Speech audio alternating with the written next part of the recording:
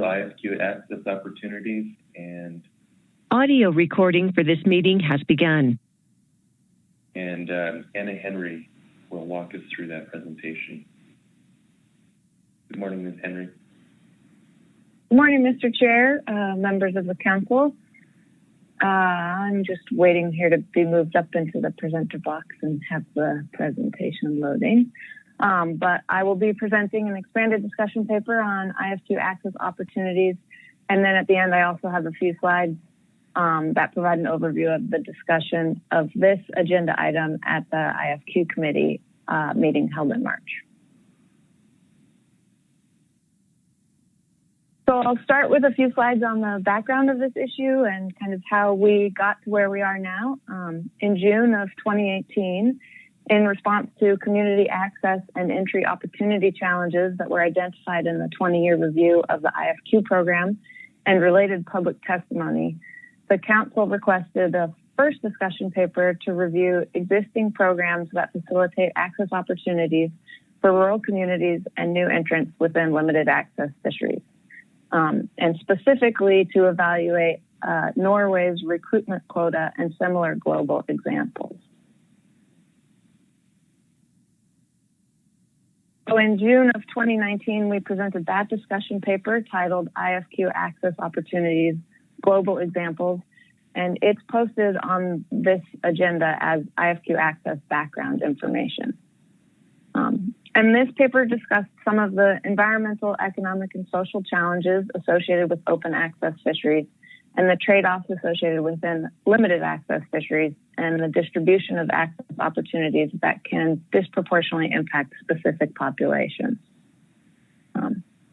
The paper discussed some of the challenges with access in the IFQ program, as well as existing programs that address access issues, such as the CDQ and CQE programs, as well as reviewing numerous global examples of different access programs. And we synthesized these programs into the types of populations that they targeted and the mechanisms that they used to improve access opportunities. And then finally, we summarized some of the challenges and benefits that are specific to this region, including provisions in both the Magnuson-Stevens Act and the Halibut Act that prohibit any action that discriminates between residents of different states, and that the use of any age-based criterion in designing an access program must clearly define the purpose of such a program and build sufficient rationale around the age classification and why that particular age group would be advantaged. We also discussed distributional impacts on other IFQ users, noting that in a fully allocated fishery, creating access opportunities for some has the potential to limit access for others.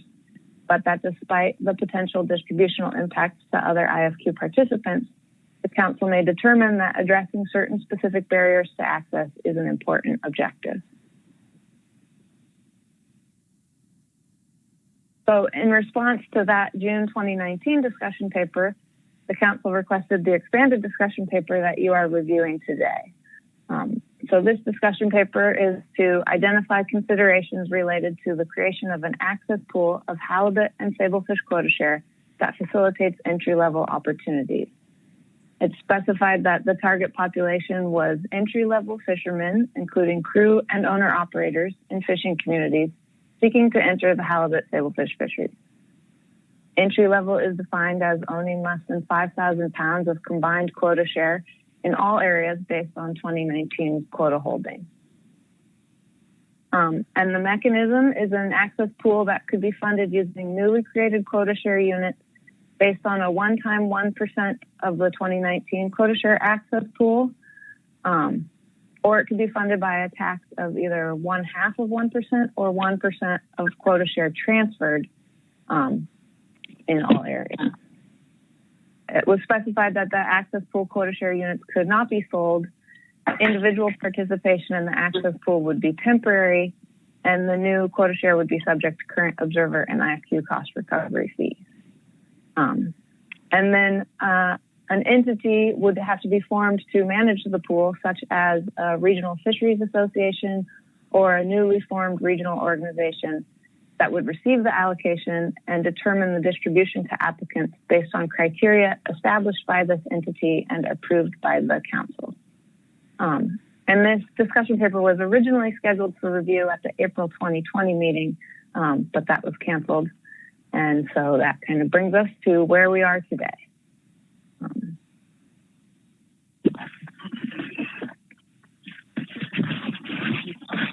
So this figure shows the distribution of quota shareholders' total holdings in pounds of IFQ in 2019 and 2020. The top panel shows all species combined, and the lower panels are separated by species. However, the participants are represented in each panel by the same total combined value of quota share held. And the red vertical dashed line represents the Council's proposed 5,000 pound eligibility threshold. So the distribution of overall quota share holdings is skewed such that there are numerous holders of quota share representing small amounts of IFQ pounds and fewer holders of larger amounts of IFQ.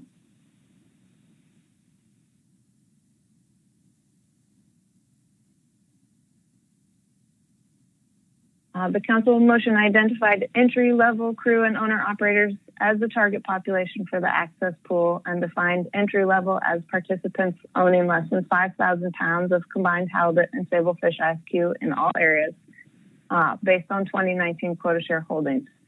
So according to this definition, in 2019, 1,363 quota shareholders, or 53% of the quota shareholders, would be eligible for this pool.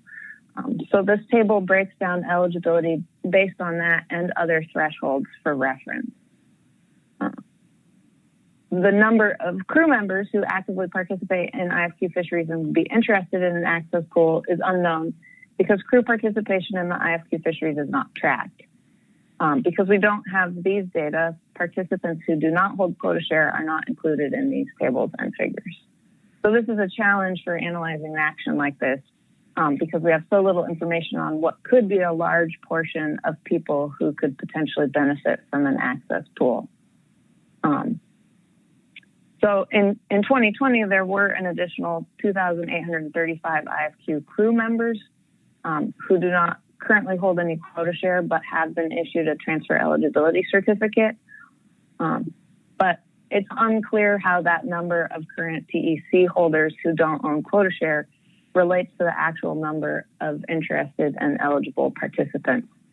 It could be an overestimate given that some of those crew members holding TECs may no longer be active in IFQ fisheries or are uninterested in holding quota share.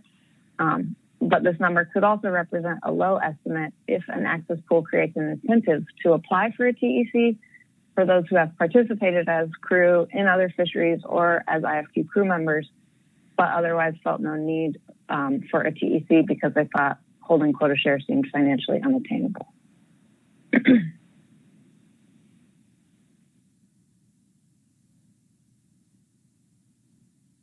So this figure displays the number of quota share units that is equivalent to 5,000 pounds of 2019 IFQ in each species and regulatory area, and the changing value in IFQ pounds from 2009 to 2020. There's not a direct correlation between the number of quota share units required for eligibility in each area and the number of eligible quota share holders, because there are many combinations of quota share that you could have that would still be below the eligibility threshold. However, these differences likely impact the number and distribution of eligible participants across areas. And it's also important to consider if the eligibility threshold would remain static at 2019 levels, regardless of how IFQ tax and the ratio of quota share to IFQ may change. And if the eligibility threshold were to remain indexed to a static 2019 IFQ value, clear rationale should be stated for the selection of 2019 as the index year.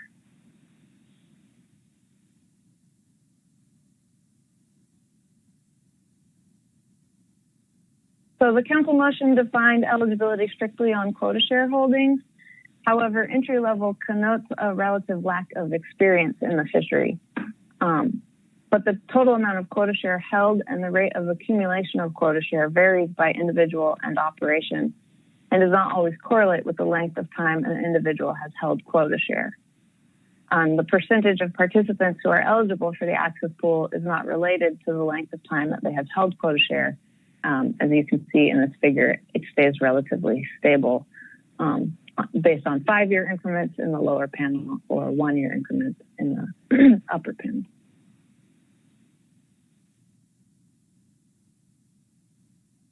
The council motion specifies the total amount of quota share in the access pool as 1% of the 2019 quota share pool, but did not specify whether this quota share would be sourced from all regulatory areas and or vessel categories, or what the distribution of quota share would be across areas and vessel categories.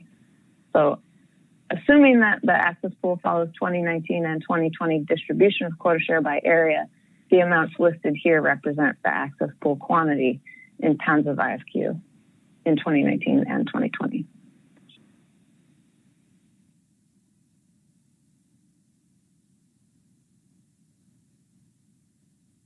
So the motion defines 2 potential mechanisms through which to source quota share for the access pool.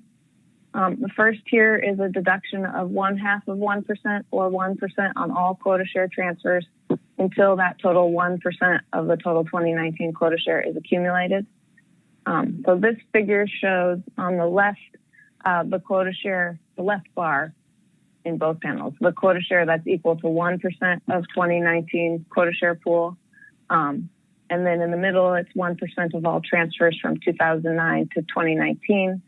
And then the right-hand bar is 1% of just the 2019 transfers. And these include all quota share transfers. So these include beneficiary, voluntary, and legal transfers, but these do not include self-sweep, transfer sweep, gas, or IFQ only transfers, such as the medical transfers of IFQ. But that is one thing to be considered if a transfer deduction were to be imposed. Parameters on which types of transfers to include would need to be defined. And so you can see from the figure, if a 1% deduction was taken from all quota share transfers since 2009, the access pool would still not have reached the full 1% after 10 years. And this is assuming a deduction of 1% of the quota share units from all transfers, regardless of the regulatory area or vessel class. So a percentage deduction of quota share transfers could impact the quota share market in numerous ways. The direct impact may depend on the specific deduction procedure. However, the likely outcome is that the cost of deduction is transferred to the buyer, who effectively pays a higher price per unit transferred. That's either because they receive fewer units or because the seller increases the asking price to make up for that deduction. But the overall impact of the price increase depends on how price-sensitive quota share buyers are. The transfer deduction could also delay potential transfers until the access pool accumulation limit is reached to avoid losing the deduction percentage on the transfer. So both sellers and buyers could choose to avoid market activity until the deduction was no longer applicable. And then this could elongate the length of time that deduction would be in place. And a transfer deduction also poses numerous management and implementation challenges, such as quota share blocks that must be transferred as an undivided whole. And also it would require creating the infrastructure to track and execute deductions on every transfer.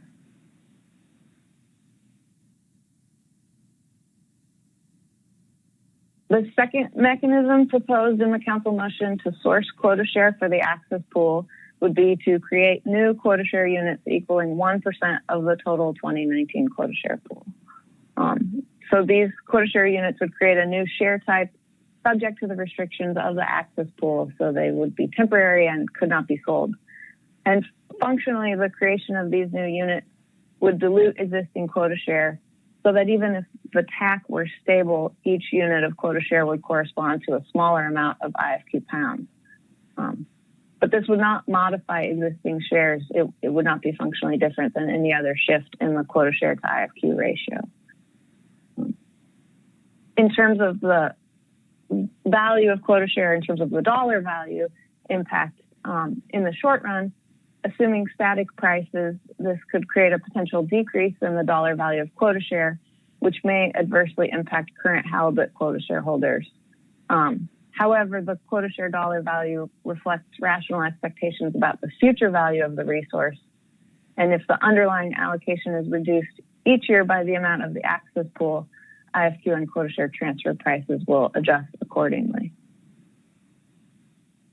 And the proportion of the total allowable catch that's landed in each fishery and each area should be evaluated when considering creating additional quota share units, particularly before creating new quota share units in areas where it's common for residual quota to remain unharvested.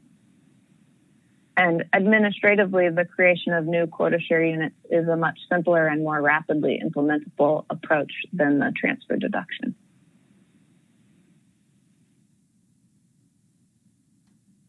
Once the source of the quota share for the access pool is identified, the specifics of how that quota share will be managed must be determined. And the motion specifies two options of quota management entities, either a regional fishery association or another nonprofit.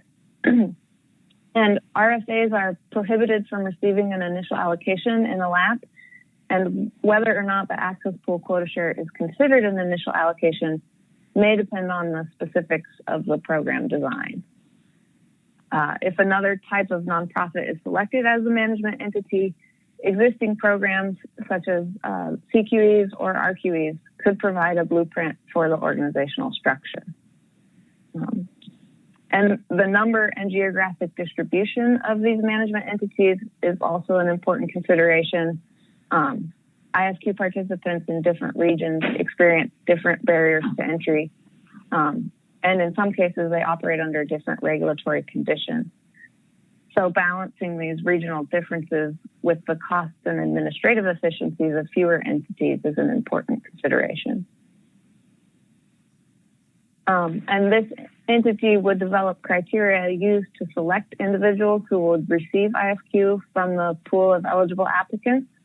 And this criteria could be functionally similar to the CQE program, in that CQEs include a description of the criteria they will use to determine which residents may lease IFQ in their application to NIMP. But there are no regulatory requirements in the CQE program for what that criteria should include or how to prioritize applicants. So the council could employ a similar method to develop access pool selection criteria by outlining kind of the larger goals of the program, but leaving the specific selection metrics up to the individual entities. And then there are two large cost categories associated with a quota access pool. The first includes the costs that are associated with agency management of the program, and these would be subject to cost recovery fees. The second cost category includes those that would be borne by the access pool management entity or entities, and the entity would be responsible for covering these costs. Therefore, they may consider soliciting funding, application fees, or implementing the quota lease rates to cover their administrative and overhead costs.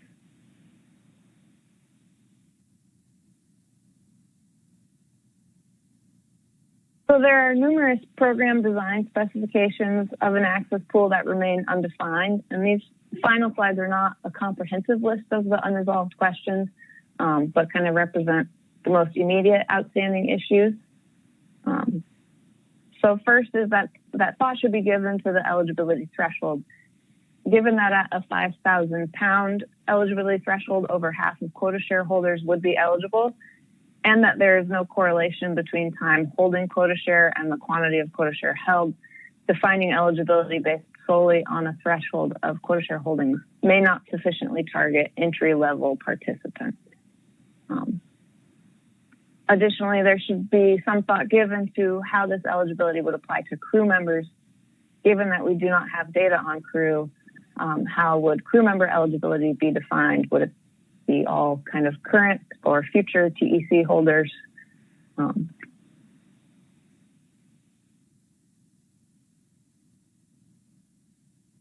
then for the quota share source mechanisms, under a transfer deduction of 1% or 0.5% of permanent quota share transfers, it would take many years to accrue the full 1% of the 2019 quota share into the access pool. So just thinking about the timing to accumulate the total access pool quota.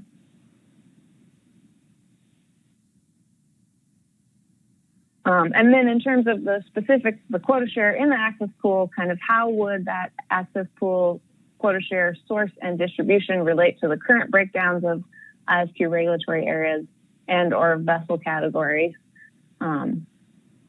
There's also a question of if this would apply to A shares, because traditionally A shares have been omitted from different protection provisions.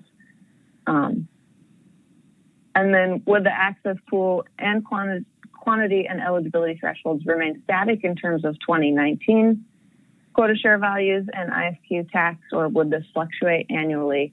And if static, clarify why 2019 is selected as the index year.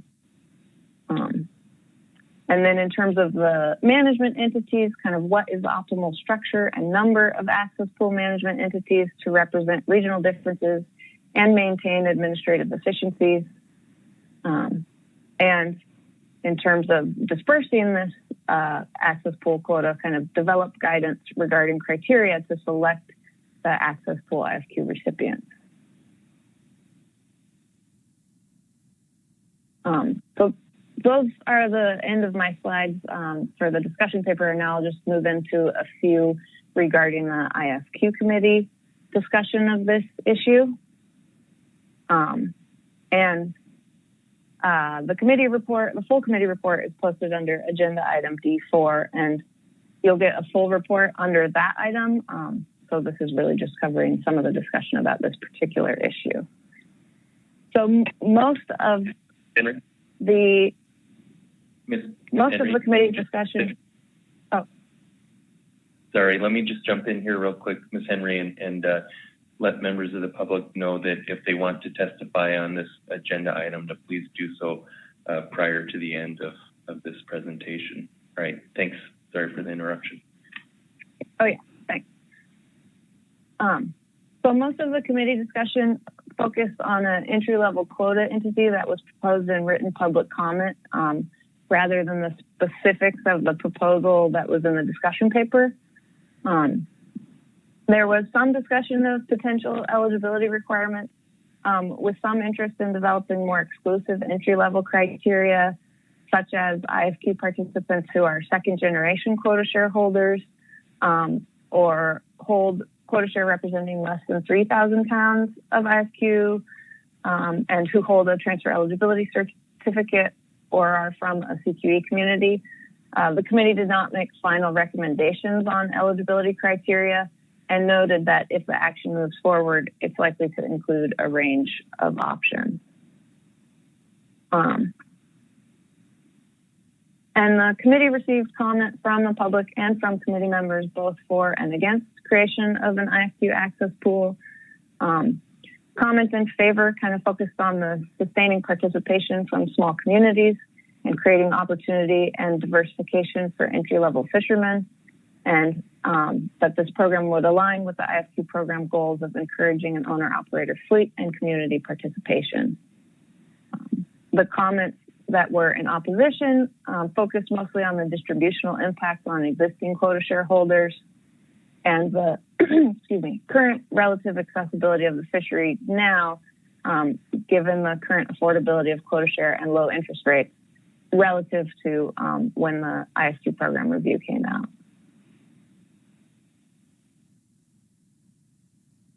The committee did have a few specific recommendations for the access pool. The committee recommended that any future work include specific discussion of the impact of an access pool on existing quota shareholders who have mortgaged their quota. Committee members requested that staff continue to seek information on results from Norway's recruitment quota program. And the committee recommended that if this action moves forward, the access pool should be funded by newly created quota share units, as this implementation would be more expedient and less complex than a deduction on quota share transfers.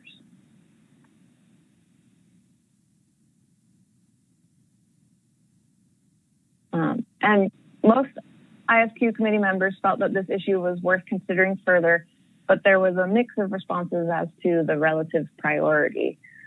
There was general agreement that the issue may be complex and would require substantial time from staff and dedicated effort from the public, and that given that workload, some members felt that there are more pressing issues in the fishery that should be the council's priority and would reach a wider array of stakeholders. But others felt that this program had been requested for quite some time and should be a priority moving forward, and noted that the proposal for the discussion paper was passed out of the IFQ committee before, and that it was identified as a specific deficiency in the 20-year IFQ program review.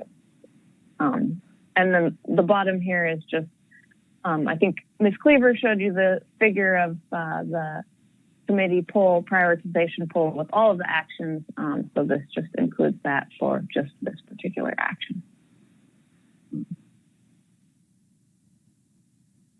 That is the end of my presentation. I'd just like to thank some contributors, and I can take any questions.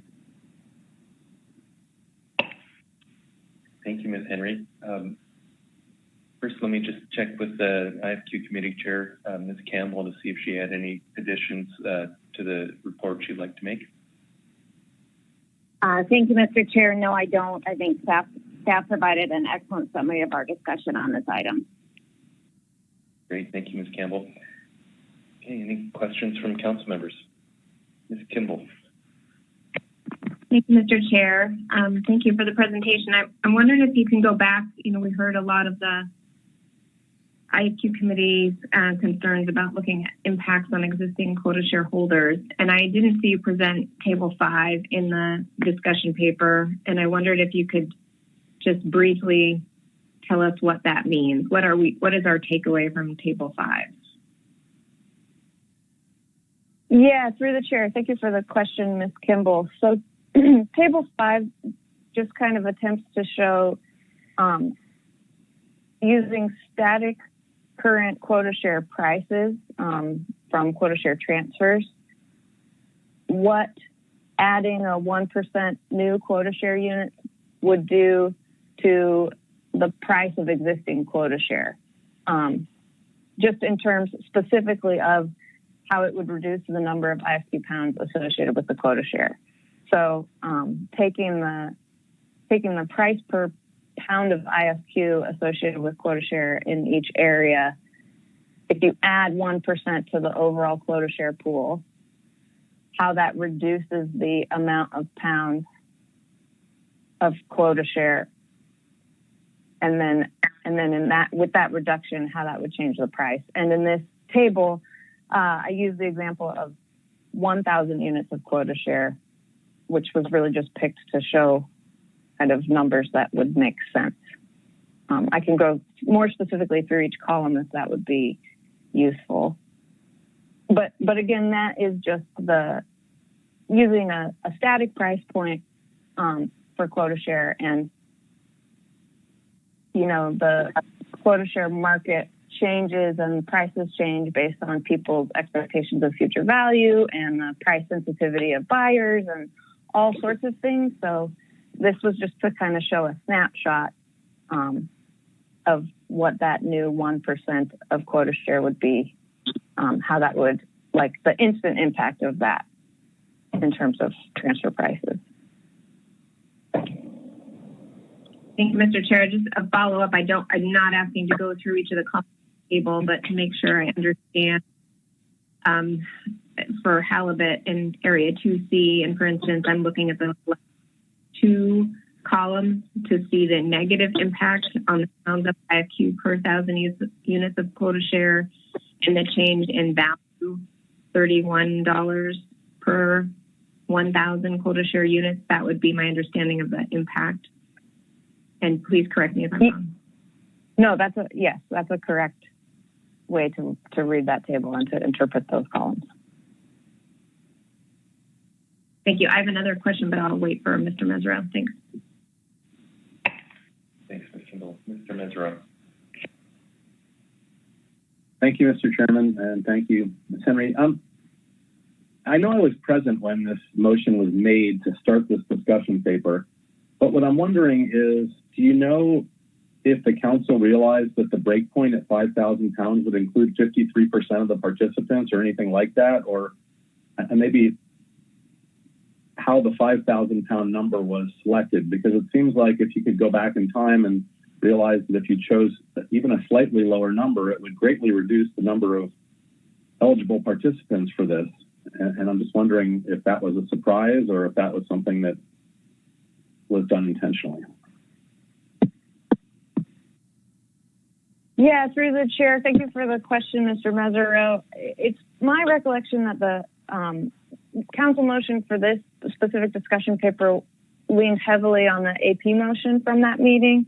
And there was not a lot of discussion about the specific eligibility threshold.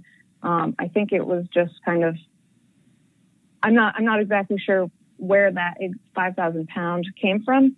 But if you do look at table 2 on page 5, it also includes different eligibility thresholds and the percent of participants, current quota shareholders who would be eligible. And it does show a breakdown at 2,500 as well as 1,000 pounds. So you can see how that would change if another number were selected.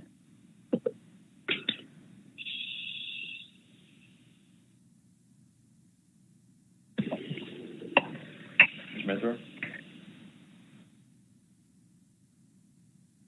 Baker. Thank you, Mr. Chair. I just wanted to follow up on one of the points you had on your slides in terms of outstanding questions related to this action. And one of the bullets, if I'm remembering it correctly, was the council would need to determine some eligibility criteria for participants in the access pool. And I'm remembering back to earlier in your presentation, I guess I'm wondering, you mentioned specifically that we have the CQE program that the council has established maybe as kind of a model for this. So I think you mentioned earlier in your presentation the degree to which the council recommendation and NIPS regulations do or do not provide details in terms of eligibility with respect to participants in the CQB program. And so can you just kind of remind me what you said about that in terms of how detailed that gets in the current CQE program, just so the council can have some idea of what level of detail we might need to be thinking of for eligibility for this access pool, if that makes sense? Yeah, through the chair. Thank you for the question, Ms. Baker. So I use the example of the CQE program just as kind of a blueprint if the council wanted to take a similar kind of approach in not defining the specific selection criteria, but kind of influencing that. So with the CQE program, there are no regulatory requirements for what the criteria should include or how to prioritize applicants.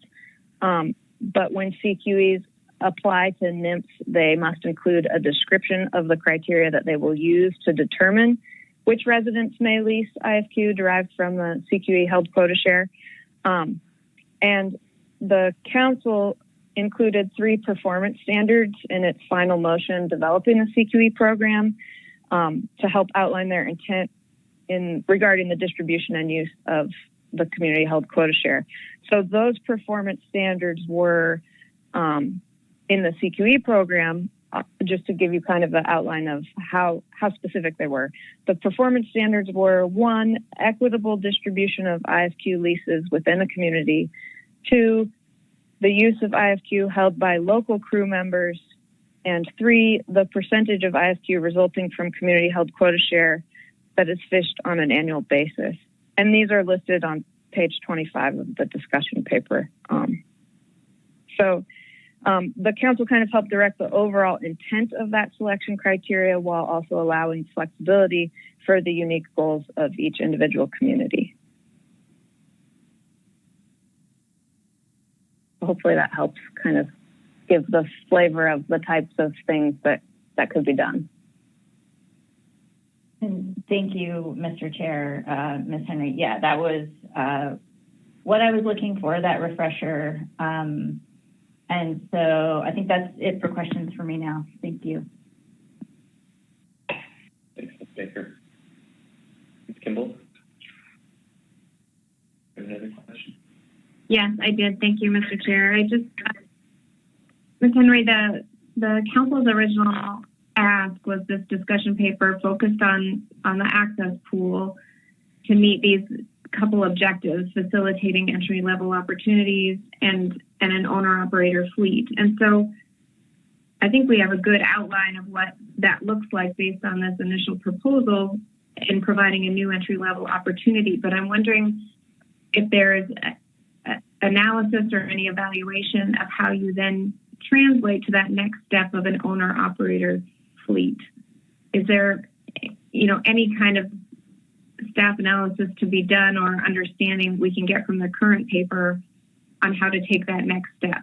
And certainly leasing in perpetuity from this access pool wouldn't meet the objective of an owner-operator fleet.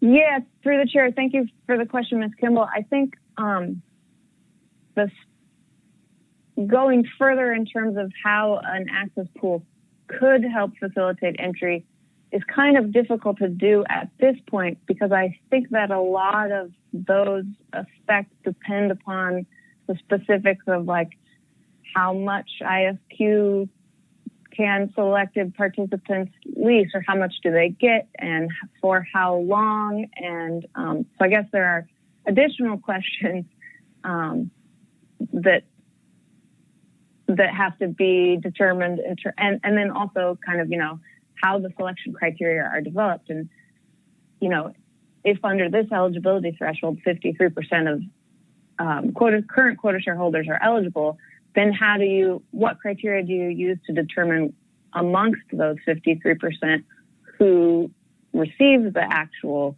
quota share pool? And those criteria can help kind of guide the overall impact of a quota share pool. So it's without knowing all the specifics of kind of how much ISQ will people get, for how long will they get it, what types of applicants would be more likely to receive it. It's kind of hard to go further down the road on the full impact in terms of how this would help facilitate access to the fishery. And that's another thing that probably, if this program develops further, some kind of criteria identified regarding like what does define success of a program like this would be useful in order to help kind of figure out the types of things, the types of those specific goals that are really we're going for with a program like this. Thank you.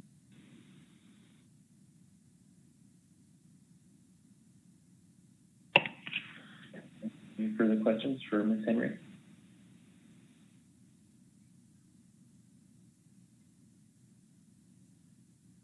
Ms. Henry?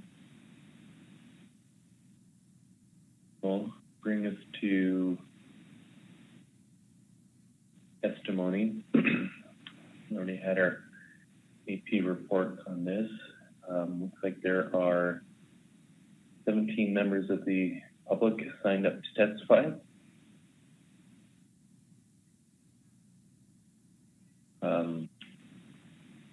First up, sorry, I'm probably going to butcher this, Josh Wisniewski, Craig Evans, and then Daniel Ringer.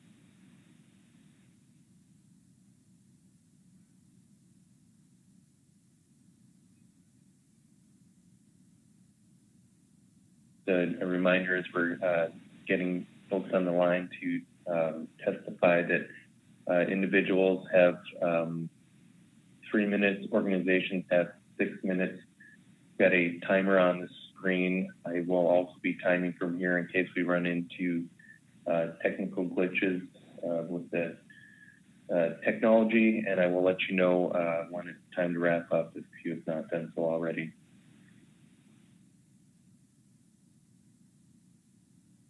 We have Mr. Wisniewski.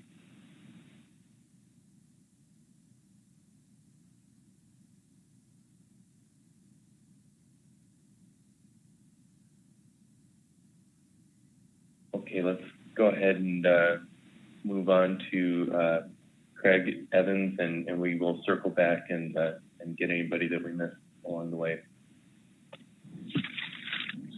Good morning. Am I online? Yes, you are. Good morning.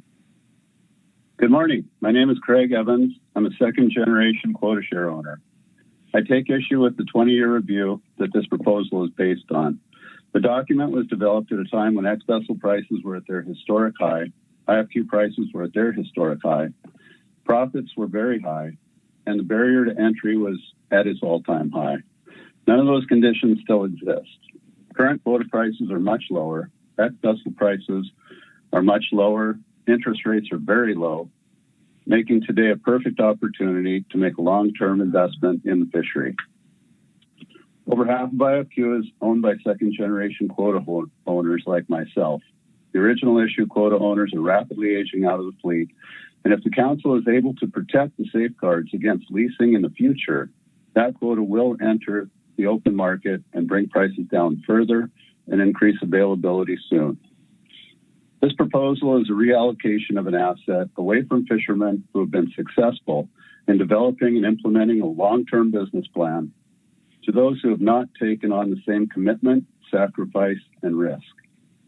There's not a crisis in IFQ transfers that the council needs to address. If sellers cannot find buyers, they lower their asking price. I can't emphasize this enough. Buyers are the drivers of IFQ price, not sellers. Fishermen will buy if and when the price works for their business plan. When IFQs were initiated, the banks essentially became another user group, extracting a large portion of the ex-vessel value from the fishery. This proposal would create yet another user group, the nonprofit pools, with a new invested interest in the fishery, extracting further revenue from the fishery and decreasing the availability of quota on the open market for new entrants to purchase. There is no upper limit to the percentage of quota that these pools could request and potentially acquire in the future at no cost to them, but at great cost to the IFQ owners. IFQ was initially set up to limit participation, increase the stability of the fishery. Stability of the program would be challenged if the council were to start redistributing IFQ. Banks would be reluctant to loan money with the loss of the stability. Bottom line is that this is a very expensive, unfair proposal trying to solve a problem that does not exist while creating another user group with an interest in the fishery, decreasing availability of quota shares for new entrants to purchase, and decreasing financing options as banks find the IFQ program more risky. The IFQ access proposal would have the opposite of its intended effect.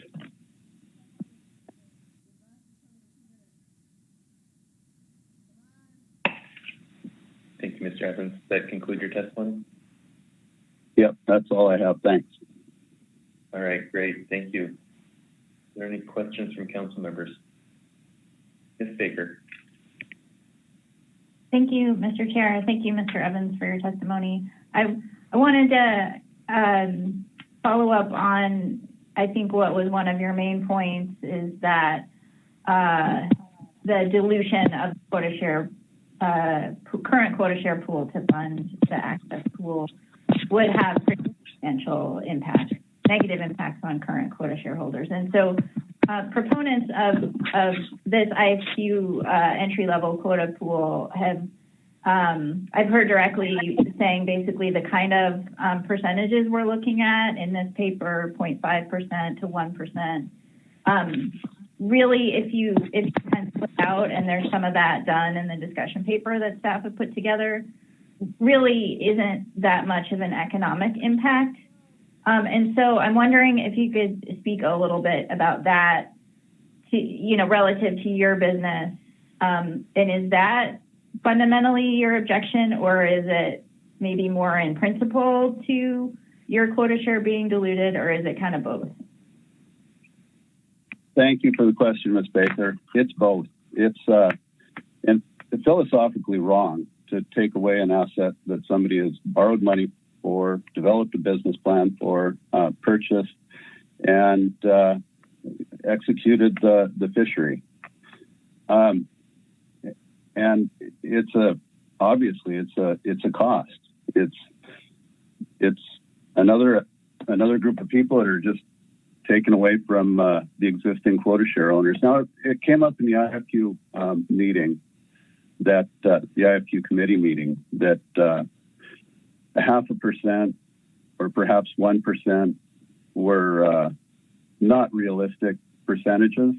They were kind of bargain basement percentages. And some of the proponents suggested that perhaps we should actually ask for 2%, and that in the future there really is no upper limit to the percentage that could be asked for. So this is a very potentially open-ended program that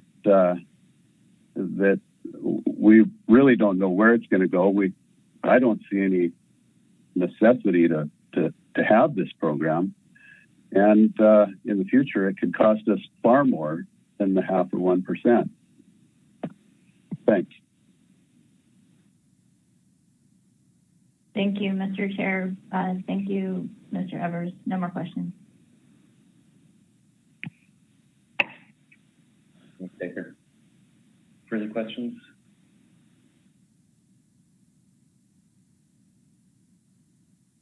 Thank you for your testimony, Mr. Evans. Next up is Danielle Ringer. Hello there. Can you hear me? We can. Good morning. Good morning, Chairman Canine and council members. My name is Danielle Ringer. I was born and raised in Homer and now live over in Kodiak. I'm a fisheries anthropologist. I've studied the grain of the fleet, and my husband and I are also fishing owner-operators based here on island. We've worked really hard since buying our first boat back in 2010 to expand our livelihood, but have not been able to diversify into the IFQ program due to unreasonable cost. For us and many others, the debt service simply just can't pencil out. Halibut in particular has been something that sustained young fishing families of my region for generations. Both of our dads fished for it when we were kids, yet we find ourselves totally cut off from it, and many, as you've heard, actually view it as a lost fishery. I think you've been hearing these things for many years now, and here we are again, we're asking for help. Aside from my written comments, today I wanted to speak to some of the opposition that I've seen to the access pool outlined in the EP motion discussion. The statement that it's unclear how the development of an access pool fits with council priorities when only a small number may benefit, to me actually downplays the issue and the potential number of fishermen it could help throughout time. What about all of the owner-operator fishermen who would be interested with no quota share yet because of the exact problem this is trying to fix? The 20-year review clearly illustrated the problem where future generations were cut off from these fisheries without their consent in the 90s.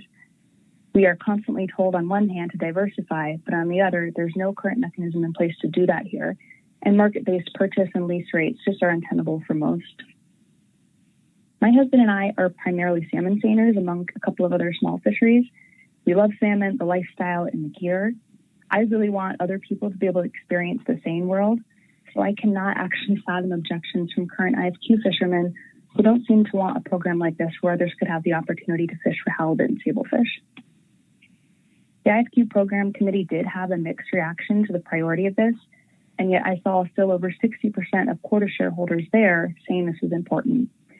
Yes, this is really complex, but I believe it is one of the highest priority issues given the importance of this system break. I think it warrants whatever resources are necessary to address it, and the time is now. I've heard some concern that this could set a precedent, and I hope it does. Why would we oppose precedent for providing opportunity for the next gen into our federal fisheries? How could addressing problems be threatening or ill-advised? I don't see it. The flip side of that stated concern is that the development of an IFQ access pool would actually illustrate this council's ability to recognize and address problems to uphold the highest level of adaptive, sustainable fisheries management. Sustaining the health stocks is just as important as sustaining access for the long-term viability of fisheries in our communities.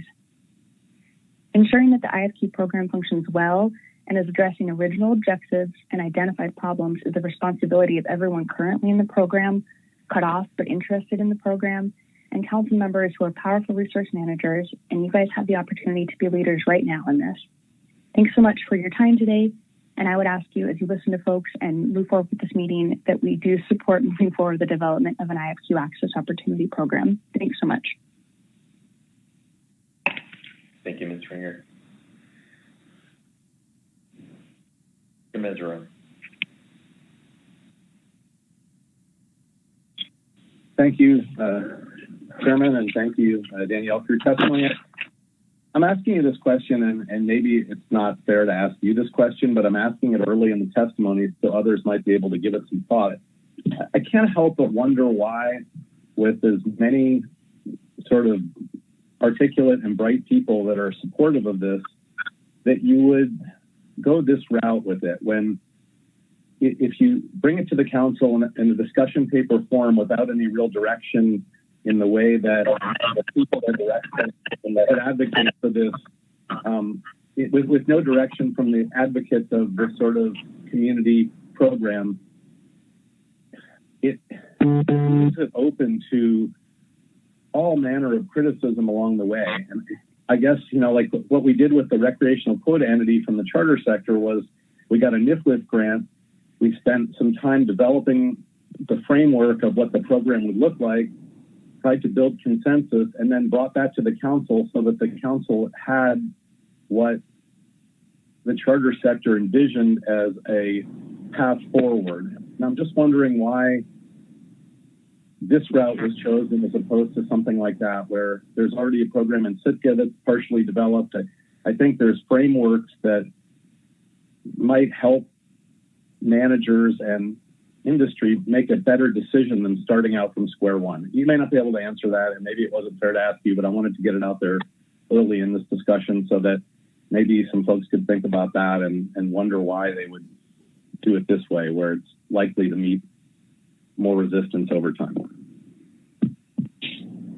Sure. Through the chair, Councilman Mesereau, I appreciate that question. And as you suggested, I'm sure others on the public testimony sign-up would like to speak to that as well. From my personal perspective, I've been involved with some of the discussions, putting forward the straw man that was submitted in public comment. And from that, I think, we've clearly understood that community-based and regional issues might be a little bit different. And yet many, many people agree with review and personal experience that there is a problem here. And so I think trying to get folks together to weave through some of these difficult issues and trying to reach some sort of an idea of something to put forward has been tricky, but we've tried to do that. I think, on one hand, there's sort of the downfall of if you come with nothing, then, and just say, well, we're open to conversation, then you may get the criticism that, well, there's nothing really here to work with. But on the other hand of that, if we came forward with something that was extremely detailed and sort of already fleshed out, people would say, well, hey, we weren't even part of the discussion. And, this really isn't right. We want to start from square one. So I do see some problems on each side of there. I sort of feel like we've tried to come up with a middle ground where we've been open to conversations. To me, this is still a starting point where we want to be hearing from other folks that do have criticism and opposition. If there's a way we can reach some middle ground there. So I appreciate that question, but I do think, we can look at some of those other frameworks that you suggested. We can incorporate this. There's still a lot of issues here to work out, but to me at this point, what we need to do today is say, yes, this is a problem. We want to do something about it. Let's start working on this and getting as many minds as possible to be in on the conversation and try to make something that's going to work moving forward. Fair enough. Thank you.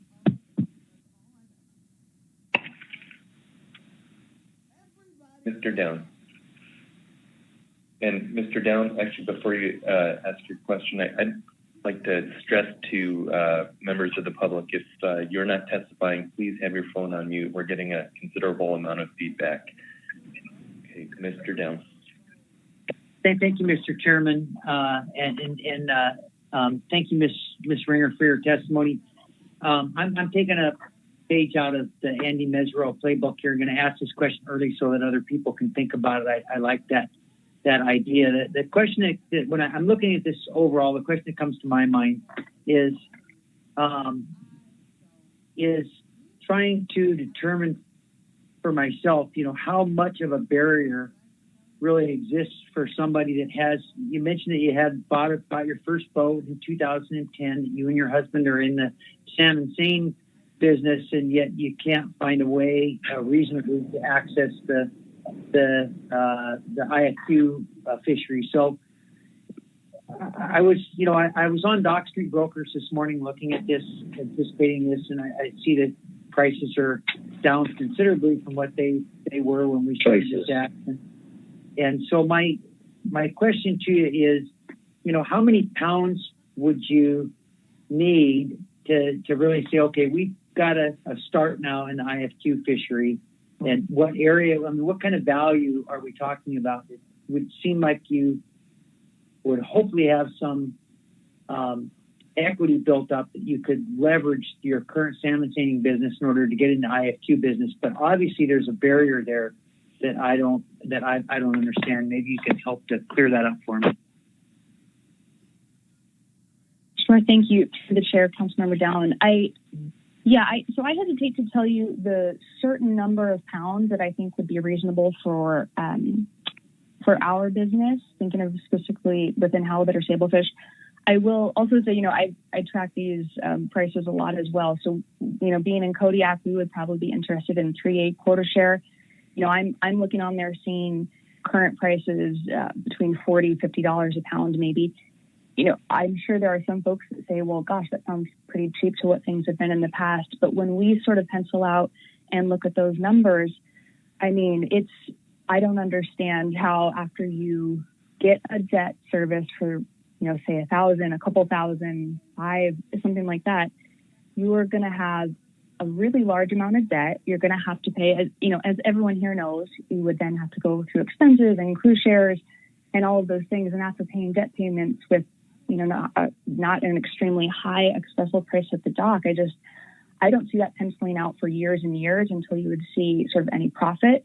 And to us, it's not a reasonable place that we could put our money.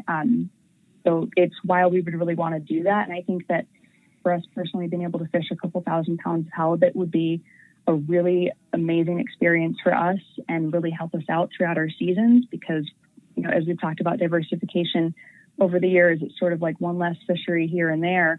And instead of being able to fish year round, we're sort of, tied to these certain little pockets. That really does make it actually pretty hard to live in fishing communities and make it work because when the boat's tied up, as we all know, that you're just not going forward with your fishing business and able to pay bills. So again, I'm sure other folks might have some specific numbers in mind, but I would be really interested in, say, could access 1,000 pounds or something through an access pool that maybe potentially you would lease at a very low rate for a couple years. I know there's been some ideas talking about modeling that out into how many years would it take to then hopefully, quote unquote, graduate into purchasing your own quota. And that's to me how I see this primarily being a really positive thing. So thank you for the question. Thank you, Mr. Chairman.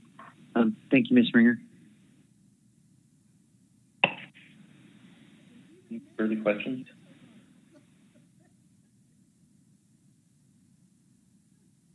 Thank you for your testimony. Thank you very much. Circle back and see if Josh Wisniewski's available. I saw him on the line.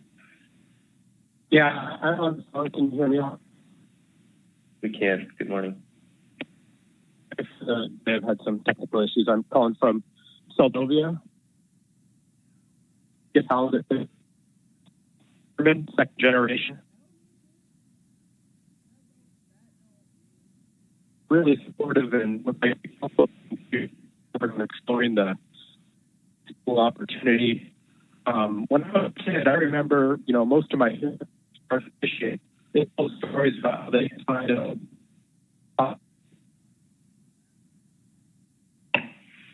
Mr. Wisniewski, I apologize. We're not able to hear you very well. Perhaps you can try to find a place with better connection and we can try again after a bit, but we're not able to understand what you're saying.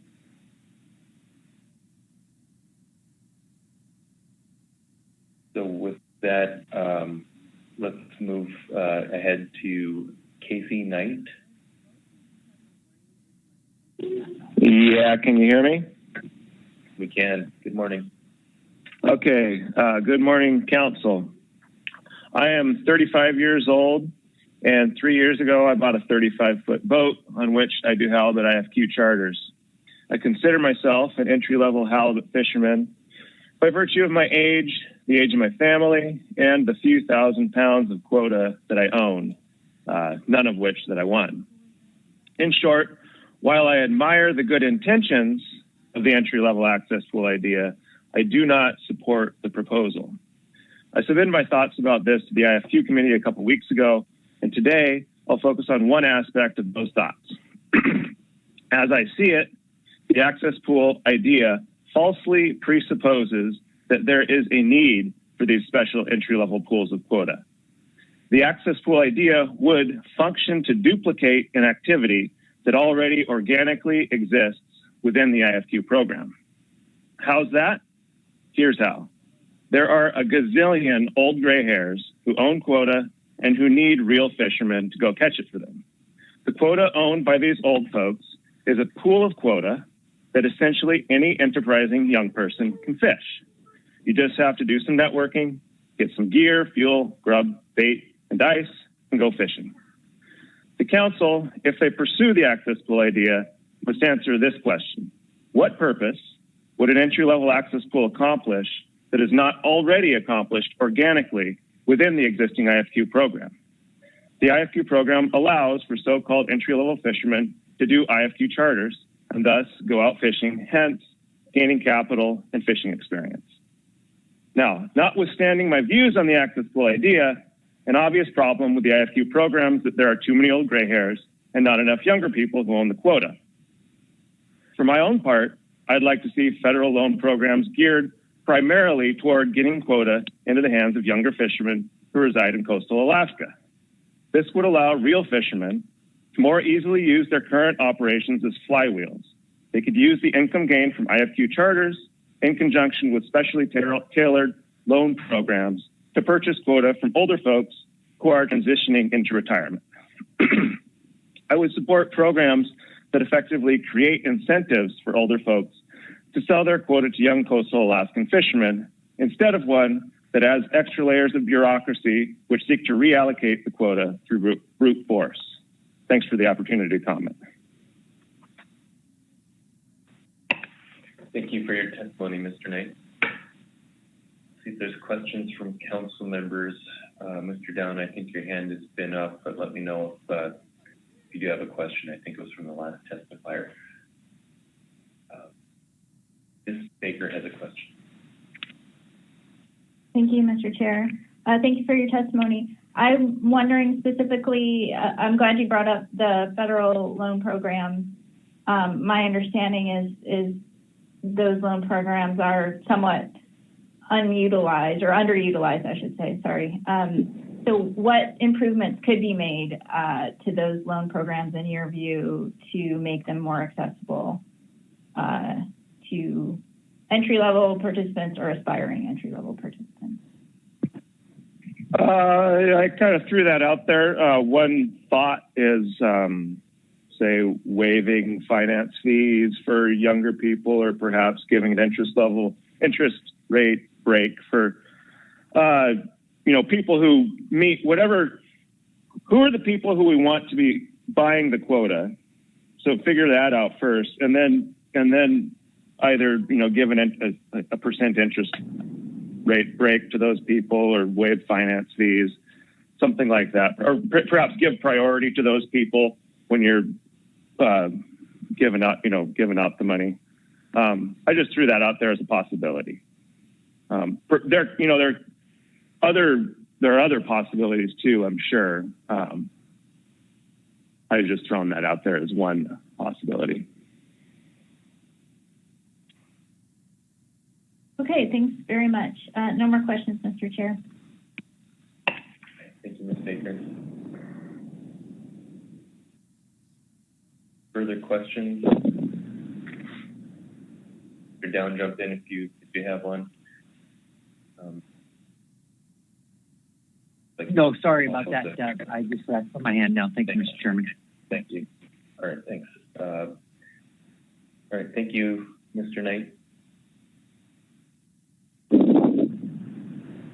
All right, next up is Byron Funt.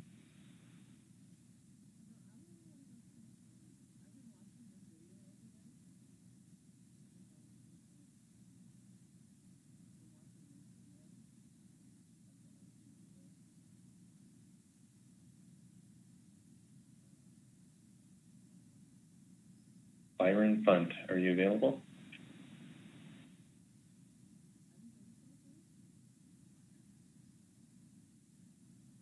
Can you hear me now? Yes, we can. Good morning.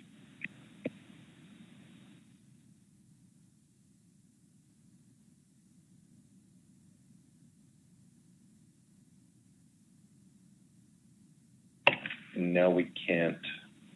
May have been muted again.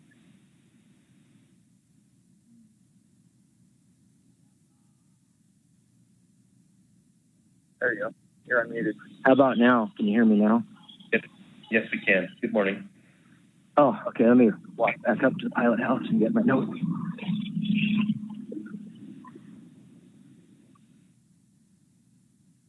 Well, I appreciate the opportunity to testify. My name is Brian Funt. I own and operate a 58-foot seiner and longliner out of Petersburg. I'm 54 years old. I started longlining halibut when I was in high school out of a 30-foot herring skiff. I did originally qualify for some quota. Since then, I have purchased hundreds of thousands of dollars of quota. As I think back on my own experience, I remember that every time I signed the purchase agreement, I would question if it was actually going to work out. I would question, am I paying too much? My point is that the market price for quota reflects its value, and there is no guarantee, and there is always risk. I think the idea of taxing the transfer of quota or diluting the existing quota shares to create a special quota entity is a bad idea, and it is unneeded. It is unneeded. I have heard that it is impossible for young fishermen to buy quota. This is a fallacy. On my boat, there are 4 crew members who own quota. Each has invested over $100,000. There's a 48-year-old from Petersburg, a 40-year-old from Petersburg, a 34-year-old from Petersburg, and a 24-year-old from Petersburg who came to Alaska when he was 17 years old with nothing. 2 years later, a friend of his followed. These guys actually today are up in Yakutat fishing or finishing up herring pounding in Craig. I just want to say that it's interesting that their perspective of fishing in Alaska, they could not believe it. Like, this is an amazing opportunity. There's nothing like this in Ohio, where we came from. They're a son of a farmer and a son of a carpenter. So clearly, it's not impossible for young people to get into the fishery. And I would ask that you do not make those of us who saved money, took out loans, and took risk subsidize a special group of people who are trying to get a special deal. It's a waste of government time and resources, and actually it hurts some of the people that you're trying to help. I would ask that you make this go away as quickly as possible. Thank you for your time. Thank you for your testimony, Mr. Funt. Any questions?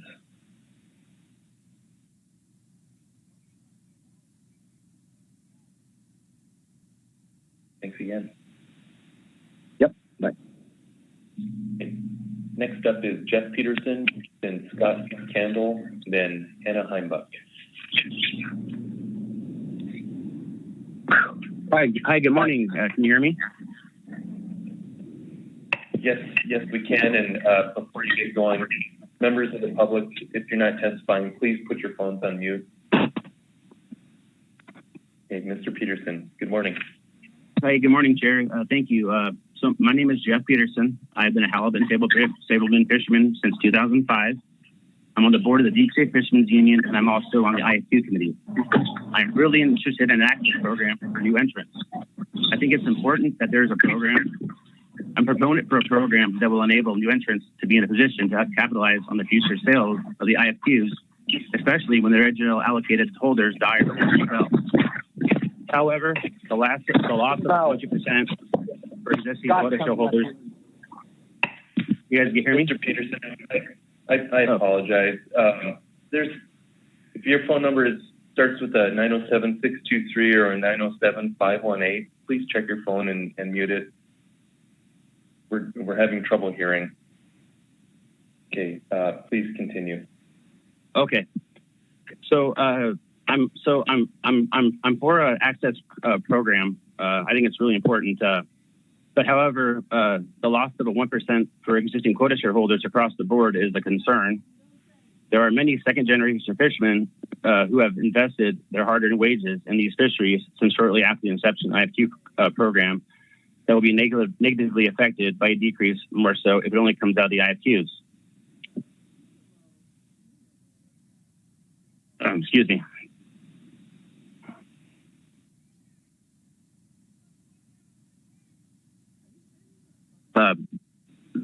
The pathway for the second-generation fishermen to obtain IFQ ownership was having good jobs on boats for numerous seasons that paid them enough to save for a down payment.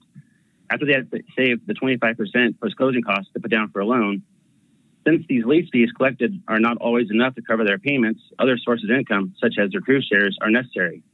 In some cases, second-generation fishermen have been able to leverage their own quotas and take additional loan purchases to purchase more quota. In all, if taking 1% off the top and temporarily allocating halibut or sablefish for entrants will be the results, I'm not sure if it will keep fishermen interested in the fishery. I don't believe that there's really a way to know if the money accrued would be reinvested in the fishery, like the purchase of quota. And that's, I have some different ideas about how we could possibly fund the program other than through bycatch at some point as well. Right now, we're beyond the 25-year period since the inception of the IFQ program. I believe funding an access program is long overdue. In 1995, owners that qualified for the IFQs were issued quota shares depending on their catch volumes during the qualifying years. Right now, we're beyond the 25-year period since the inception of the IFQ program. It's time to develop an access program, possibly permanent based on some sort of participation. I believe if we have a new quota program where high lease fees of fish don't come into play, it will put more money in the pockets of all fishermen, especially new entrants. Thank you. Thank you very much for your testimony, Mr. Peterson. Questions from council members? Ms. Baker. Thank you, Mr. Chair. Thank you for your testimony, Mr. Peterson. I just wanted to make sure I understood one of the points that you made. I think you said you had some other ideas for funding the entry-level pool other than diluting quota share. And can you just maybe repeat for me what you said there or dig in further if you didn't provide details? Oh, yeah, for sure. Of course. Yeah. I do have some different ideas. I kind of got lost when I was trying to scroll down to my next note. So I just kind of blurted out what was on my mind. So I was thinking right now we're funding an observer program right now where you take the ex-vessel tax off of the catch of the halibut and sablefish, like a certain percentage to pay for the observer program. Right now we do that annually. I was kind of thinking with some other members, possibly we could do the same to fund the IFQ program for a couple of years and just try it out and see if it's working instead of just doing a grab all of quota right now and not really knowing how it's going to affect everybody. And then another idea I had also would just have to help the draggers and the trawlers pay some kind of wastage fee on the stuff that they've used over the years. That'd be my number one way to fund a program. I'm not really sure how that would look or whatnot, or that's probably a really unpopular opinion, but that's where my opinions are.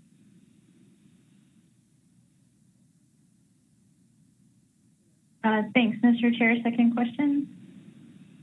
Yes, Baker. Thanks.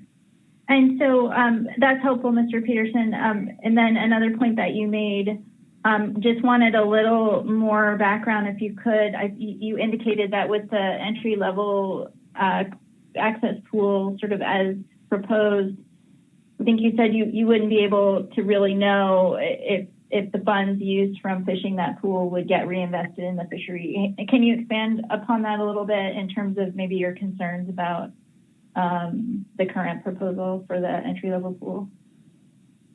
Oh, yeah, sure. So the way that I read the proposal is that since I'm actually eligible personally myself to receive the eligibility transfer quota.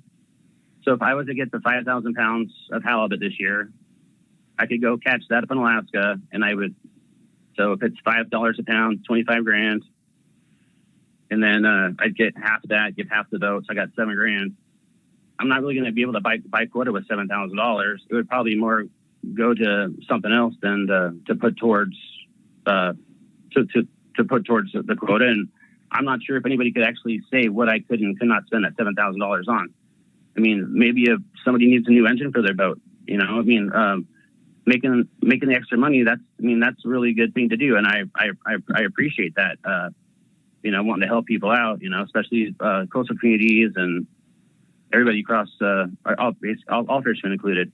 But I'm not sure if taking the quota, it's already dedicated to one side of things, really to benefit something else is exactly a priority that we should have at this time. Thanks, Mr. Chair. Thanks very much, Mr. Peterson. You're welcome. I don't see any more questions. Thanks again for your testimony. Yeah, thanks. Have a good day. Next up is Scott Candle.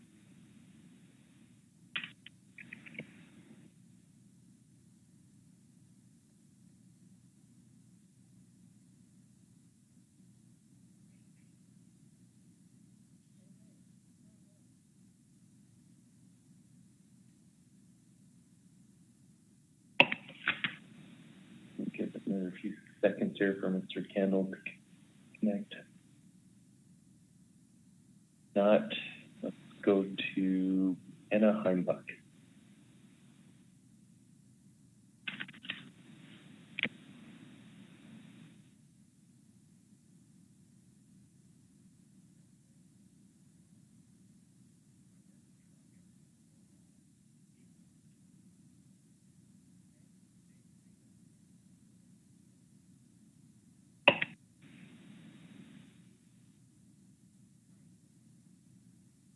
Heimbach.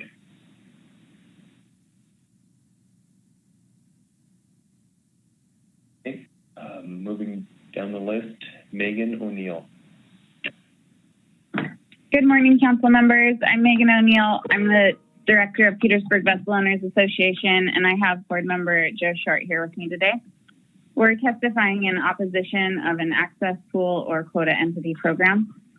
In 2015, the 20-year review of the IFQ program showed 56% of halibut and 53% of sablefish quota shareholders were new entrants. You can use the IFQ report from the recent IFQ committee meeting to back out the numbers and find that new entrants have increased to 65% in the sablefish fishery in 2020. This shows quota shares are being transferred as the program ages. Under a dilution or tax of quota shares for a pool, about 1,284 halibut and 535 sablefish new entrant IFQ holders would lose holdings. It's hard to understand how a pool could benefit as many additional new entrants in a meaningful way. The analysis shows a 1% of the 2020 IFQ comes to 160,000 pounds of halibut and 317,000 pounds of sablefish. The analysis identified 5,000 pounds as new entry. Using this assumption, there would be pooled quota available to fund only 32 new entrants with halibut and 63 with sablefish. While While IFQ and LAP programs can be revoked at any point under Magnuson-Stevens, I think it's important to consider the message being sent to potential new entrants by diluting or taxing the quota share of current holders. Potential new entrants may fear instability and additional risk beyond the financial burden of buying into any limited IFQ fishery. And with this, I'll pass it off to Joe. Hello, board. I'm Joe Short here. I'm a third generation fisherman. I've been fishing for the last 45 years, 61 years old, slowly passing things over to my son. I worked my way up through 4 smaller boats over the years to the 58-footer I have now. I'm against this pool allocation for many reasons. I'll just state a couple.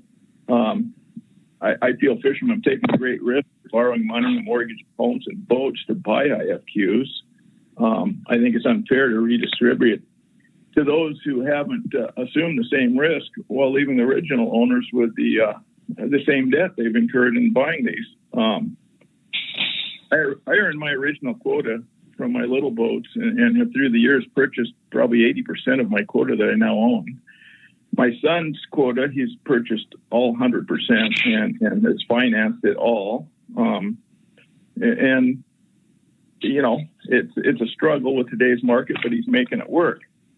I feel there's no reason for this pool. Right now, there's all kinds of quota on the market at low prices, and interest rates really don't get any better, and we're seeing nowadays. For this proposal pool, I see management problems and cost and potential for corruption.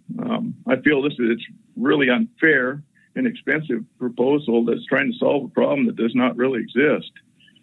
I feel it would also decrease the pool for new entrants, of which there's been a lot of new entrants lately, and likely raise prices. Thank you for the opportunity here. Thank you. With that, we'd be happy to answer any questions. And thank you both for your testimony. Mr. Jensen. Yeah, thank you, Mr. Chair. Thanks for your testimony, Megan and Joe. That's a quick question for Meg. Your numbers as of new entrants, was it for 2020 or was it 2019? And what were those numbers?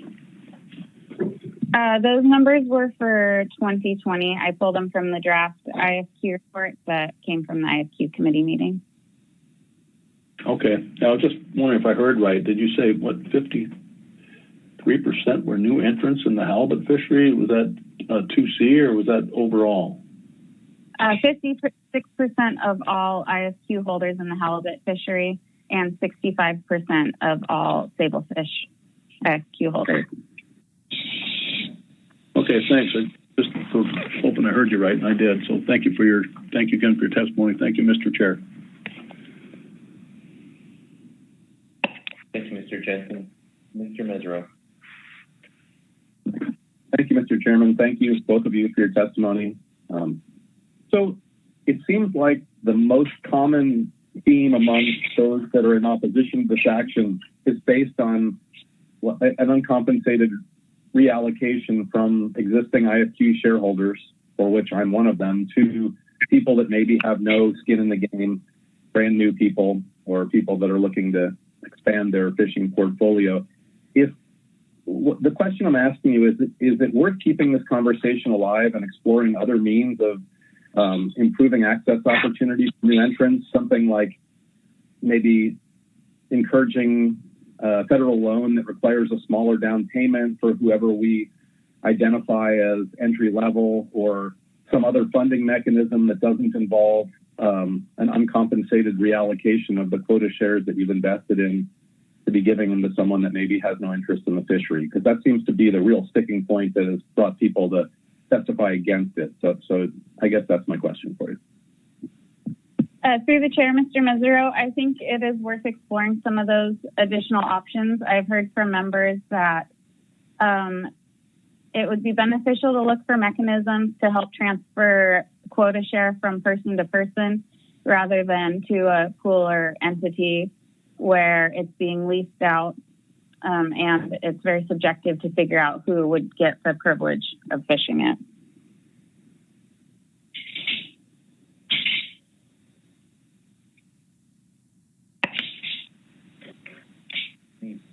further questions?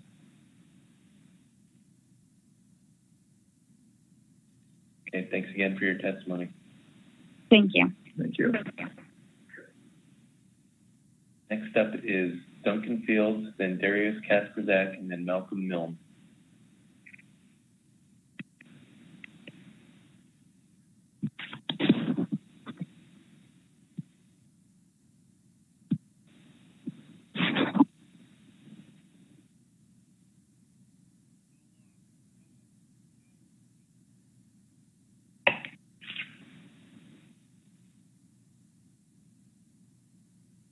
Mr. Fields, are you connected?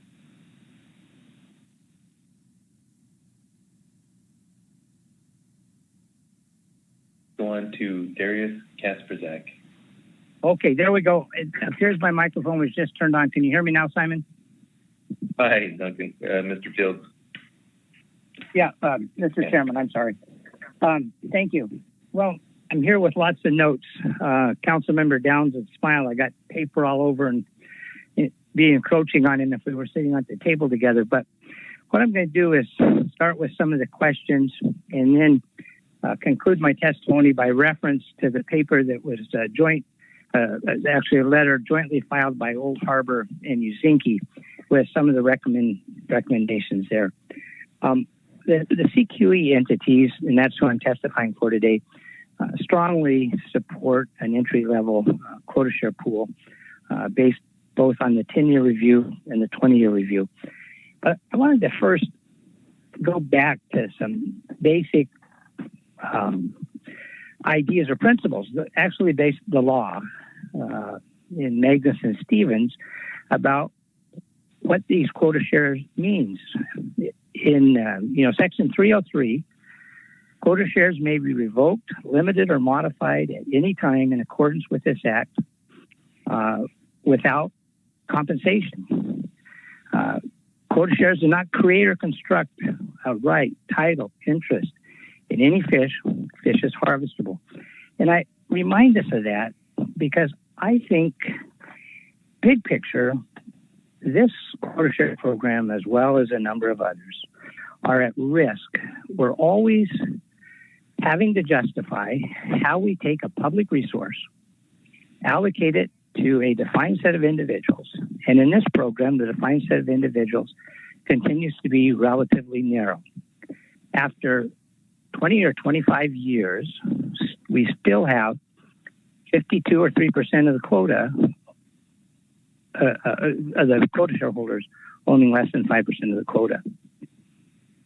I don't know when or how we're going to justify these kinds of programs if we don't create these entry-level opportunities in the face of public sentiment relative to why doesn't the U.S. government lease quota on an auction basis and receive the revenue to the government as opposed to giving quota to fishermen.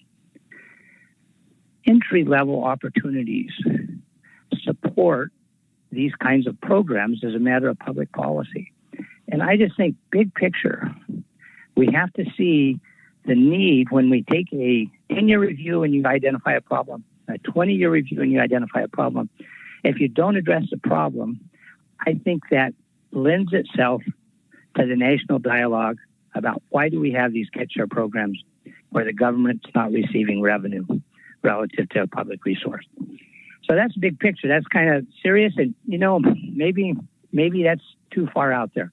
But when you see a Netflix movie like Seaspiracy, and you see social media, and you see how that momentum gets started so quickly, I really think this council, and deeply I feel strongly about this, we need to look at this as an important public policy step toward preserving the whole program. Many of the current quota shareholders are worried about 2%, 1%, 2%, whatever it is. Fair enough. I'm worried about losing the other 98% because of concern about how these quota are allocated and how difficult it is for new entrants to get into the fishery. Now, let me talk about some of the questions that we had. Why the 5,000 pounds? I thought that was a good question, Councilmember Mesereau. I think from our experience with the CQ program, that's kind of a break point for somebody that's out in the skiff to make it worthwhile for them to go fishing, or even a little small boat like a seiner. About $25,000, $28,000 gross, probably about $15,000 net. That's enough to make it worthwhile to go fishing. I don't think it's an absolute amount, but it's a ballpark amount, and it does show us that that's sort of a 50% break point relative to who owns quota. A lot of conversation recently is about how many people are new entrants. That's new entrants back to 1995. So we've got a little bit over 50% of the program that's turned over in 25 years.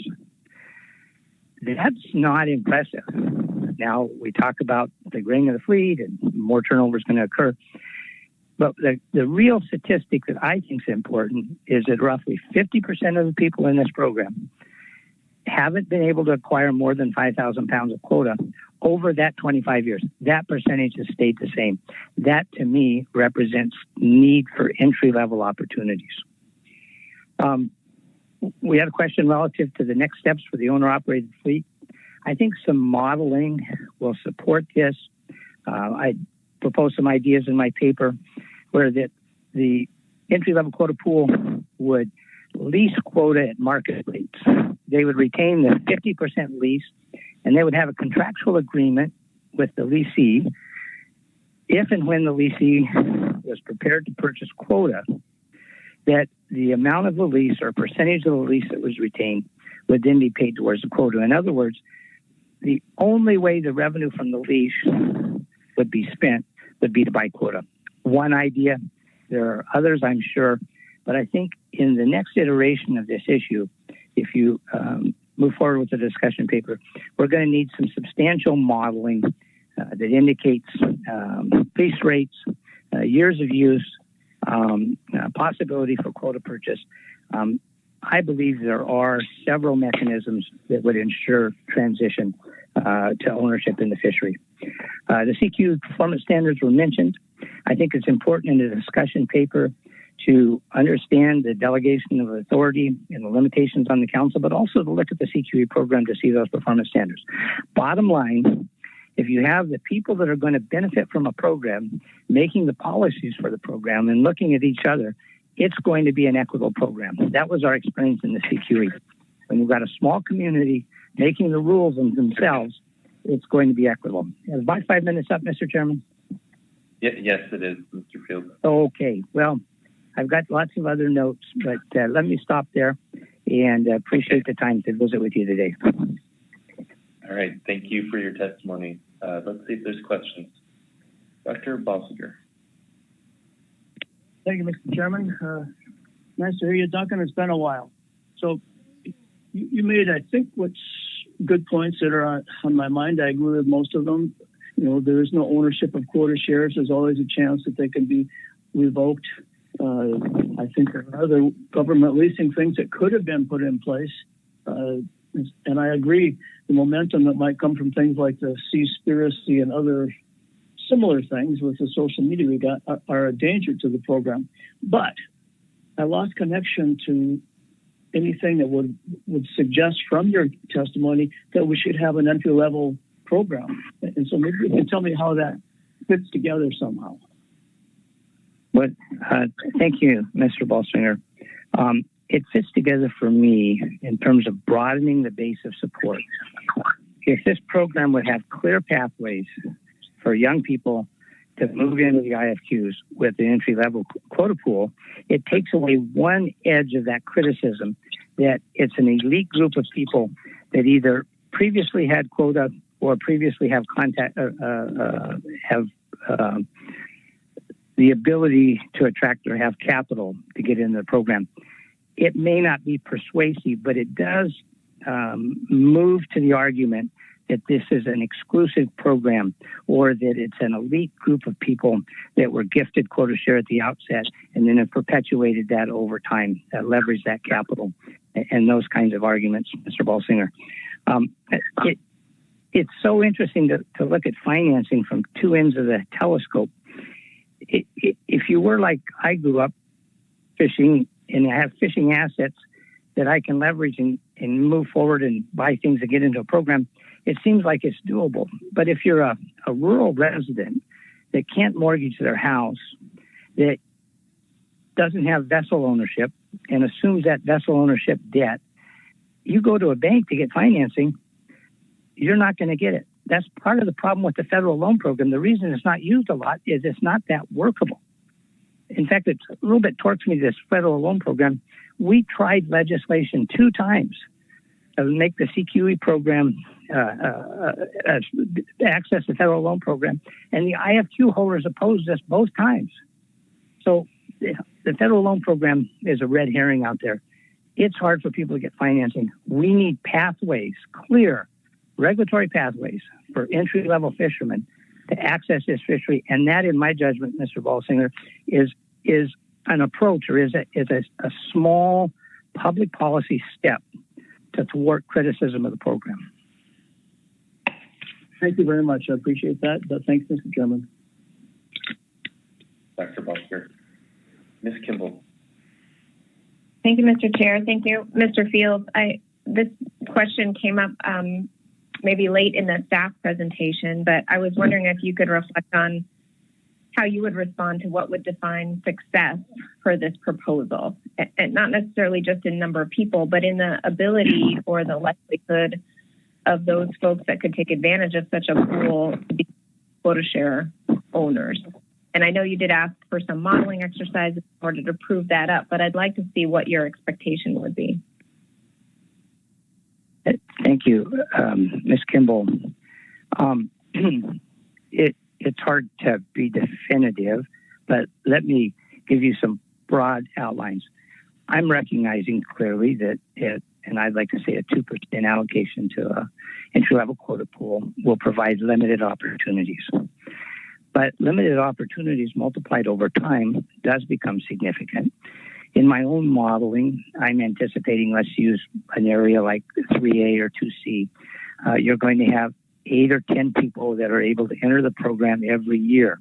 And then after about 5 to 7 years, those people would exit the program. So if you have 10 people a year, and let's say we have an IFQ program now, 25 years, over the next 25 years, you'll have another 250 or 300 people per area, cumulative, perhaps 750 to 1,000 people. Now I'm thinking 25-year time frame, that would not have been able to enter the IFQ program or would have had limited success in entering the IFQ program, that are now vested in the program with enough halibut quota to sustain their fisheries business model. That to me is success. It is limited, particularly when you look at the pool of people that are potential applicants. On the other hand, as you develop your criteria and you make your allocations, I think you'll find people with more long-term focus that will stay with the program over that 20 or 25-year time horizon. And frankly, if it's 2 or 3 or 400 people over the next 20 years, that's success to me, Ms. Kimball. It may be more than that. It may be different than that. But from my perspective today, that's what I would see as success. Thank you. That's very helpful. A second question, Mr. Chair, is I guess I'm just trying to reconcile, your testimony on how difficult it is for new entrants to get into the fishery with those that are testifying that, yes, it is difficult, but we've done so. And that has been a difficult situation as well. And we have to repay this debt and scrimping along to do so. How do we reconcile those two things with the quota share pool? It's a fundamental question of whether this is workable or whether this is fair. And I just wanted to provide you a little bit of opportunity to respond to that. Great question. It's something that I think about and ponder as well. I was likening it to a little bit of a roulette wheel, depending on how you're situated as an individual.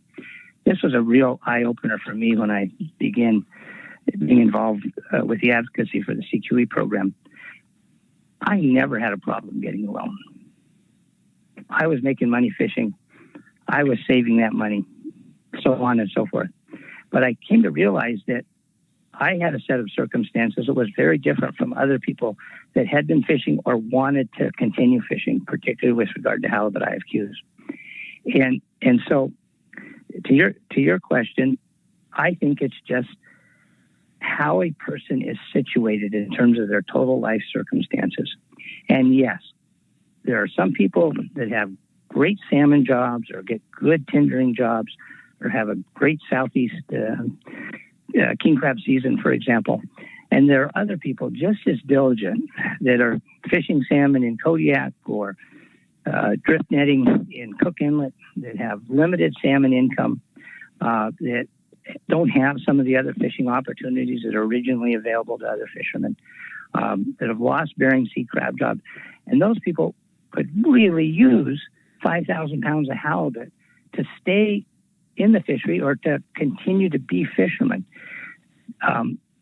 There's a real dialogue here in Kodiak looking at the docks about there no longer being hardly any halibut fishermen in this community.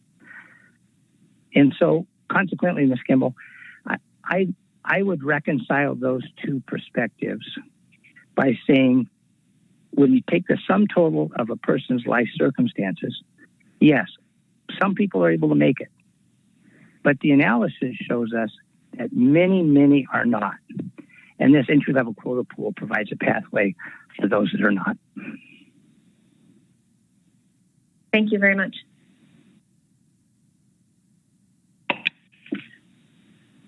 Okay. Further questions for Mr. Fields?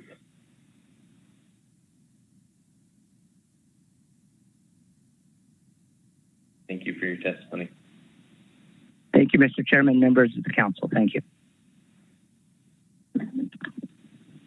Right. Darius Kasperzak. Yeah, hello, good morning. Can you hear me? Good morning, we can. Yeah, through the chair, good morning. Good morning to the council. My name is Darius Kasperzak. I'm a longtime fisherman out of Kodiak, Alaska. The 46-foot jig vessel Morona. I chair the Alaska Jig Association. I'm president there, and I'm representing the Alaska Jig Association today. Our members are in support of the concept of an entry-level access pool. We'd like to see this entry-level quota entity concept moved forward. I don't think a lot of people fully grasp how much just 1,000 or 2,000 pounds, just even a small amount of halibut, what it would mean to many members of the local jig fleet. Our Gulf of Alaska jig fleet's been decimated by the cod collapse throughout the past 6 or 7 years. We've been reduced in ranks. And most of us have really had to diversify to make it. Meanwhile, it's not like we're already catching halibut when we're cod fishing, and just to be able to catch a token amount of that would really help out a lot for our fleet that's largely invested in their local communities. For my own story, I'm one of those Generation X fishermen, of which there are many of us in the jig fleet. I started off invested in the halibut fishery at 16 years old. When I was still in high school, I started going on my first halibut derbies. I quit track practice to build halibut gear. And in 11 years, I attained my first boat and was ready to go halibut fishing. But I was just a couple of years too late. It had already been privatized. The shares had already been gifted and passed out. It was just too late. So literally, I turned to cod jigging. That was really the only way to make it on a small boat, because I couldn't longline derbies anymore. What I'd been mentored to do and what I had been doing, working my way up as a deckhand and as a butcher for a little over a decade. And many of us are in that same boat. We've worked extensively in the halibut industry. We're fast baiters, we're fast butchers, we're tied to our local communities. We're tied to the halibut resource. We're actually catching halibut as we're catching cod. And feeling that little remorse in paying as we shake them off the hook and remember when we used to be able to utilize them. And again, if this were to move forward, just that small amount to add to a jig fisherman's portfolio. He can do his cod, do his rockfish, a couple thousand pounds of halibut, 1,500 pounds, 500 pounds, 35, whatever. And an opportunity to buy into the fishery and have something for a legacy to pass down the family line. And most of that money will stay within the community and spread it out. And so I just really fully would hope to persuade you and urge you to consider this and move this forward, and to keep moving it forward in subsequent discussion papers and actions, and to hopefully make this reality. And but that's really all I have. Thank you for listening to my testimony, and I'll stand by to if there's any questions. Thank you for joining us today. Any questions for Mr. Kasperzak?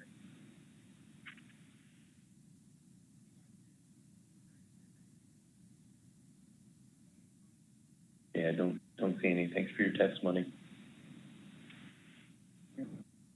So let's go ahead and take a morning break, and we'll come back at 10 o'clock Alaska time and resume with public testimony.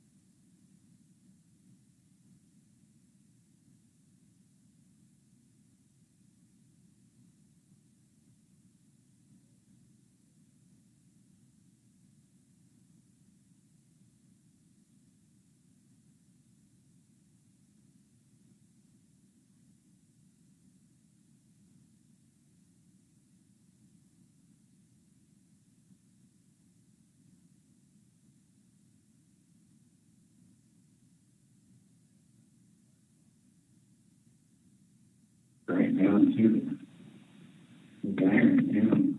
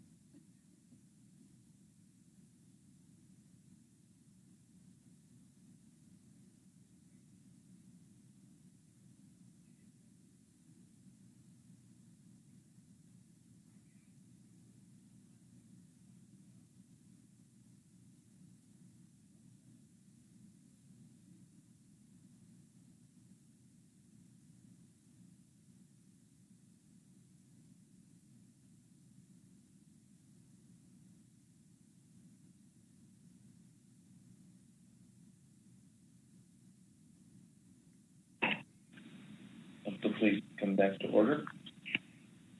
We're ready to resume public testimony. Next up on our list is Malcolm Mills.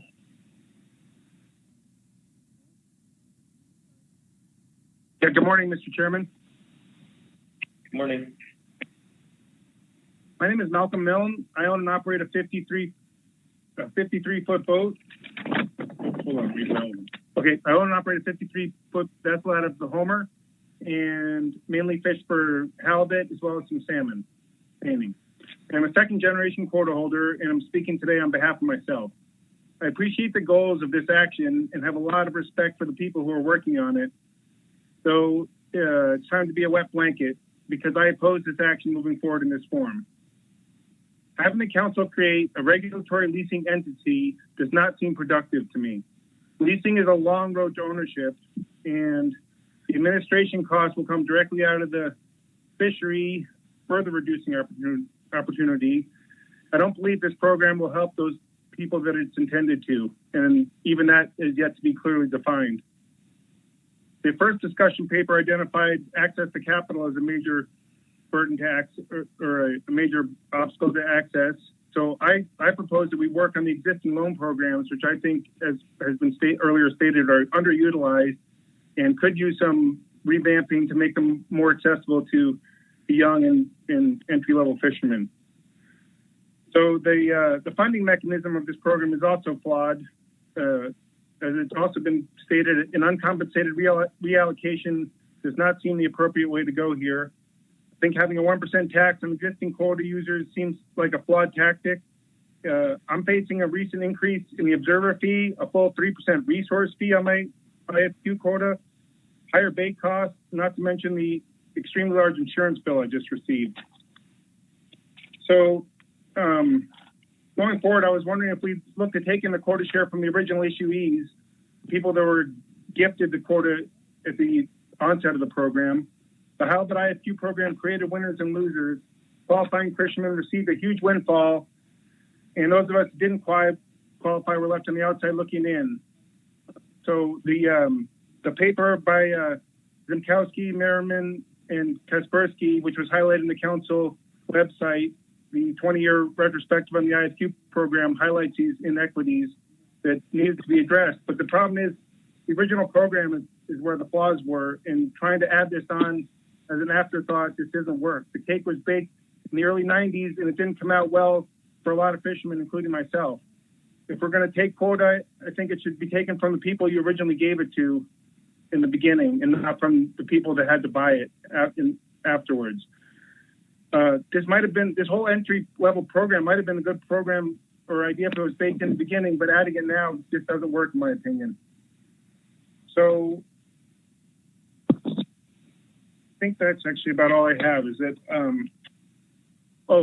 Actually, my last statement was finally that, in my opinion, the biggest issue that is highlighted by this action is the importance of building in entry-level opportunities from the beginning of a program, and the difficulties of trying to put them in after the fact. So we are facing challenges here, and I don't see that this is a solution to it. I do think there are lessons to be learned as the council goes forward in developing rationalization programs in the Bering Sea and the Gulf of Alaska for other species, and really urge you to take a hard look at creating and building in entry-level opportunities into those programs and not just giving away the public resource, having it showed up. Thank you. Mr. All right, thank you for your testimony. Let's see if there's any questions from council members.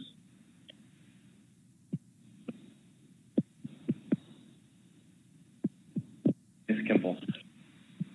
Thank you, Mr. Chair. Thank you, Mr. Milne. You mentioned early in your testimony that you're not certain or you're skeptical about this helping the people it is intended to.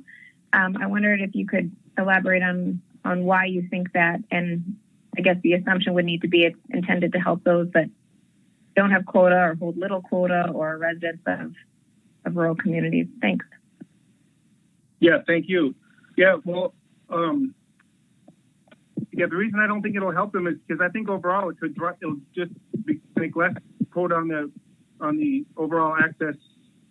There'll be less quota on the market, and it'll drive the prices up. I think there's going to be an additional burden on having the administrative burden will be taken out of the overall pool, and that, I mean, really what it comes down to is that the overall quota has dropped significantly since we started this program. And so it just gets squeezed and squeezed more and more. And like people have testified, it doesn't make economic sense to get into this fishery now, or it's very difficult. I mean, I guess some other people thought maybe it is a good opportunity, but I owe more money on my quota than it's worth now. Well, not owe money, I paid more than it's worth now. And so I just think that that this is not this program, the way it's designed, is not going to help like an individual person get into the fishery, in my opinion. If that wasn't very clear, but Thank you.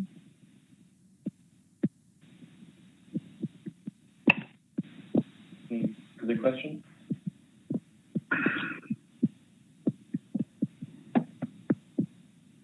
All right, thank you, Mr. Mills.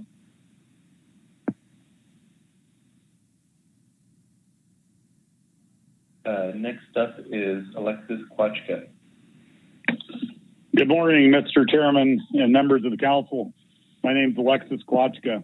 You know, I've been talking to you about this since about 2000. I'm one of those guys that was fishing derbies and as a crew member and have participated in the fishery my entire adult life. I'm sitting in my living room overlooking the harbor of Kodiak, and there's nobody getting ready to go halibut fishing. It's a tragedy for my community. That coupled with the crab program has just completely hammered a lot of opportunity for people to get into the program. You know, there's been 60 or 70 amendments to this program, most of them to create efficiency. A lot of them have undermined the entry-level opportunity, allowing for C-class vessels to catch D-class shares. You've turned this thing into a sharecropping. This thing's turned into a sharecropper deal. So I think this really comes down to a policy decision. You know, this has been identified, as Duncan stated, in the 10-year and the 20-year review. It's identified all over the world, from New Zealand to Europe, that there is a problem. And so the policy decision needs to be, are you going to address the problem or are you not going to address the problem? The cost of entry is too high. We don't know what any of the business arrangements are for people to get into it. There's boats that, you know, help buy quota for their crew members to get to a vessel cap. There's people that, you know, I mean, there's every business arrangement that you can come up with to get people into the fishery to create a better opportunity for the owner of the vessel. I've been involved in those. You know, I don't know. I'm frustrated.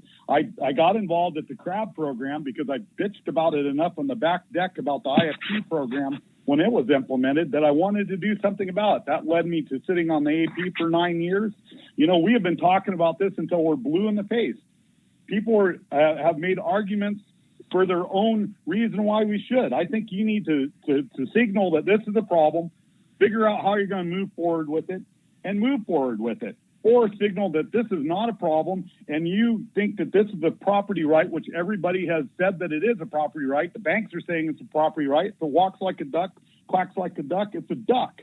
You know, so let's draw some lines here. We're either going to put our collective minds together, move forward to build a program that encompasses everything. What is going to happen and proven to happen and is happening now is people are not entering the fishery. We are losing a generation of opportunity. State fishermen have to have a diversified portfolio. We have a salmon failure. We lose a bunch of boats here. That is a problem. If they have access to federal fisheries, they have access to it. People are not getting into it. They're spending a lot of money on a very limited resource. You see a lot more investment in the state water fishery where you're just buying a right to entry. Let's fix it. You know, and just to repeat myself again, it's either a property right or it's not. 303A and MSA and my limited mental ability looks like it's not. Some comments about bycatch.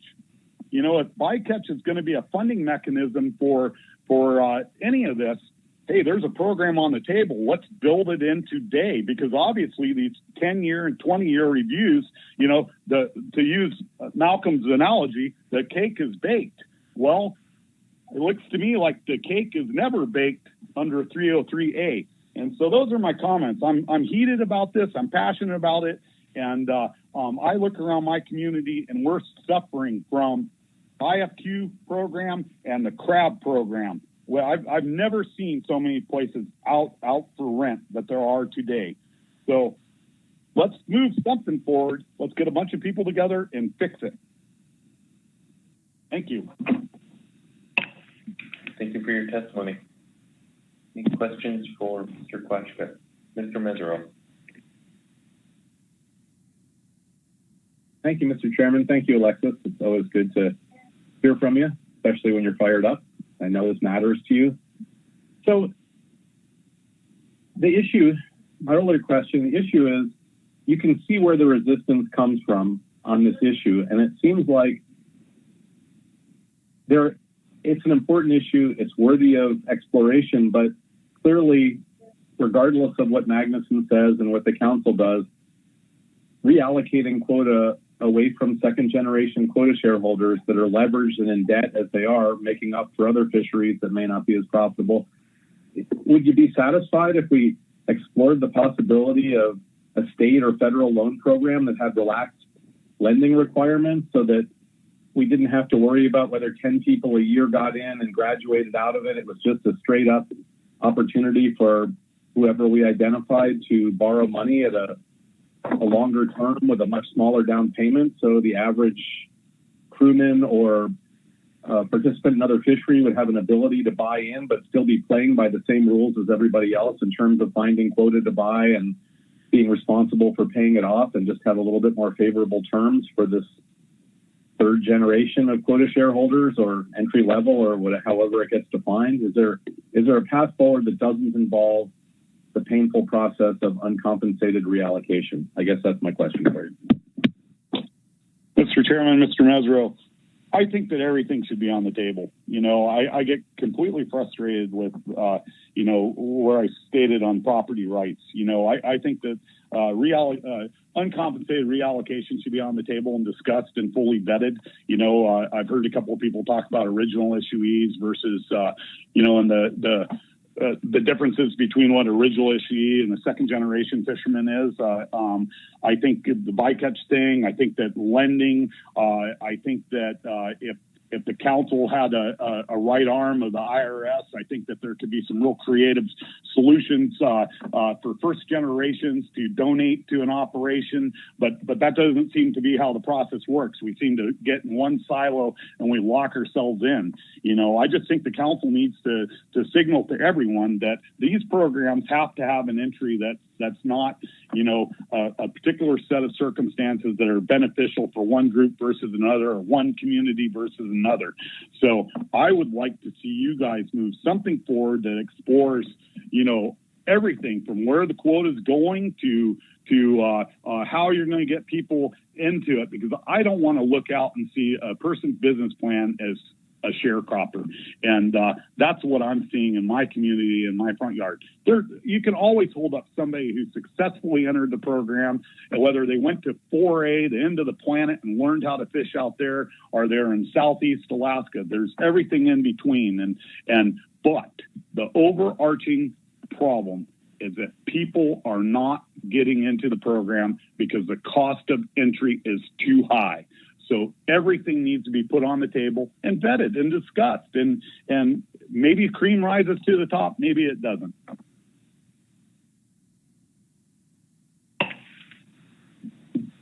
Any further questions?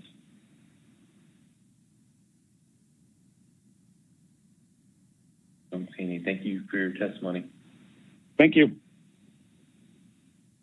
Next up is Teresa Peterson, then Natasha Hayden, then Linda Benking.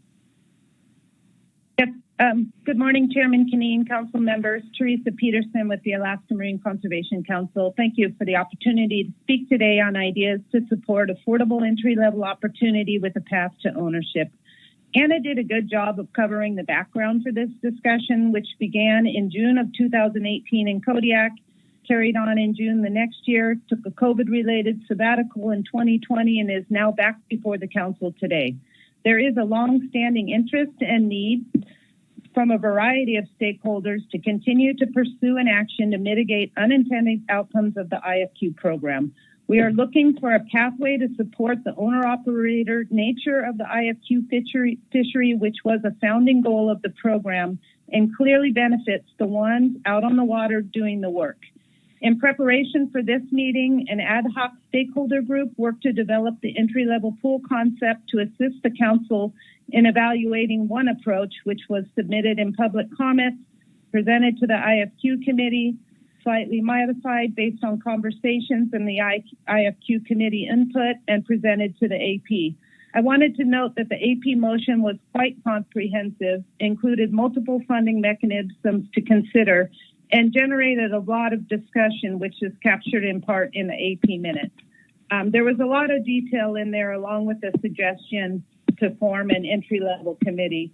The primary concern we're hearing is the funding mechanism. I just wanted to emphasize that the AP motion did include 4 funding mechanisms to consider, working to be responsive to these concerns. I also want to emphasize that this has been and should be continue to be a group effort. 16 folks that signed on from 8 different communities, both quota holders and non-quota holders, that agreed this issue was important. And this is just one idea that some have come up with, and we really welcome others. Nothing in this action precludes folks from pursuing other channels that have worked for them to acquire quota. We believe there is a problem of affordable entry-level opportunity in maintaining an owner-operator fleet, 2 of the founding goals of the program. And the access pool is designed to mitigate these. At this juncture, I think it's appropriate for the council to take a half step and move this discussion forward with an expanded discussion paper structured to inform a purpose and needs statement, explore the viability of a 1 to 2% access pool to meet intended objectives, and provide additional information on potential models for the entity structure, such as the RQE and the CQE. In terms of information to inform a purpose and needs statement, the 20-year program review and the recently published paper on the council's website, the Halibut and Stablefish IFQ program 20-year retrospective, are both information sources. A couple sentences from the 20-year retrospective that was co-authored by council staff captured the issue well, I thought, and I'm going to just read 3 of these. 1, there is growing concern that these programs can have adverse and disproportionate impacts on some participants due to the resultant consolidation and loss of access opportunities from high entry cost. 2, recent research indicates that the privatization paradigm of fisheries access in Alaska has created social conflict in communities, transformed the way of life in which young people perceive participation opportunities, and potentially undermine the sustainability of cultural fishing traditions and economies. And 3, there is increasing evidence that the costs and benefits of these programs may not be equitably allocated geographically or across generations. So I think those are really, really important outcomes for the council to step back and look at this juncture. In addition, in terms of a modeling exercise, I see value of a modeling exercise to provide assurance that a 1 to 2% are explosive, so that might help. 1 to 2% of the overall quota will work to provide an affordable path to ownership and get a sense of how many it can help. The intent is to generate enough revenue from the pool at a low lease rate for a period of years and end up with the ability to save enough money for a down payment. This could be done with the modeling to show how long a leasee would need to lease, at what rate, before they could generate enough to purchase a comparable amount. I'm kind of running out of time, but I just wanted to comment that, the funding mechanism is obviously the most challenging and controversial aspect of the entity. I think, in this proposing this half step, let's take a step and step back, look at the functionality of the proposed concept, and leave the discussion on funding open for other ideas. And this can be done, outside the council process with stakeholders. This will help with the council signaling continued interest to explore means to address identified challenges, counter to the founding objectives of the program. And again, it will encourage stakeholders to keep talking and think about this. I also want to emphasize that no one in the access entity would be given anything but a chance to fish in an equitable lease rate, which can be designed as a path to ownership. This program can be designed to target those with a demonstrated need. And, as we've heard, there's an entire generation of those who would love to get in and can't find a path to the IFQ fisheries. Let's try to do something to improve that. At the very least, give this idea a chance, and let's work together to identify other ideas. Thank you. Thank you, Ms. Peterson. Questions?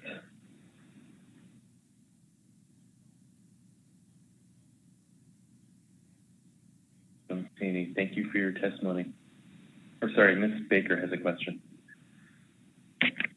Sorry, Mr. Chair, a little slow today. Thank you, Ms. Peterson, for your testimony. I wanted to ask in terms of your request of what the council does at this meeting, specifically the modeling exercise.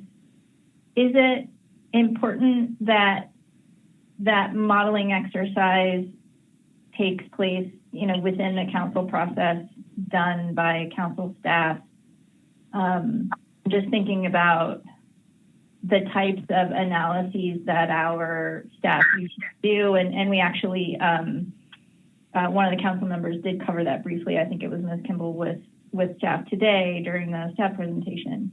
I'm struggling to understand how that might work a little bit under your half-step proposal. So I guess my question for you is the council process really the best place for that modeling exercise to happen, or could stakeholders maybe take that on to help move this forward? Thank you for the question, Ms. Baker. I honestly think it's very important for the council to signal to stakeholders who have been advocating for another path to ownership to signal interest in continuing to explore an action to meet two of the founding programmatic goals of the program. In terms of the modeling exercise, and then also in the context of other recommendations, informing a purpose and need, I think the benefits of that coming from the council analysis are really important in terms of the next steps. What was found in this process, and working towards this for the last 3 years, is there's kind of seems to be a lot of criticism. Well, you're not bringing forward enough ideas. You're bringing forward too many ideas. This is too much detail, not enough detail, and it's really a lot of mixed signals from the overall policy objective to work towards comprehensive, innovative, inclusive ideas to help address this challenge, which from perspective of our community, we think it is very real.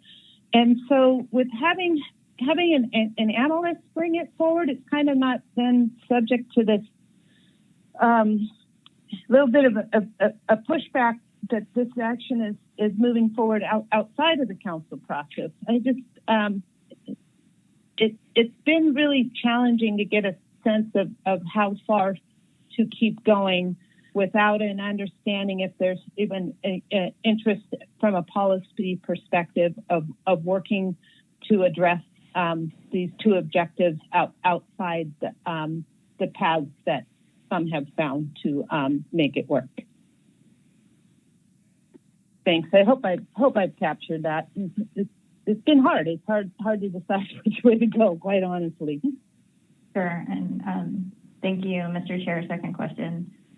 That was helpful. I guess, and this may not be a fair question actually, but I think it's squarely the issue that at least I'm struggling with related to this particular issue and all the other IFQ issues that are currently in front of the council for consideration at this meeting. So I always find it difficult to prioritize, if you will, actions, because everything is important to somebody. And so I wonder, I'm sure you're familiar somewhat with the actions that were taken up by the IFQ committee prior to this meeting and the number of recommendations for action flowing out of that is a pretty long list for the council to consider. And again, all of those issues are important to somebody or to a group of people. And so how do you envision, given your knowledge of the council process and the resources that we're able to devote to particular issues, if the council does send a signal that this is a priority, like you're recommending, how do we best prioritize that with all of the other, sort of more concrete, urgent, if you will, issues flowing out of the 3-year review of Gulf sablefish pots, for example, that could really, make a difference in the fishery right now? How do we do that balancing? Thank you for the question, Ms. Baker. And I absolutely understand the demand on time and resources of council and staff. So we are sensitive to that. I don't know that I really signaled that this should supersede a priority of the other issues on the table. The primary request is that this discussion continue to develop and unfold, and then send the signal that there's interest in addressing this. I think of the amendments that have occurred in the IFQ program. I believe there's been over 70 of them over the course of the years, and most all of them have been to streamline and benefit those who are currently in the program, which is understandable. And in doing so, some of those the amendments that were intended to benefit those who are in the program have resulted in increased challenges for the entry opportunity and the owner-operated fleet. So I think it's really, important to balance those. We noted and we've heard from in the presentation that this conversation has been going on for 3 years already. I think completely appreciate the time and resources and recognize that it's always a multi-year process. And to me, that this is absolutely a critical issue to address, but do so in the time and space of the council staff. I know we work hard to balance those, but I think it would be kind of a devastating blow to move actions forward that benefit the IFQ holders and to leave this sitting at this point. I think we need to keep this discussion moving forward. Thank you.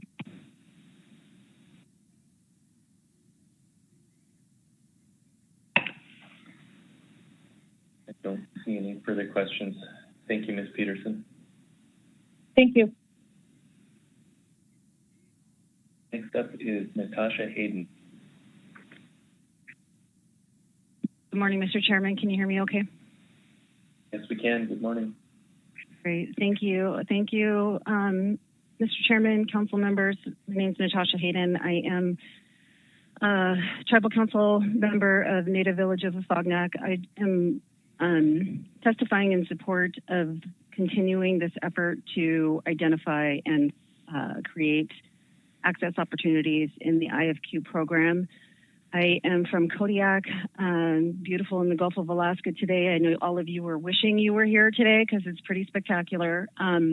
Kodiak Island is also the home to 6 other traditional Alutiiq villages. Their names are Akiak, Karluk, Old Harbor, Yuzinki, Port Lions, and Larsen Bay.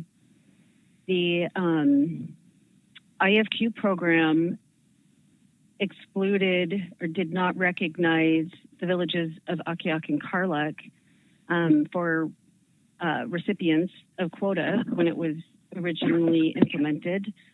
Based on the numbers I pulled from the National Marine Fisheries Service list of 2021 quota owners, the communities of Old Harbor, Yuzinki, Port Lions, and Larsen Bay have seen a decrease of 53% to 95% of quota holdings since the implementation of the IFQ program, and that's halibut that I'm speaking directly to.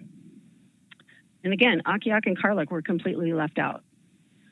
I want to just take a moment to speak about representation of Alaska Native people and rural coastal residents that had been earning the right to fish halibut documented in the Gulf of Alaska for 7,000 years. Because there was limited, if any, representation in fisheries management at the time of the creation of this program, the result is that 7,000 years of working to earn access to the fisheries was not considered. And so I also want to speak a little bit more about current representation. Representation in fisheries management by Alaska Native and rural coastal residents is very limited. There's opportunities to increase that representation by having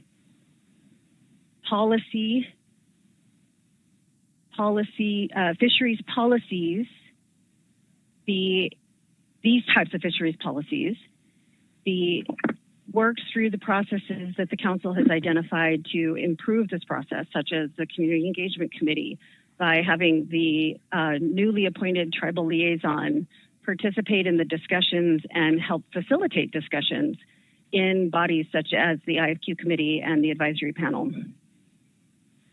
I also want to speak as my experience as a second generation quota owner.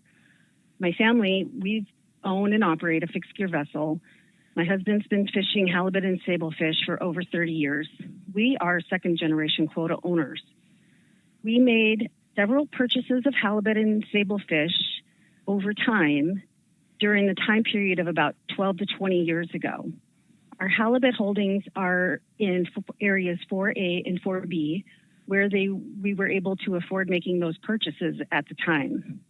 Since making those purchases, our poundage has decreased by nearly 50%. We continue to harvest nearly a full vessel cap as hired masters. Over the past 20 years, we have looked several times at considering purchasing additional poundage. Now, having to operate in the system where, as a hired master, we were having to make lease payments of about 50% over those 20 years. It was impossible to save enough money and make the debt service payment on any amount of quota over that time, additional quota. So I understand how we hear from individuals that are struggling to make their payments, that they are struggling to pay the other ancillary costs, such as insurance and expenses. As a business person, it never made sense to us to take on that additional cost debt to purchase a fisheries public access, public permit to, we couldn't pay for it with the fish from a very efficient fish killing machine. My husband's a very proficient fisherman.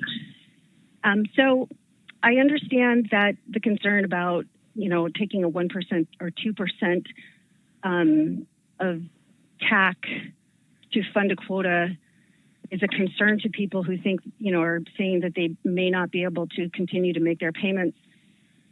But, those individuals, I don't know if they were truly looking at fully funding the cost of purchase based on their harvest. In fact, I know they weren't. They couldn't have been, because we've been looking at it for over the years. As an Alaska Native woman who has had thousands of years of connections to the fisheries,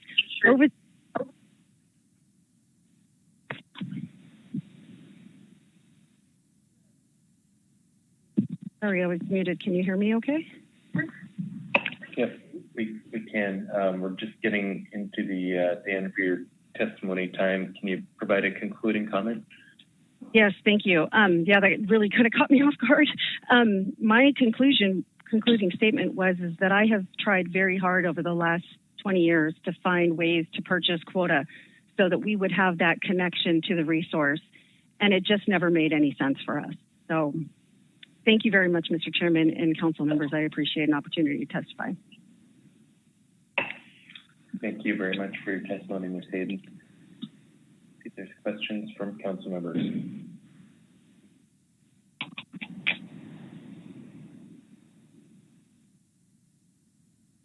Don't see any. Thanks again for your testimony. Before we move on, I'd like to remind members. Kimball raised her hand. Oh, there it is. I'm sorry, I have a bit of a lag. I was late and got your gnome lag.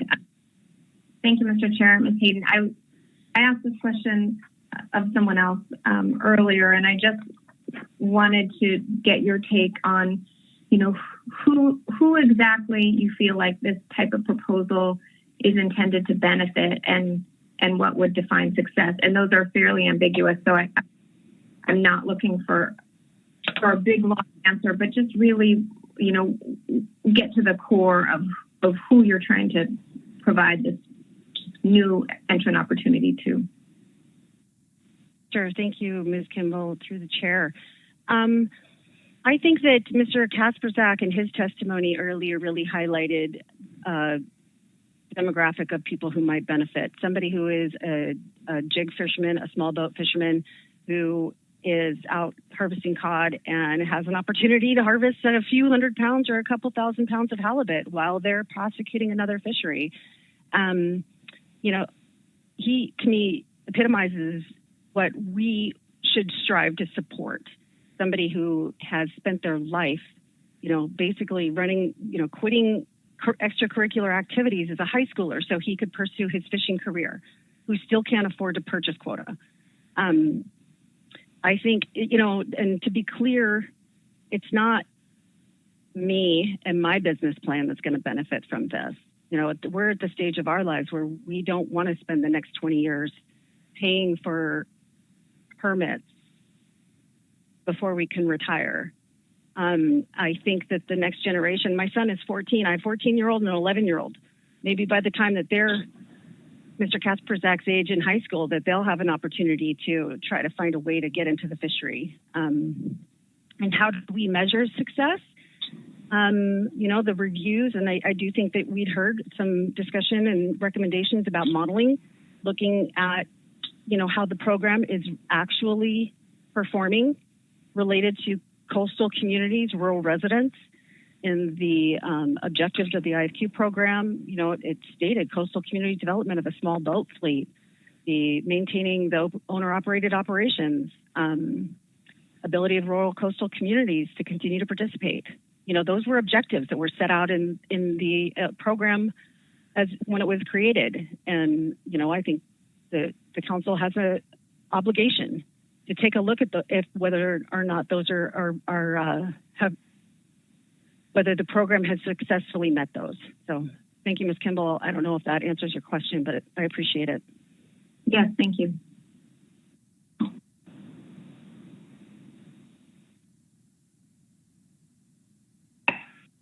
Okay, I don't see any additional questions. Thank you, Mr. Chair.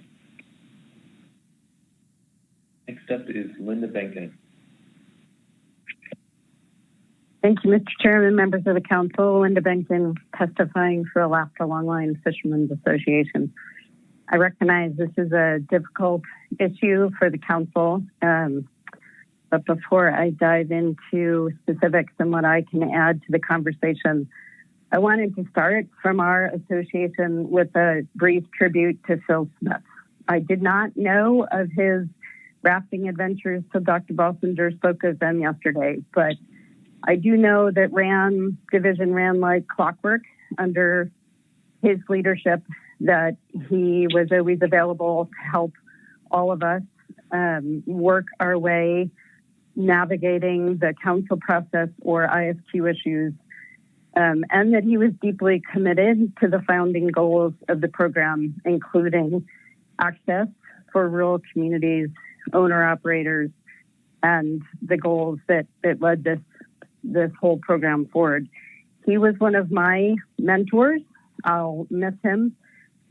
He's also someone that I pulled in to sit on the steering committee when we set up our fisheries trust and launched our local fish fund to provide entry-level support for young people coming into this fishery. So with that acknowledgement, I see this as part of his legacy.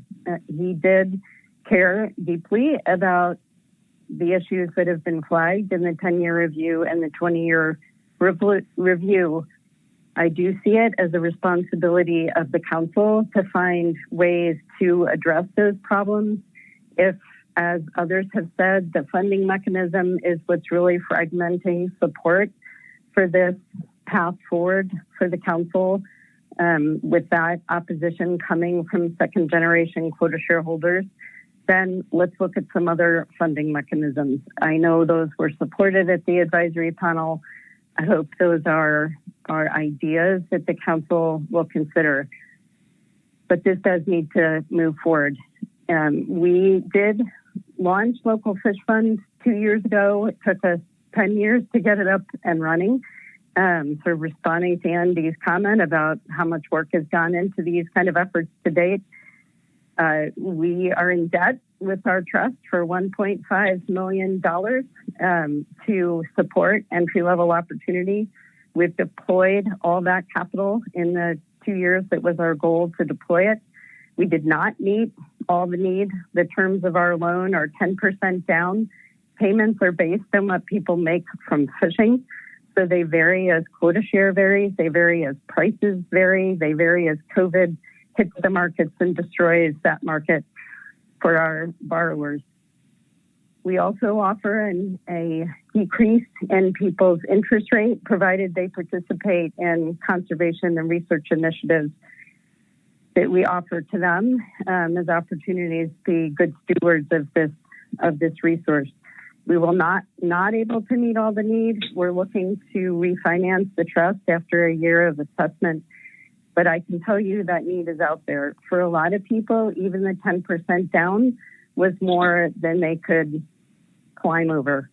Our loans range from $50,000 to $250,000, and I can tell you that for the person who borrowed the $50,000, that 10% down was just as hard to come up with as it was for the person who borrowed the $250,000.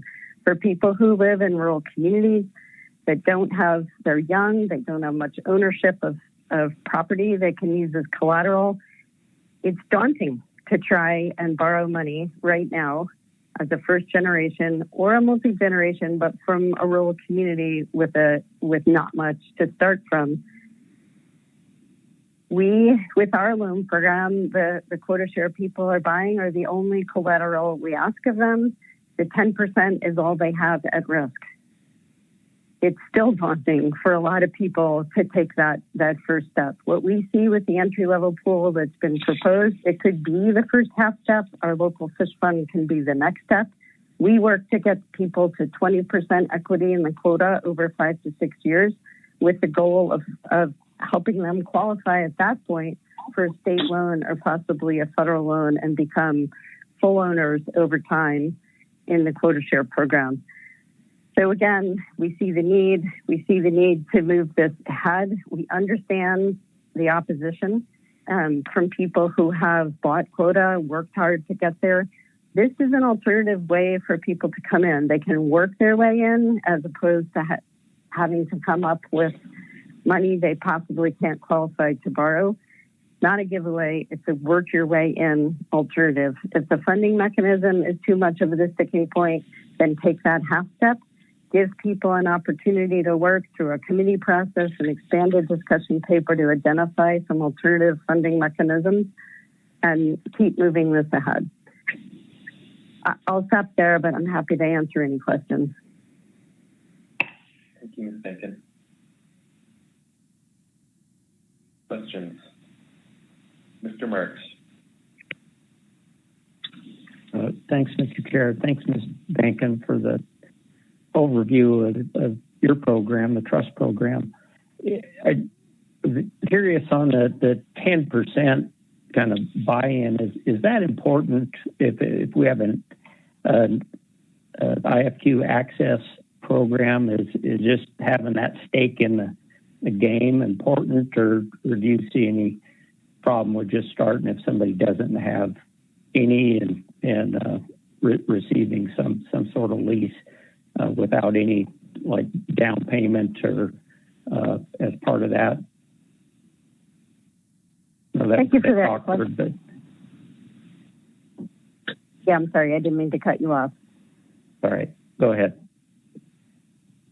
Yeah, to the chair, Mr. Marks, thank you for that question. We did set the 10% down payment in our program as a commitment from fishermen that they'll go fishing and that they'll catch this fish.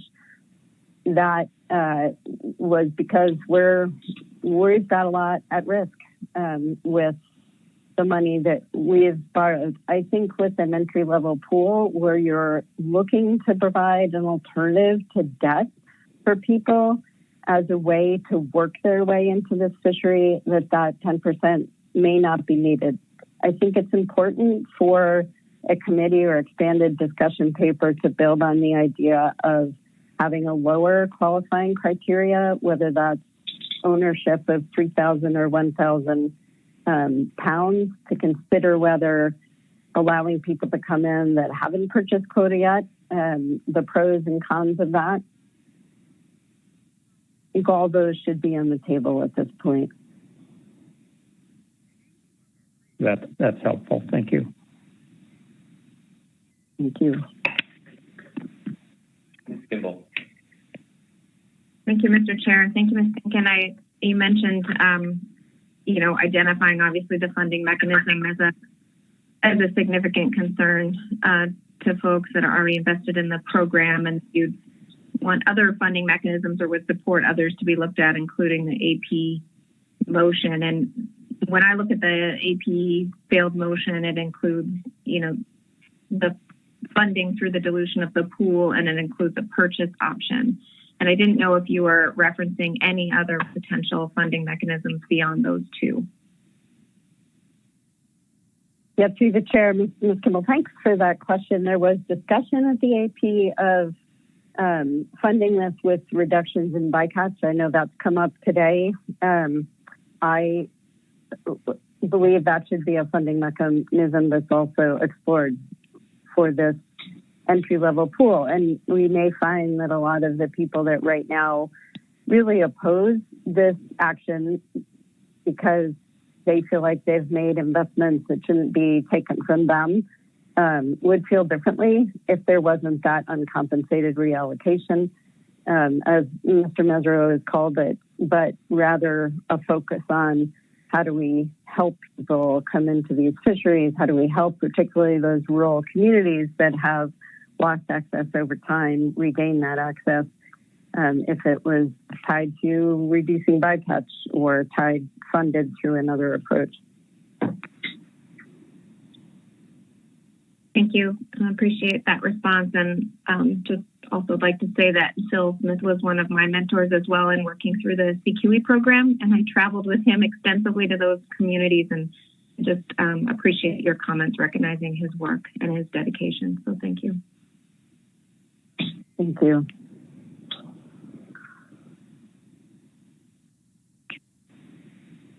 I don't see any further questions. Thank you, Ms. Benkin. Thank you. Last up on our list before we circle around through a second calling is Jerry Dahl. Hi, good morning. Can you hear me? We can. Good morning. My name is Jerry Dahl Jr., born and raised in Petersburg, 1967. Began halibut fishing and crabbing, done this with my father at age of 12. Bought my first boat at 23, which was 1989. Kind of an important year because as we entered the 90s, the IFQ system was being developed, and I got one qualifying year. ate a lot of top ramen in the early 90s because I was really poor. And another thing that happened in the 90s was farm fish, salmon. Drove our markets down so low that, yeah, top ramen became a main staple in my household. Well, I wasn't quite married yet, but soon, 2 years later, got married. To go forward, you know, we survived it. We diversified. We were looking at herring pond fisheries. I fished the Bering Sea for 5 years prior to that to pay for my $250,000 operation, which was a wood boat. You know, it's called grit. You're either in it or you're not. You got to make that decision. Previously in 2010, I purchased a salmon seiner, and you know, it was fun to do a career change from gill netting to salmon seining, and also got my family involved. My 2 daughters and my nephew and niece have worked their way on the, you know, onto the boat to go through college. My oldest daughter purchased 700 pounds of IFQs of halibut after the 2013 season, which was huge, and I said, buy something tangible. So she bought some halibut, valued at $18,000 at the time. She makes $3,500 off it. She currently, if she's available, can go fishing with me, and I don't take a boat share. I don't know if Petersburg were a little more creative down here with their younger people or what, but, you know, there's avenues. I guess, you know, I hate to see another agency created to manage something. It's another hand in the pie. I mean, we're already taxed, landing tax, IFQ tax, a tax on observer, then we get to pay income tax. So I think the government's getting their bang for the buck on the IFQs. You know, I heard one speaker earlier talk that he thought the government should actually lease them out. I don't think that's the best way. The other avenue I think that we should look at here is already created. It's called the Federal Loan Program. I think we need to make it not so cumbersome to get the loan. I know a lot of 23-year-olds at this point that are trying to establish into the fishery. One of them went up at pot conning for 3.5 months. He is going to run a seiner this. Oh, go ahead. Your time is up. Can you provide a summary comment? Yeah. Boy, that's quick 3 minutes. I've been listening all morning. Anyway, yeah, the federal loan program. Let's look at it. Let's not make it so cumbersome. Let's make it available for these young folks to borrow at a low percentage rate and maybe a low principal payment. I mean, that'll get them their foot in the door. I don't, you know, if you want, I think it's going to be hard to get in any fishery anyway. But if that's an IFQ fishery, if you want an access point, I think your federal loan program is already there for it. Let's utilize it. Thank you for your time and appreciate your work on this. Thank you, Mr. Dahl. Mr. Jensen has a question.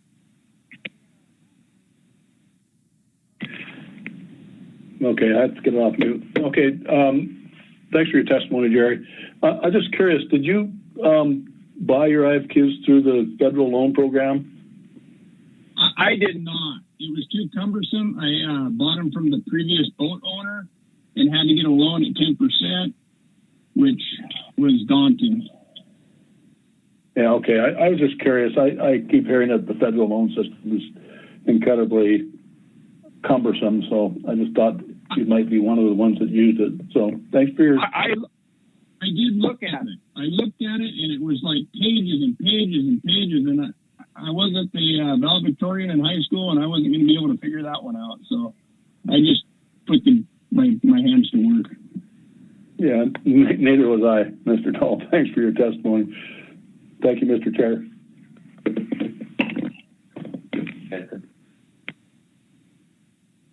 All right. Thanks again, Mr. Dahl. Thank you. Let's go back through the list again here to get those who we missed. Josh Wisniewski. Yes, I'm on the phone. Can you hear me all right? Yes, we can.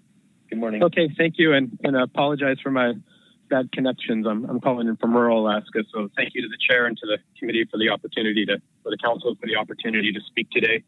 My name is Josh Wisniewski. I live in Seldovia.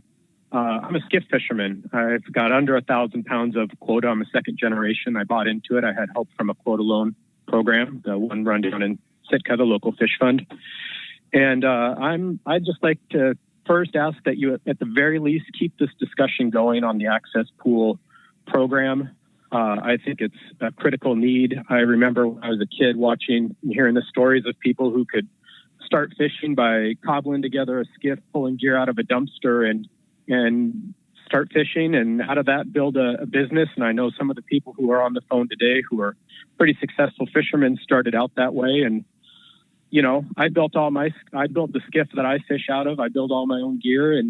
And for folks that live in a rural community like where I live, you know, we just need a little bit of an equitable way to buy into the fishery. Seldovia used to be a huge halibut fishing community.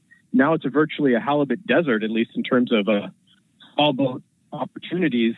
One of the challenges as a fisherman, as a Class D boat fisherman is, you know, a lot of the smaller quota blocks just don't exist anymore. So there's not a real opportunity to buy 500-600 pound blocks to kind of slowly and incrementally build your quota share over time. And as we face kind of declines in abundance and downward shifts in quota, you know, losing a little bit like that and having accessible opportunities with which to rebuild or maintain your quota make it really hard for people to either enter or stay in the fishery.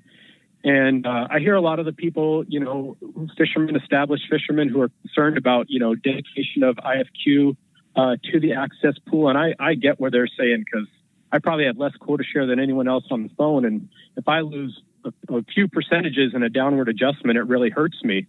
That said, you know, if I could donate 1% of my quota, and it would allow me the opportunity to buy into the access pool program, I'd be willing to dedicate my resources through my quota dedication as well as buy into the program. And as a fisherman, you know, we all pride ourselves on helping out our fellow fishermen. And, you know, I'm happy to donate a share of my quota if I can help somebody down in Heidelberg or Old Harbor or down over here down in Nanwellick to kind of get their foot in the door and start fishing. When, you know, I think I kind of feel like it's my responsibility as a fisherman to help somebody else have the same opportunities that I've worked to have. And nobody's asking for a free gift.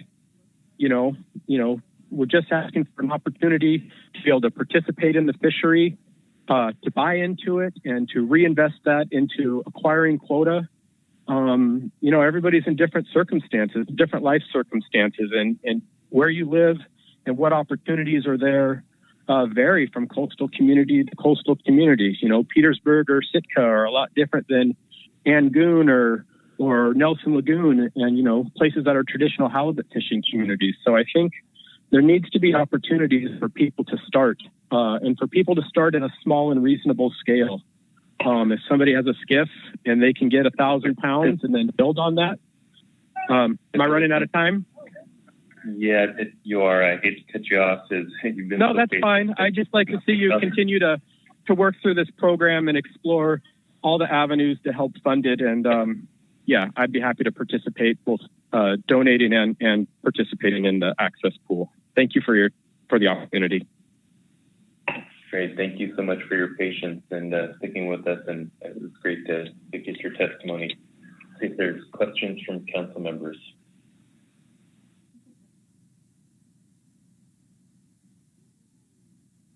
I don't see any. Thanks again.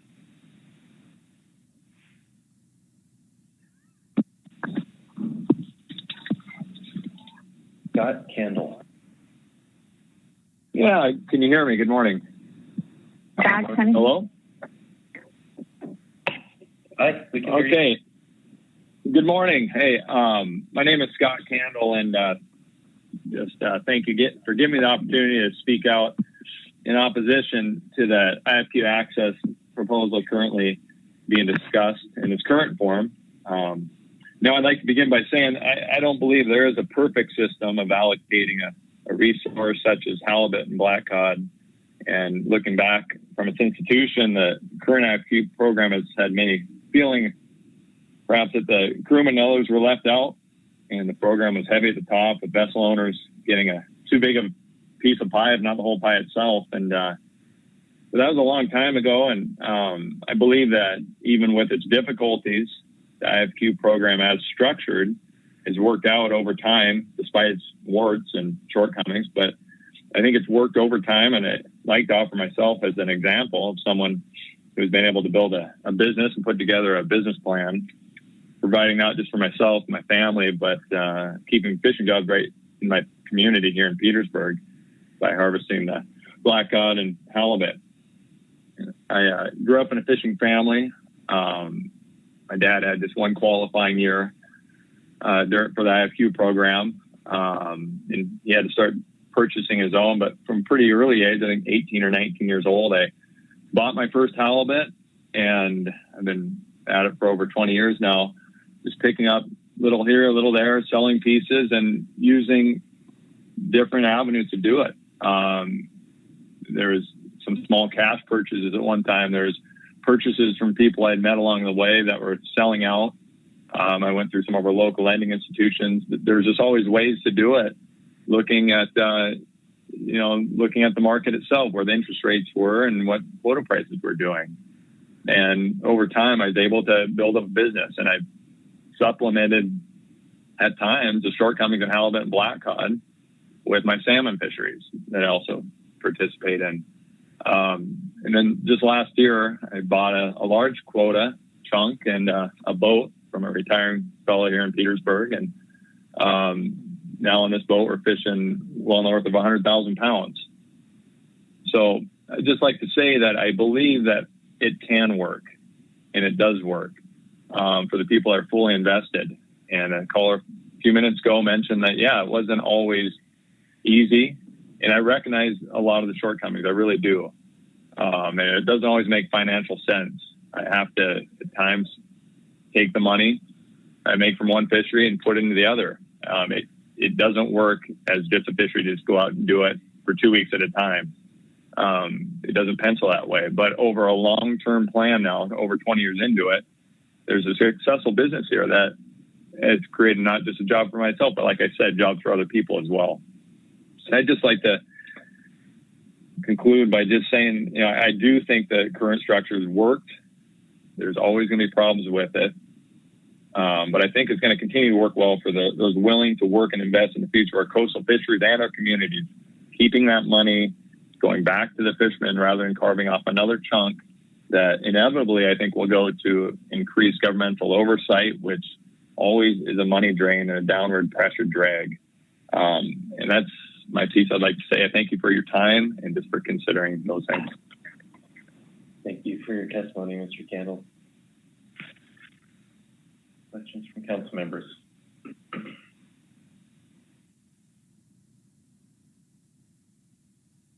Don't see any. Thanks again. Thank you. Yeah, I think last up on our list here is Hannah Heimbuck. Hey, good morning. Can you hear me all right? You can. Good morning. All right. Thanks very much. And sorry for missing my time earlier. Hannah Heimbuck, I'm speaking today on behalf of myself. I don't have any comments on the specific components of the program. I think others, provided those a lot more expertly than I can. I just wanted to offer my support for this moving forward as a fisherman and a lifelong resident of Alaska's fishing communities for just some further exploration on an entry-level quota program. Like others you've heard from, my parents were halibut fishermen, both during Derby days and after. I was a crew member on a halibut vessel for several years, and I've seen successful second-generation quota holders. And I've also seen the major reduction of owner-operators in our communities and the challenge that new entrants do face. And of course, entry is not impossible currently, but the stars that have to align are truly significant and increasingly so. I think we've read and heard for years about both the benefits and the challenges of catch-share style program. Professional review and public testimony has repeatedly demonstrated those increasing challenges of entering those programs and then distinct reasons for those challenges. And that's not to say that should be easy. Fishing isn't easy. Building a fishing business isn't and shouldn't be easy. But I think where we can identify these specific functional barriers to entry, We really owe it to future generations and to the public nature of these resources to make that entry more possible and to prioritize the owner-operator nature, which is a value intended in the development of the program, and we increasingly see as particularly important to the well-being of our rural coastal communities. And, this resource, any of the resources we deal with, they aren't static. And the seafood economy in our coastal communities are not static. And I don't think our approach to access should be either. It's imperative that we continue to address these consequences that privatized programs have on participation and entry while still retaining their benefits and the stability that they can offer. And I really do appreciate the dialogue around this issue over the past few years. I know the what and the how isn't all worked out. Pieces of it are contentious, but I truly believe it's worthy to continue working on. I think that the concerns from some of the current participants are also very understandable and very valid. And I just don't think it's a reason to not move forward on these needed improvements. And one thing I think that's really important to remember is that the existence of individual instances of success don't negate the well-documented barriers to entry faced by countless others. Our view really has to be broader than that in this process. And I think that we need and can continue to work together to ensure not just the ongoing stability of the existing owner-operators, which is important, but also the functional capacity for new owner-operators to grow into the fishery. We really need both. We don't have to sacrifice one to provide for the other in either direction. And really appreciate your consideration today. Thanks very much.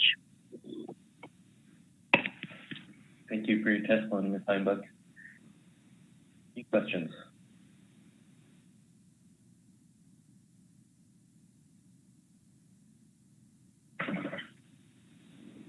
Don't see any. Thanks again. Thank you. So that concludes public comment. Let's take a short stand down, come back in about 5 minutes or so, and see what action the council wants to take.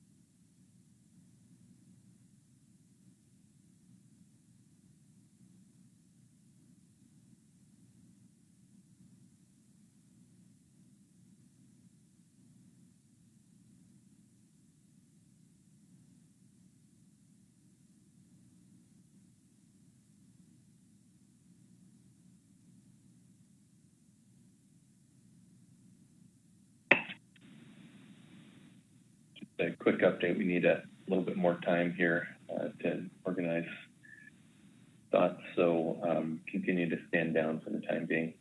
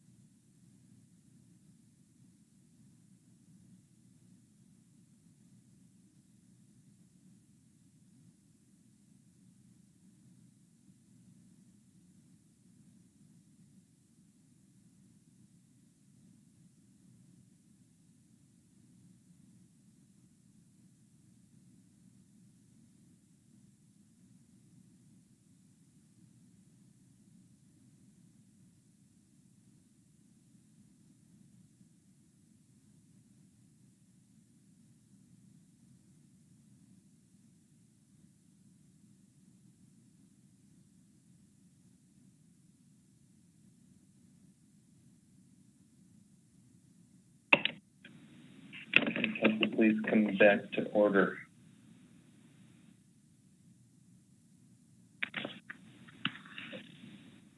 Okay. We have received our presentation and heard public comment. Is there any interest in action by the council?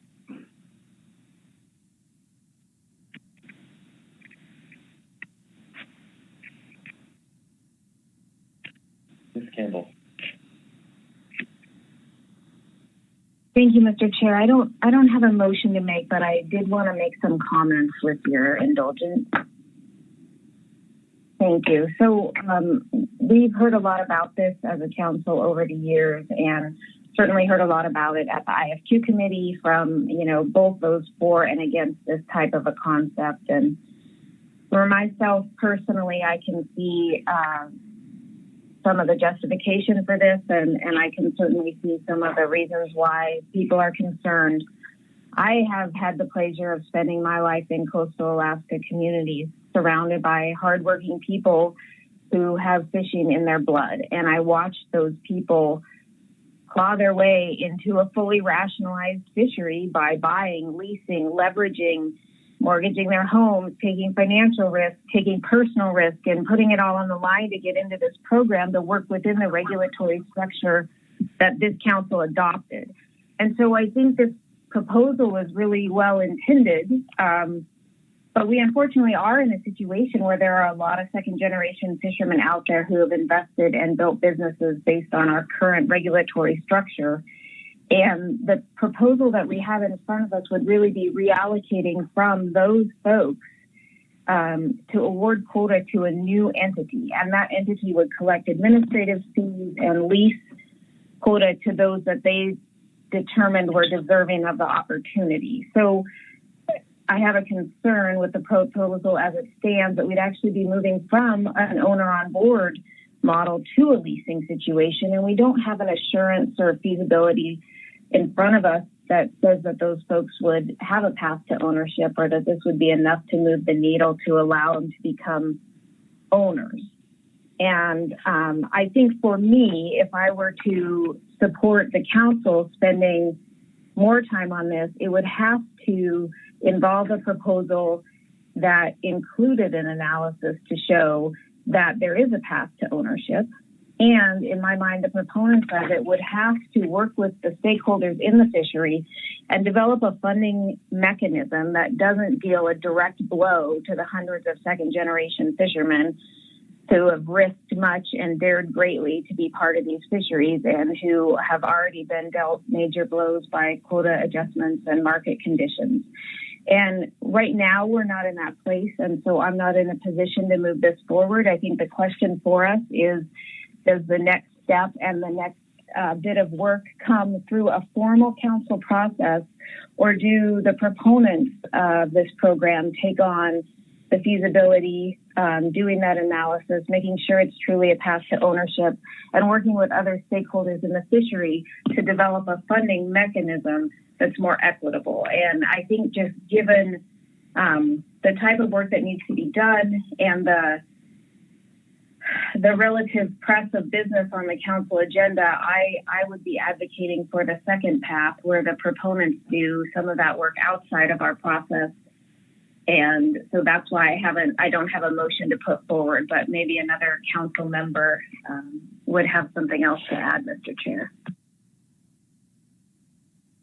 Thank you, Ms. Campbell. Other council members, Ms. Baker. Thank you, Mr. Chair. And I appreciate Ms. Campbell's comments. I also understand the intent of the current proposal for an IFQ access pool, and I do recognize and share the proponents' concerns about barriers to entry to the IFQ program. I recognize it's a longstanding program problem with the program that's been identified in program reviews, and we have struggled with that as a council for many years, as has been spoken to today. I think fundamentally, so it's not the intent or even the substance, perhaps, of the current proposal that I don't support at all. It's a little bit of a process issue, some of which is resource constraints that Ms. Campbell spoke to, but it's really just, I think there are a number of outstanding details that possibly could be worked through to make this access pool a workable concept. But there are a lot of options open and a lot of opposition and a lot of discussions to be had to make that potential path forward viable. And quite honestly, when there are barriers to particular management proposals in the council process like that, I have not seen them particularly successfully dealt with within the council process unless there's some sort of reasonable options for path forward. And I'm just seeing too many uncertain variables at this point to make me think that we could very efficiently or effectively deal with some of those outstanding issues. And so I also don't have a motion for this particular issue. I would, however, like to, for the record, say that I understand the concern of the proponents have in bringing this proposal forward. I appreciate that it is a strong desire to address that ongoing issue with the IFQ program. I just don't see how we have a path forward with this particular action at this time. Thank you, Mr. Chair. Thank you, Ms. Baker. Mr. Mesereau. Thank you, Mr. Chairman. And I echo some of the same concerns that Ms.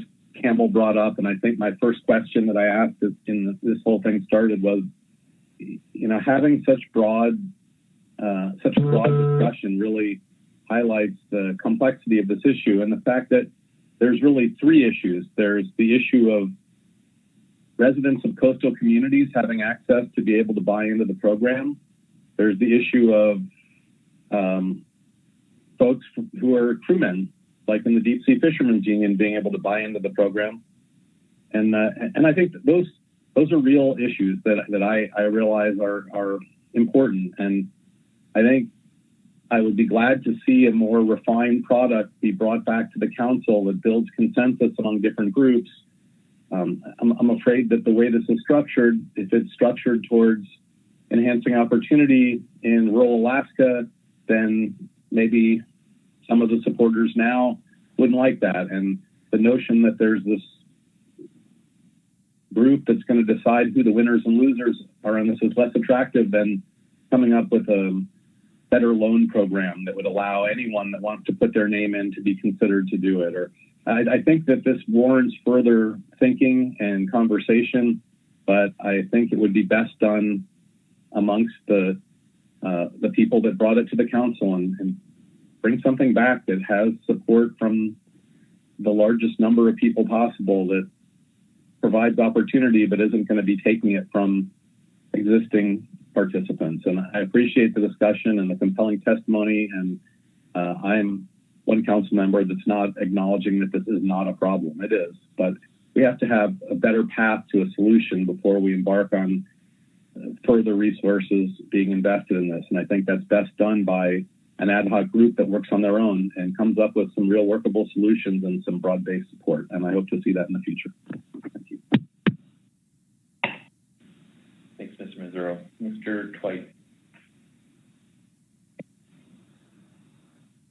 Thanks, Mr. Chair, and thanks to the public for a lot of input on a subject that I think has a huge amount of complexity to it, and largely agree with my fellow council members. I completely agree. I don't think there's a path forward with the options that have been put in front of us at this point, and I do think the challenge to stakeholders to continue to work this is a good challenge. And I appreciated, I think, what may have been Mr. Mesro's suggestion early on as well, that the path that the proponents of the RQE took, while it was lengthy and took a lot more time than I ever thought it could, the result was that when they did come in, there was a fairly large degree of consensus around that approach, and I think that's useful. What I struggle with in this, and the public testimony that I listened to sort of illustrated for me the divide here, is that while I agree there can be barriers to entry that we should be thinking about, I also heard in public testimony a lot of personal history about acknowledging that there were significant barriers and there were significant costs, and that people who were in the right position to take those on, either by virtue of family or community or desire or circumstances or whatever, there's various elements in that, but that many of them were successful, and that we certainly heard from successful ones and not as much from less successful. But those are very real barriers that I didn't hear them arguing should not have been there.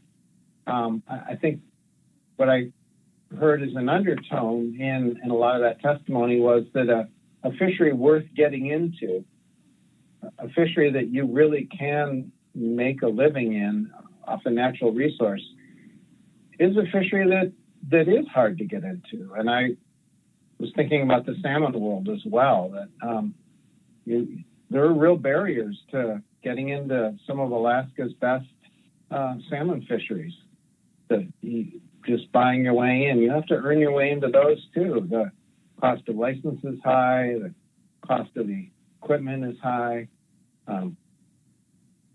the number of jobs is limited. And so I think we have, as we continue to grapple with this issue and ensure that there are always entry-level opportunities in order to maintain vitality and diversity in the fleet, we also have to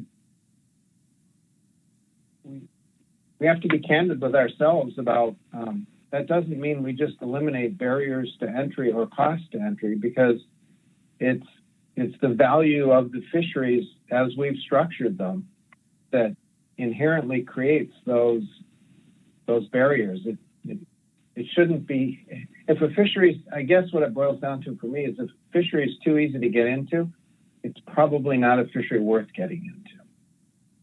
And I'd like to, as we work forward on this, I think I'd like greater understanding of that dimension as well. Thank you. Thanks, Mr. Twite. Mr. Jensen. Yeah, thank you, Mr. Chair. I'm aligning myself with the former council members that spoke. I do think it's a worthwhile endeavor, but at the same time, I don't see taking it from people who have established business plans. And I know there's probably other ways to do it. I do think we have to have entry-level fisheries. Any fishery is a high-risk business. I don't know of a single fishery that you're not, if you're buying in, you're not taking a lot of risk. Salmon, any of them, crab, the whole works. There's some that are looking really good, and you buy in, and the next year it goes downhill, and then you're stuck with the bills. So I'm aligning myself with my fellow council members who have spoken. I know there's other ways to do this. One idea I've thought of is, and just the way the IFQ program is set up in blocks, that some of the blocks are unbreakable. If there was some way that they could figure out how to maybe change that ruling a little bit, and people could sell off smaller portions instead of just large blocks. So those are my comments. Thank you, Mr. Chair. Thanks, Mr. Jensen. Mr. Marks. Thanks, Mr. Chair. Just want to acknowledge all the good public comments, and that was very informative. Certainly identified some possibilities as far as access, as well as on the flip side, the challenges with compensation and investments by individuals to get in, and the potential impact kind of some of these allocations could have on them. Probably where I want to focus my comments is just on the access framework itself, and I've been involved, or at least on the side of banking concepts for natural resources that have been very successful, but they take a lot of work. They work from the ground floor to overcome barriers, both predominantly policy, and they started small and built up because they did. It took a lot of time to work through those. They also had very diverse portfolios. They utilized leasing and banking and gifting, and so there was not a one size fit all for funding, and it took a lot of work to develop those. So I think it's something doable, but it does take a lot of work and energy to put into getting something like this off the ground, and so it would be a pretty heavy lift for this council right now. So those are my comments, and thanks. Thanks, Mr. Mark. Ms. Kimball. Thank you, Mr. Chair. I think it's clear and helpful to hear where council members stand on this, and I think the difficulty is that we had some very genuine testimony on a very genuine barrier to entry that folks see to get into this fishery. We also had some good testimony on the fact that there may have been a barrier, but they made that work. And while some conditions have not been aligned for folks to invest in this fishery, others did.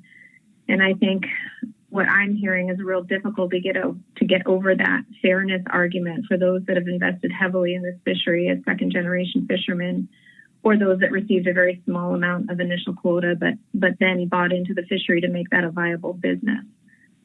So I'm really torn on this issue. I do hear council members' ideas on sending folks back to think about other opportunities. It comes down to truly the funding mechanism. I agree with one testifier that the loan program is somewhat of a red herring.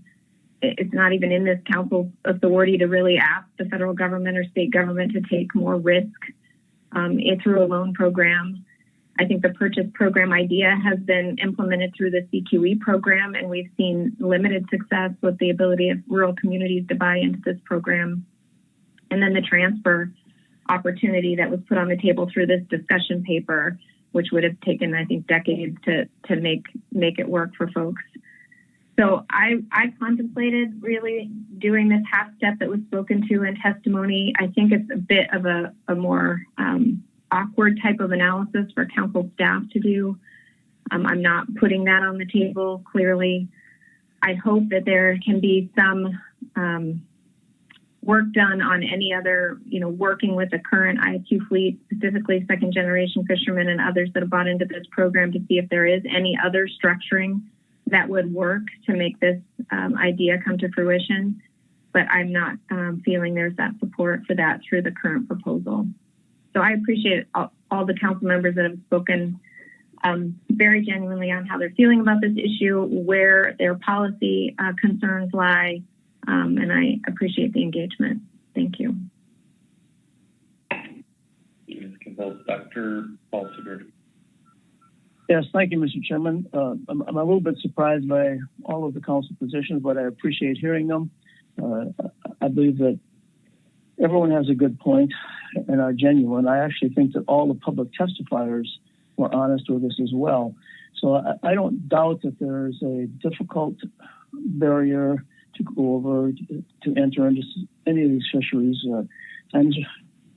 Prices are down maybe, but times are more uncertain. Climate change may be on the horizon, which may make things better or worse, and there's a lot of uncertainty. So it's a huge barrier to get over. I was supportive of the half-step idea, having it go forward without, and maybe focusing the next edition entirely on what the funding mechanism might be. But after all, if everyone has spoken, I'm not going to suggest that in a motion. I don't think these people are looking for handouts. I think they're looking for and willing to do a lot of work. So I guess I'm hoping that the council somehow can give a little guidance to them on what would need to be taken care of in order for the council to consider it. Is it really only the funding mechanism? If it is, perhaps that's something that the constituents that are interested can work on and come back with something different. And I don't have a good idea on how to get the council together to give them that advice. And I can see Council Member Campbell is looking right at the camera. Otherwise, I was going to suggest maybe the IFQ committee could help them figure out how to get it together. But I know she does need more work, and that group just had a huge, long meeting. But we are, as a council, willing to pick up a lot of hard work for a lot of sectors who have a lot of difficulty in making the business plans work. And so I don't think we should be afraid of having a little bit of hard work. And I know I'm not coming to a good point here, but I think the council should try to figure out a way to give them advice so they know whether they have an opportunity to come back or not. So I'll stop there, but thank you, Mr. Chairman. Thank you, Dr. Balsiger.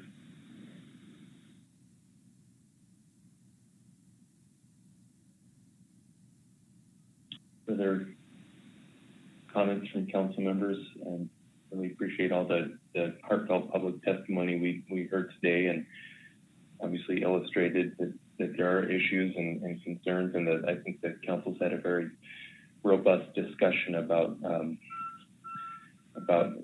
thoughts and feelings and how to proceed. And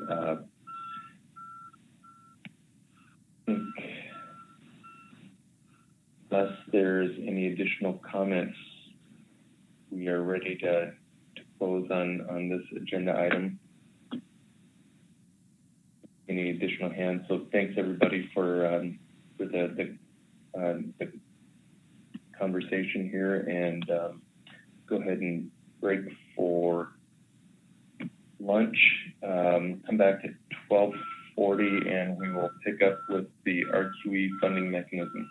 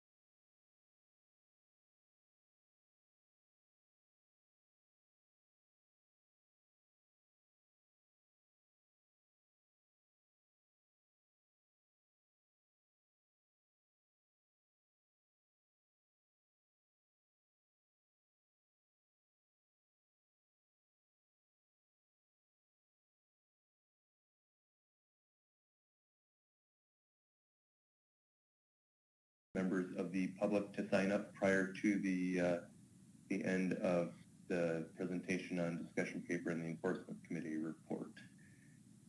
So with that, I'll hand it over to Ms. Marinas. Thank you, Mr. Chair, members of the council. Again, I'm Sarah Marinan, council staff for the record. And as the chairman said, on the line with me is Angela Forstall. She's our Sea Grant Fellow. She's been one of us council staffers since August, and she really did a lot of the heavy lifting for this RQE discussion paper. Also presenting with us is Kurt Iverson. He's with NPFMC. He recently transferred from Sustainable Fisheries. He's now part of their in-season management team, and he's also the recreational fisheries coordinator. As the chairman mentioned, this is D3, a discussion paper on recreational quota entity funding mechanism. In addition to the action memo and the discussion paper, there's also the enforcement committee report, and after we're done with the staff presentation, you'll hear from John McCracken on that report. And there's also a number of public comment letters submitted. So for the staff presentation, this discussion paper had 5 pretty explicit tasks for us, and Angela is going to provide background context on the issue and then address the first 2 tasks, and Kurt and I are going to tackle the next 3 afterwards. So with that short introduction, I'm going to pass it off to Angela.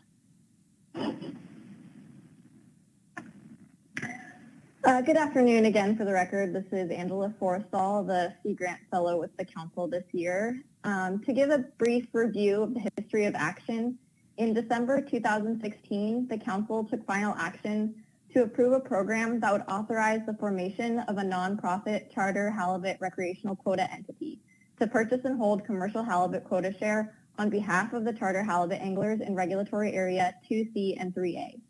Halibut quota share purchased by the RQE would be used to relax the annual charter management measures like bag limits, size restrictions, and day of the week closures. These management measures would apply for all charter halibut anglers in corresponding IPHC areas. In other words, there would be no option for certain anglers or operators to opt out.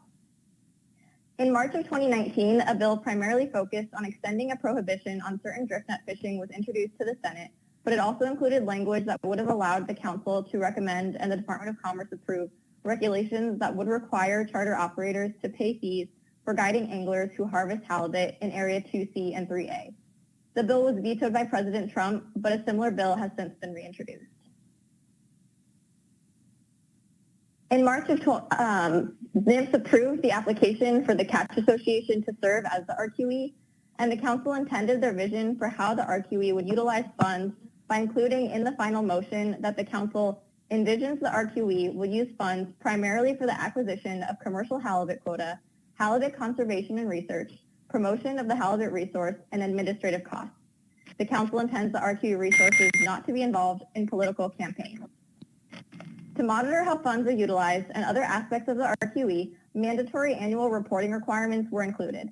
If the Council determines that the RQE funds are not being used in an appropriate way, it can take additional action. Figure 1 in Section 1.1 shows the process for how charter RQE halibut quota holdings will be incorporated into the annual management measures for Area 2C, and this process would be the same for Area 3A. The Charter Halibut Committee recommendations and process happened prior to the IPHC meeting. After the IPHC sets the fishery constant exploitation yield, and that is translated into the annual combined catch limit in pounds, the charter and commercial allocations are made based on the proportions established in the catch share plan. Commercial and charter catch limits are then set, which includes annual discard mortality. For the commercial sector, once the catch limits are known, RAM identifies the quota share to IFQ ratio, which allows for the identification of IFQ holdings in pounds. The RQE holdings, translated into pounds, will then be added into the charter catch limits for the area. Using recommendations from the Charter Halibut Committee and Council, this will allow for identification of the management measures. Any purchased charter RQE IFQ holdings would increase the charter catch limit and therefore could result in the loosened management measures. The RQE has not yet acquired any commercial IFQ holdings, so this has not yet been a component of the charter management process. In April 2019, the Council requested a discussion paper that examines the design of other stamp programs, the potential revenue that could be generated from stamp sales based on past participation, how the revenue generated could purchase halibut quota share and cover administrative costs, a NIMS approval process for the design specification of a halibut stamp, and monitoring and enforcement provisions if all guided halibut fishermen are required to be in possession of a valid RQE halibut stamp when harvesting charter halibut. Section 2 of the discussion paper outlines current programs that utilize stamps or tags for the right to harvest animals and fish. Specifically, it looks at the Alaska King Salmon Stamp Program, Alaska Big Game Harvest Tag Program, and Federal Duck Stamp Program. For the sake of this presentation, we have outlined the costs, purchasing process, vendor process, authenticity, enforcement, and lessons learned from each of these programs. The Alaska Department of Fish and Game runs the King Salmon Stamp Program. Stamps are $10 annually for a resident, and prices for non-residents are tiered based on the number of days a stamp is purchased for. For the non-resident stamps, a discount rate is applied to multi-day stamp sales. For example, 3 one-day stamps would be $45, but the price of a 3-day stamp has a 33% discount rate applied to each day, so the 3-day stamp is only $30. The majority of non-resident stamps sold are 1-day stamps, followed by 3 and 7-day stamps, but the higher tiered stamps bring in the greatest overall revenue. King Salmon stamps can be purchased from ADF&G directly at their office, from a licensed vendor, or electronically from the ADF&G online store. Electronically purchased stamps display an endorsement number that can be printed immediately.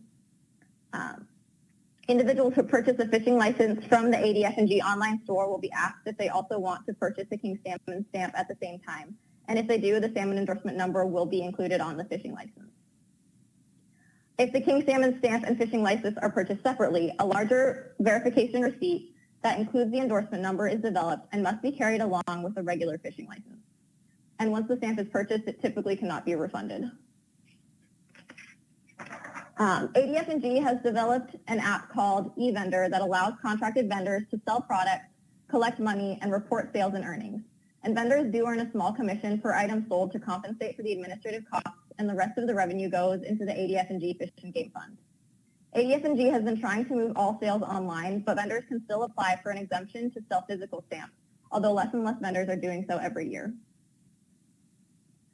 Physical stamps come in books with sheets, and each sheet has a sticker layer on top of 2 carbon copy layers.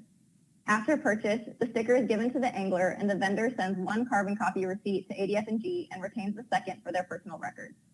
Licensed vendors are accountable for the sale and reporting of all stamps sold or misplaced and must return the receipts to ADF&G monthly. As previously mentioned, each stamp also includes an endorsement number, whether it be the physical or electronic stamp. And physical stickers must be attached to fishing licenses, and both printed and PDF and sticker stamps must be signed to be valid. The endorsement number is stored in a database maintained by ADF&G and can be accessed by wildlife enforcement. Enforcement officers are highly successful in detecting falsified stamps. The consequence for fishing without a stamp is up to the discretion of the officer, and it is typically a verbal warning, but it can be a fine of up to $100 plus $150 per salmon. ADF&G staff has expressed a strong preference and recommendation for the online sale of any permit or license endorsement program. Online sales enable the collection of more customer information and timelier and more accurate vendor reporting. Additionally, the small physical size of the King Salmon stamps and tedious requirements of ripping and mailing carbon copy receipts result in high occurrences of misplaced and misreported stamps. So taking a look at the big game hunting regulations, to hunt many big game in Alaska, locking tag is required in addition to a hunting license. And the price of locking tags are set in statute and depends on the species. Residents are only required locking tags for brown and grizzly bears, muskox, bull, and muskox cow. And this slide displays animals that non-residents must purchase a locking tag for and the cost of each tag. The purchase of a locking tag is the responsibility of the hunter even on guided hunts.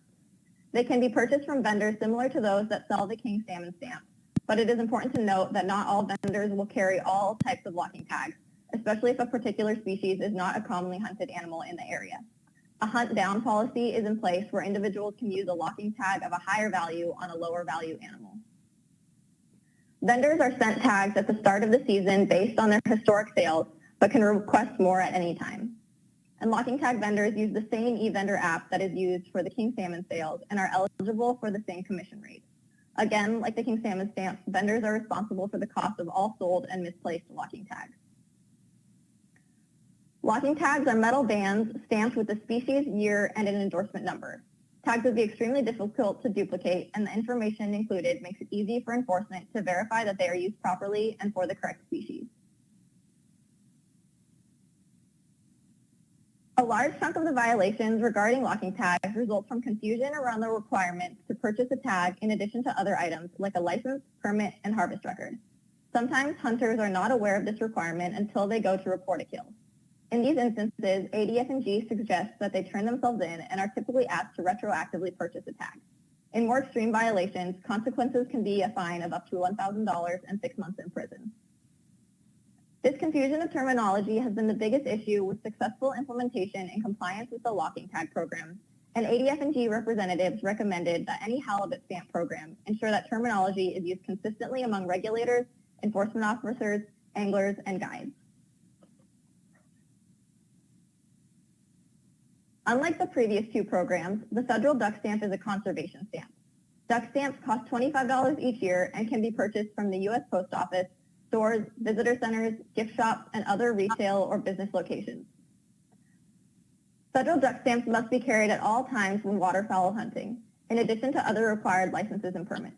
Individuals can also purchase an e-stamp online that can be printed and used immediately, but e-stamps are only valid until a physical stamp arrives in the mail or up to 45 days after purchase.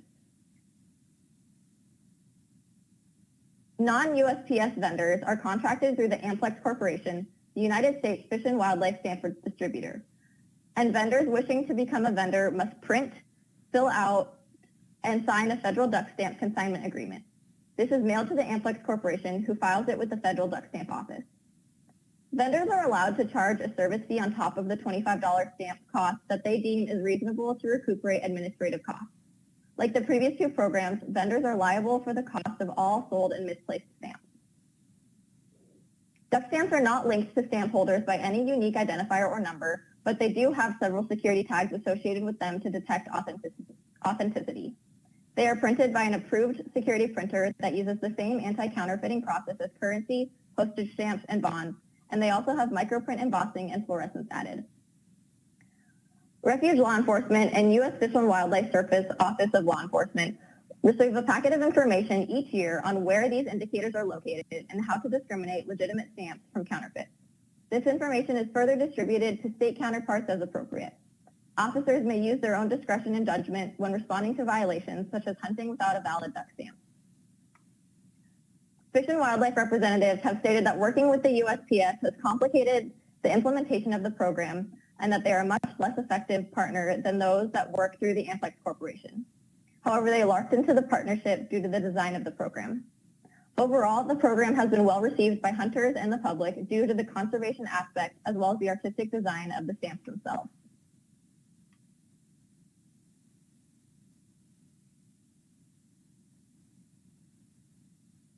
Section 3 of the discussion paper looks at the amount of revenue that could be derived from the sale of guided halibut trips in areas 2C and 3A based on past participation. It also looks at how revenue would vary if stamps are priced at $10, $15, and $20 a stamp, and if stamps were sold as only single days or if multi-day stamp options were also offered. Table 5 in the appendix shows the amount of gross revenue that might have been derived from a $10, $15, and $20 stamp based on 2009 to 2019 reported angler days for area 2C and 3A. These values are directly related to the amount of angler days in each area.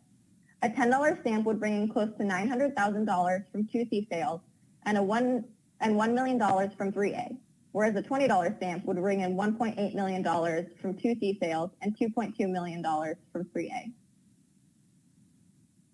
If a multi-day halibut stamp with a daily discount rate is offered, the potential revenue that could be derived from stamp sales could not be predicted accurately by only looking at halibut fishing days. Analysts looked at the multi-day stamp option with a daily discount rate applied based on the discount rates used in the King Salmon Stamp program. These rates were selected just to give a general idea of how a discount rate could potentially impact revenue. To determine the revenue that could have potentially been earned if different multi-day stamps were offered, we looked at the number of anglers in each area that engaged in bottom fishing 1, 2, 3, and 4+ days in 2019, and how that would break into sales of a 1, 3, and 7-day stamp. We do want to note that the data may overestimate the number of persons who would have purchased a halibut stamp, as individuals who engage in bottom fishing on charter boats could have been targeting other species such as lingcod or rockfish. And additionally, halibut fishing days attributed to an individual fishing license may not have occurred sequentially in that year. In 2C, the majority of anglers only fished 1 day, followed by 3 days. To estimate the sale of 3-day stamps, it was assumed that all anglers who fished for 2 days would have also purchased a 3-day stamp. The second table displays how many stamps would be sold at each level and the potential revenue that could have been earned. For example, a stamp set at $10 would bring in $255,000 in 1-day sales. The $10 stamp discounted 33% over 3 days would cost about $20 for a 3-day stamp and bring in $357,000. And the 10-day stamp discounted 57% over 7 days would cost $30 and bring in $200,000. This total potential revenue would be around $800,000, which is $250,000 less than if all stamps were sold as single $10 stamps. Similar to Area 2C, the majority of anglers only fished 1 day in 3A. However, 1-day angler participation is about 25% higher in 3A. This is a huge reduction in multi-day bottom fishing anglers in 3A when compared to 2C. The impact that the change in rate of fishing behavior has on potential revenue can be clearly seen in tables 9 and 10. Applying a discount rate to different halibut stamp offerings had a smaller impact on the potential revenue in 3A compared to the potential revenue in 2C in 2019. The loss in revenue associated with applying a discount rate to the halibut stamp sales in Area 3A ranged from about $111,000 to $222,000, and in Area 2C, the loss ranged from about $255,000 to $510,000, depending on the single-day stamp price. In other words, the potential revenue that could have been earned by stamp sales in 2019 would have been 11% lower in 3A and 24% lower in 2C if stamp sales were offered in multi-day bundles rather than only sold as a single-day stamp. We want to emphasize that this is intended to be a rough comparison. Furthermore, retrospective analysis on potential stamp purchases eliminates any influence that price structures and stamp requirements may have on angler buying behavior. Future considerations and economic analysis on stamp prices, stamp offerings, discount rates, and angler willingness to pay will result in highly varied potential revenue determinations. And if there are no questions at this point, I can hand it off to Sarah, or I can pause here. Thank you, Ms. Forrestal. Questions, and I'm not seeing any, so thanks. Ms. Marinan. Thank you, Mr. Chair. So our next task was to consider the amount of potential fees collected by the RQE from charter operators and how fees would be used to purchase halibut quota share and would also be used to fund the administrative costs of an RQE program and all other purposes as dictated by federal law. The potential fees collected by the RQE was really just covered by Angela, so I'm not going to repeat those numbers here. But we can get into the next component, which is about this section, which is ways that revenue would be used. So purchasing halibut quota, but also administrative costs. And still a big outstanding question in this discussion paper is the role of NIMS versus the role of the RQE in designing and facilitating a stamp program. And Kurt will talk more about that in the next section. But to the extent that the RQE takes on these roles for administering and developing a stamp, there is expected to be a number of costs associated with different aspects of this. And we have some of those listed in the discussion paper. I would not expect this list as comprehensive, and I don't have estimated values next to all of these expenses, but probably a program would require, for example, some of these types of costs. So designing and maintaining an electronic online, offline halibut stamp system, designing a paper backup system, printing, mailing, accounting, certainly extensive communication and public outreach, as this would be a new program and it would be a different type of permit or stamp than operators are used to working with. They usually work with Fish and Game to get all the products that they need in terms of stamps and licenses, with a few exceptions through NIMS.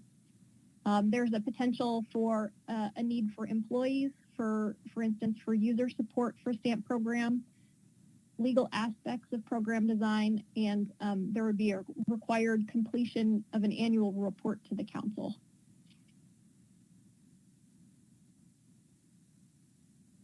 In addition, there would be other types of overhead for facilitating this nonprofit. For example, salary for an executive director or any other employees, assuming that these would be paid positions, legal accounting expenses for maintaining nonprofit status, expenses for engagement and communication with operators, brokerage fees associated with quota transactions if they went through a broker, and then federal cost recovery on quota held. And we note that in establishing the regulations for the RQE, if this group purchased commercial halibut quota, they're participating in the IFQ program. And according to the final rule and regulations that were set up for the RQE, they'd be responsible for associated cost recovery fees. So that would be levied on the amount of quota held, even if the area or sector is under their allocation in that year. And the fee would be applied using the NIMP standard price, and they would be paying the IFQ cost recovery fees, which have recently been at 3%. And this is also the way the gas program works. So there would be cost recovery fees as well.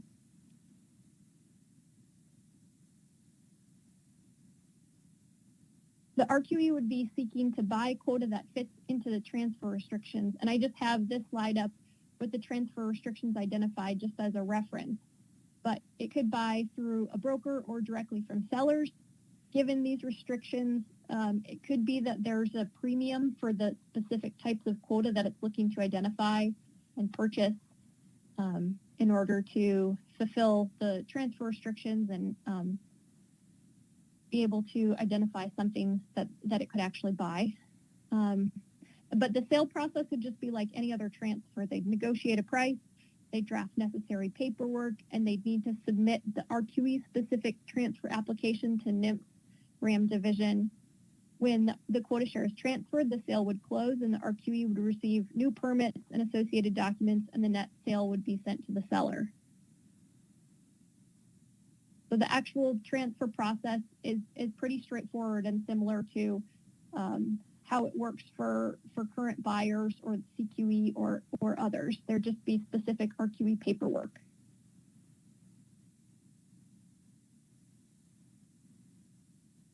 And Kurt is up next for our fourth bullet.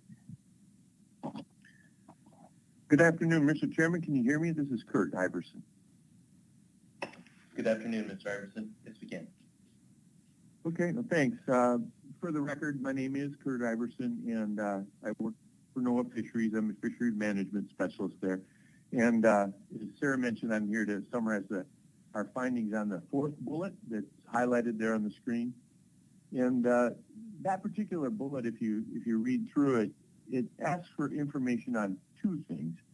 That's the NIMP's approval process for the design of halibut stamps, and then it asks for information on an annual financial review of the stamps that are sold and other RQE expenses. So, you know, if it's okay, I'll just begin with the second request because that one's really pretty straightforward. That's the annual financial review of the stamps sold and the RQE's expenses.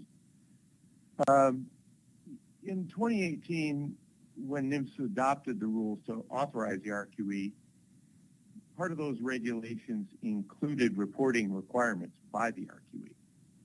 And they require the RQE to complete an annual report of its administrative and business operations for each calendar year that the RQE holds recreational fishing quota.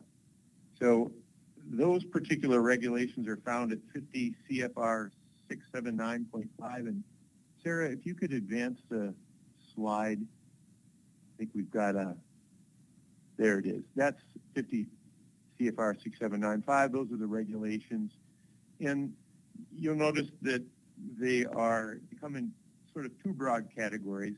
The regulations require reporting on the entity's structure and its expenses, and then also the entity's purchases of quota shares. So that top portion dealing with its structures, the entity's structures, that is the bylaws and the board of directors and key management personnel. And then there are criteria there for the RQE to report on its expenses. All the administrative expenses, expenses devoted to conservation and research and promotion of halibut resource, and then amounts and descriptions of all other expenses. So it captures pretty much everything that the RQE is spending its money on. And then there's also a portion of the regulations that require the RQE to provide fine level details of the quota share that it purchases, down to the vessel category and the block status of those quota shares, and then listing all of the transfers, individual transfers that occurred to acquire those quota shares, whether they came as sales or maybe even gifts or other sorts of purchases and transfers. And then there is also a category there for the RQE to report on the number of charter halibut permits that it holds. The RQE is actually authorized to hold up to 5 charter halibut permits. It is an entity like other entities that may hold charter halibut permits. So with respect to these reporting requirements, I think they're, an important thing to call to the council's attention is what I mentioned previously, that these reporting requirements apply for each calendar year that the RQE holds halibut recreational fishing quota. So, that means that the RQE might be in a position where it raises funds for a period of time, but it hasn't yet purchased any quota. But so in that case, under the current regulations, the RQE would not be required to file a report to the council or NIMS.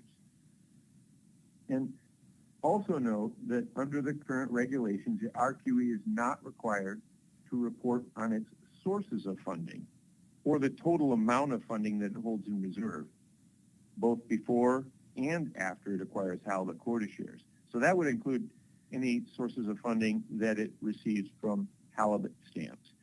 So if the council were to desire to see specifically annual information on halibut stamps sales, and this particular portion of existing regulations would be a logical place to put that requirement in. These particular regulations could easily be adjusted if that's what the council recommended. But I also want to mention that the absence of reporting regulations doesn't mean that the RQE couldn't voluntarily submit this information on halibut stamps or anything else to the council and NIMS.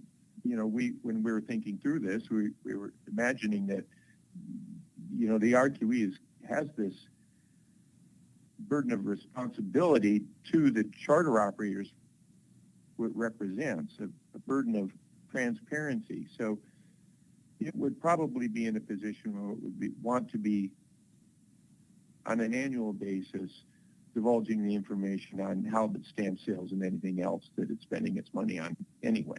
So it may work without a regulation, but if the council just thought a regulation was a good idea, this would be a relatively easy fix. So, Sarah, can we go back one slide, back to the bullet point again? Yeah. So that leads us to the other part of bullet number 4, and that asks us to provide information where we would describe the NIMS approval process for the design specifications of halibut stamps. So, on its face, this seems like a relatively simple bullet point, a simple request, but it raises larger considerations of the roles and the responsibilities of the RQE, NIMS, and maybe even other agencies. That is a very important part of what we raise in this discussion paper. Determining those roles might be one of the council's most important considerations if this concept of the halibut stamp were to be advanced. Just who is supposed to do what is very important to define. You know, when we think about this, if we were going to bookend the scenarios of responsibilities, at one end, at one extreme end, the RQE could have the responsibility to do everything entirely on its own with very little oversight by NIMS. The RQE is already authorized to purchase and hold quota shares. So at least in theory, it could distribute stamps and collect fees and purchase quota share with very little oversight. And it could potentially enforce those provisions by contracts and agreements with the charter operators and the RQE itself. And, you know, although we paint this as an extreme, it's not too far-fetched because we see that in our commercial fisheries within co-ops and other arrangements that fishing businesses form, and they enforce those arrangements contractually. But we also want to point out that those sorts of independent contractual relationships they usually form around relatively small number of interested parties, small numbers of participants. It's a lot easier to get a couple dozen fishing businesses to sit down and agree to something than it is, for example, the charter businesses where we have about 550 businesses scattered over Area 2C and 3A. So, but nevertheless, we put that out there as the RQE operating independently as a way to bookend the broad reach of responsibilities that we could potentially see. On the other end of it, we could see a scenario where NIMS took on almost all of the tasks of designing the stamps and distributing the stamps, collecting the fees, and then in some manner transferring that money from the collections back to the RQE. But if the agency was going to assume that hypothetical role, there would need to be changes in federal law, and that's what Angela mentioned earlier. In particular, some of those functions, the functions of handling the fees, collecting them, and then making sure that they get back to the RQE, that is something that NIMS is currently not authorized to do. Changes in federal law would be required. And, you know, and that also leads us to a scenario where there's a blend of responsibilities. There's shared responsibility between the RQE and NIMS. That is definitely a possibility as well. But again, depending on NIMS's role, that shared responsibility may or may not be possible under existing law. So we're mentioning again the importance of determining who will do what and as we go forward. So Angela did point out that Congress did pass a law in 2020 that would have allowed NIMS to develop regulations that would collect fees from charter operators for use by the RQE, but that legislation was vetoed. And similar legislation has been reintroduced in the Senate. I think that happened in February, early February. And as I understand it, currently it's referred to the the Senate Committee on Commerce, Science, and Transportation. I think that's where it resides right now. That particular draft language was very similar, I think nearly the same as what was introduced, passed, and then vetoed this last session. So getting back to the more simple concept under that bullet, designing the stamps. Again, it's almost irrespective of who designs a stamp. Some of the most important considerations are going to include what kind of stamp are you going to design? And Sarah mentioned, I think it was Angela mentioned it, that our friends at Alaska Department of Fish and Game strongly encouraged using electronic stamps, or at least having electronic stamps available. There are many advantages to electronic stamps. And as we think through this, we can imagine something that's almost on the order of an Alaska Airlines boarding pass. The stamp is similar in that fashion. You can retrieve it electronically, hold it on your phone or your device, any other device. You could also print out a paper copy of it if you needed it, or you could have both. So it could go that direction. And that, again, irrespective of who is designing it, is going to have to take that into consideration. But our guidance so far is to lean very heavily into the electronic versions of these, making that available. And then Sarah outlined some of the considerations that would go with that design and the distribution of those stamps. She was talking about online and offline applications and user support and database management. Again, whoever does this is going to have to take on those responsibilities. So, Mr. Iverson, Mr. Twite's got a question. Yes, sir. Thank you, Mr. Chair. And sorry to break up your flow, Mr. Iverson. My question actually goes back to the current legislative language. It does differ in one significant way. It requires an appropriation, is my understanding at least, and the previous didn't.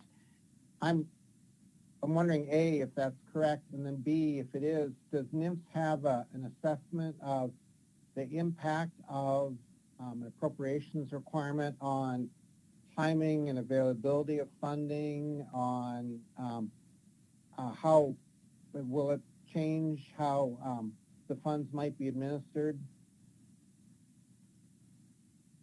Yes, thanks for the question, Mr. Twite. And through the chair, I looked at the language of the bill that was introduced in February, reintroduced in February. And as far as I could tell, it was identical to the language that was vetoed earlier this year. Now, that said, I believe that there has been work done on that bill to address exactly what you pointed out here. And that is the manner of transmitting the funds to the RQE. And I haven't been involved, can't be involved in any of those, that drafting of those bills that changes, but my understanding is that yes, it involves an appropriations process, or at least is contemplated at this point, an appropriations process where I think there's parallels there with how our cost recovery fees and our observer fees are handled. You know, there is, the fees are collected and then they are transmitted into a specific fund and through the appropriations process somehow channeled to the RQE. Again, that's speculative on my part though, because I haven't been involved in that process and I haven't seen a draft of the bill that is at least current in front of me right now. So does that help? Well, not completely. Well, it's news to me that the observer fees are subject to appropriation. I knew they were subject to sequestration, but I didn't think they were subject to appropriation. So maybe that's my own ignorance there. But it seems to me that the language that had passed Congress last year, but was ultimately vetoed, didn't involve an appropriation, and that it seemed like that from an administrative standpoint that made it much simpler. But I also wonder if being subject to appropriation then puts the agency in the position of being more of a essentially a trustee of the funds, or that they become agency funds in a way before they're transferred back to the RQE, and therefore there's more agency role in enforcement. Are these issues that the agency has analyzed and will provide information on to the council, or what's sort of the status of that? Thanks, Mr. Twite. That's something that we don't have information on, but it would be vital for us to inform the council with as this bill progresses, if it progresses. I think you've narrowed in on a very important part of this legislation. And like I said, as I understand it anyway, that is being worked on right now. So yes, it most definitely would be part of our analysis. NMS's role and the manner in which those funds would somehow be transmitted to the RQE is key.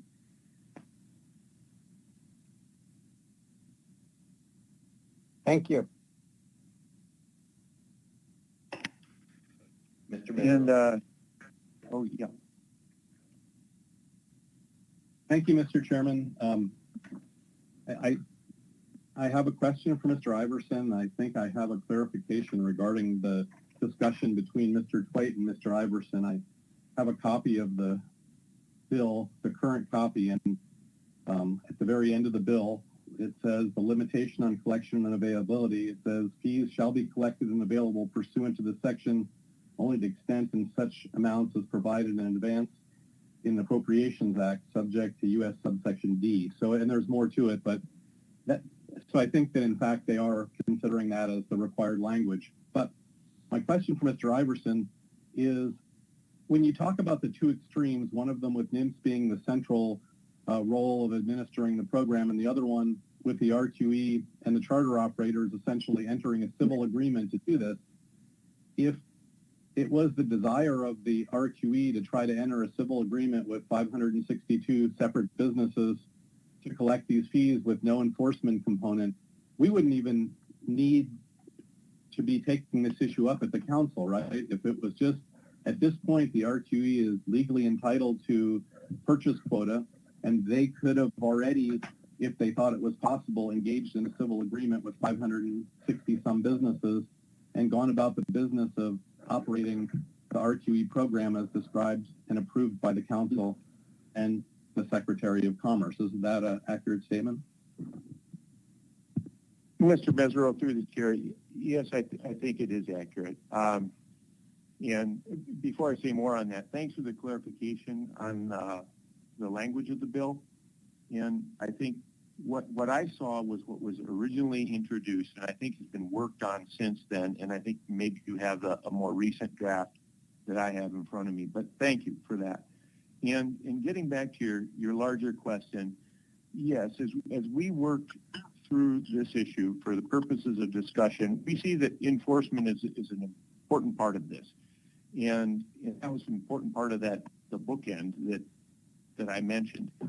With 550 businesses out there, how do you actually make this thing work? How do you get everyone to agree and come together and make those payments? And that was the next thing I was going to add with respect to NMFS's role in this process. If NMFS is involved in some fashion, then it would be probably at the bare minimum in rulemaking, and very likely could be some form of administration as well. And with that comes enforcement. If NMFS is going to be developing rules, then there has to be some sort of enforcement for those rules.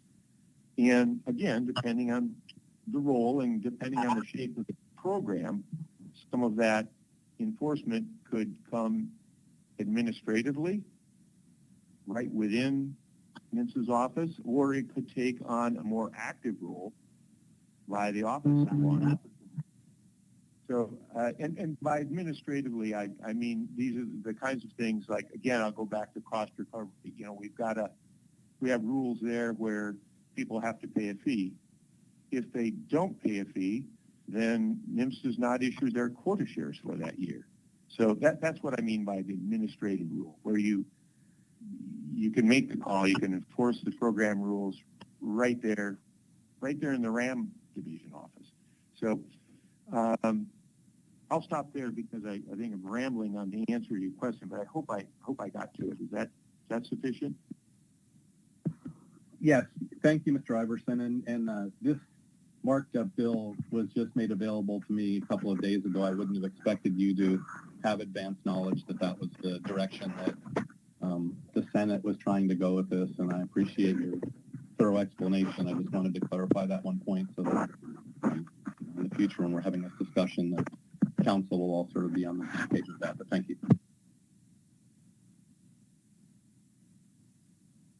Mr. Chairman, if there's no other questions, I'm going to wrap this up real quickly. I would point out that if NIMS is involved and we are involved in administering the design of stamps and distributing them and collecting fees and that sort of thing, the agency would always welcome input and recommendations of the council. And even if it's for minor details like stamp design and distribution and accounting, those sorts of things. But on the other hand, if the council chooses to defer some of those fine details up to whoever is administering the program, in this case could be NIMS, then that works too. We, as an agency, we issue a lot of permits, and we're good at that. And we can make things work efficiently if it comes to that.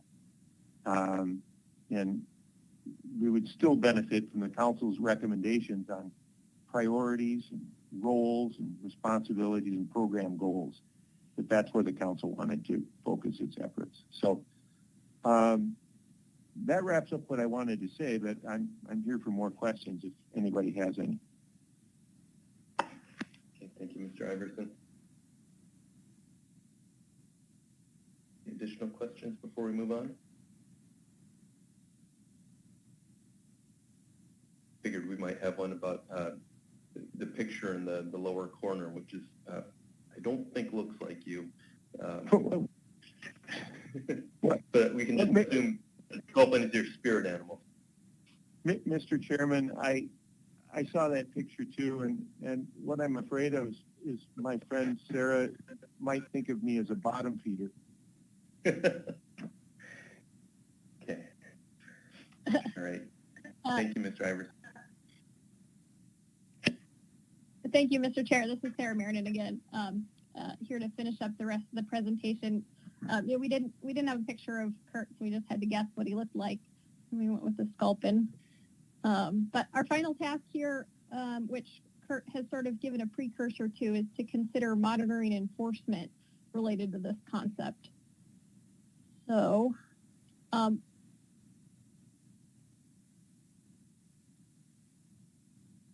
I have a few relevant notes on our current enforcement context. NOAA, Office of Law Enforcement, has a joint enforcement agreement with the state of Alaska Wildlife Troopers. And under this agreement, the state agrees and is authorized to assist OLE in the enforcement of federal fisheries by patrolling, performing investigations, and referring violations to OLE. So the state is then monetarily compensated by OLE for these actions. So, for example, the troopers do the majority of boardings, and they frequently help to enforce things like halibut size limits, bag limits. They look for charter halibut permits. In addition to on-the-water enforcement, OLE may use the CHP data and the ADFNG logbook data to support federal investigations or to do post-season audits. However, OLE representatives mentioned to us that enforcement can be more effective if violations are identified quickly. It can be difficult for both enforcement and CHP holders if several months have gone by since the discrepancy. And in speaking with ADFNG staff, they expressed concern that attaching enforcement uses to logbook data could lead to non-reporting and may compromise the quality of the data. Logbooks were designed for resource management and not specifically as an enforcement tool, so they had some concerns there. In terms of proposed enforcement for a halibut stamp, in order for the halibut stamp concept to be effective, there needs to be a way to enforce the requirement to purchase a stamp. And as Mr. Mesereau just pointed out, the RQE could take the responsibility of facilitating and collecting the fee. If they wanted to try to enforce this through private contractors, they wouldn't even necessarily need to go through the council process and Congress and rulemaking. They could just go out and design a funding mechanism right now and use it towards quota. But one of the primary reasons that the RQE is seeking congressional action and federal action on this issue is to have federal support in the monitoring and enforcement component. Kind of one of the main issues we're looking at here. It's still unclear what the enforcement would look like, and that depends on the final design of any stamp. If there's an interest from charter representatives there's been an interest expressed from charter representatives in having this as a user fee concept, which is why we looked at all those examples. The council had us look at king salmon stamps and other things to draw lessons learned from. Like the Alaska king salmon stamp, it could include an on-the-water enforcement component where officers check to ensure that charter anglers fishing for halibut have a halibut stamp in addition to other necessary licenses and stamps. If this were to be the main form of enforcement, the stamp would need to include identifying unfalsifiable characteristics such as angler or operator name, signature or permit number linked to each angler operator. There's also a potential for there to be an off-the-water enforcement component, like there sometimes is for enforcing CHPs when violations are found afterwards and after logbook data is submitted. But however, ADF&G, as I just mentioned, has expressed some concerns about a heavy reliance on logbook data, which could compromise the primary intent. It's currently unclear if the state of Alaska Wildlife Troopers would have any role in enforcing a halibut stamp, and that's something the state would have to agree to. However, it could be a big factor in any on-the-water enforcement as state officers do the majority of the boardings.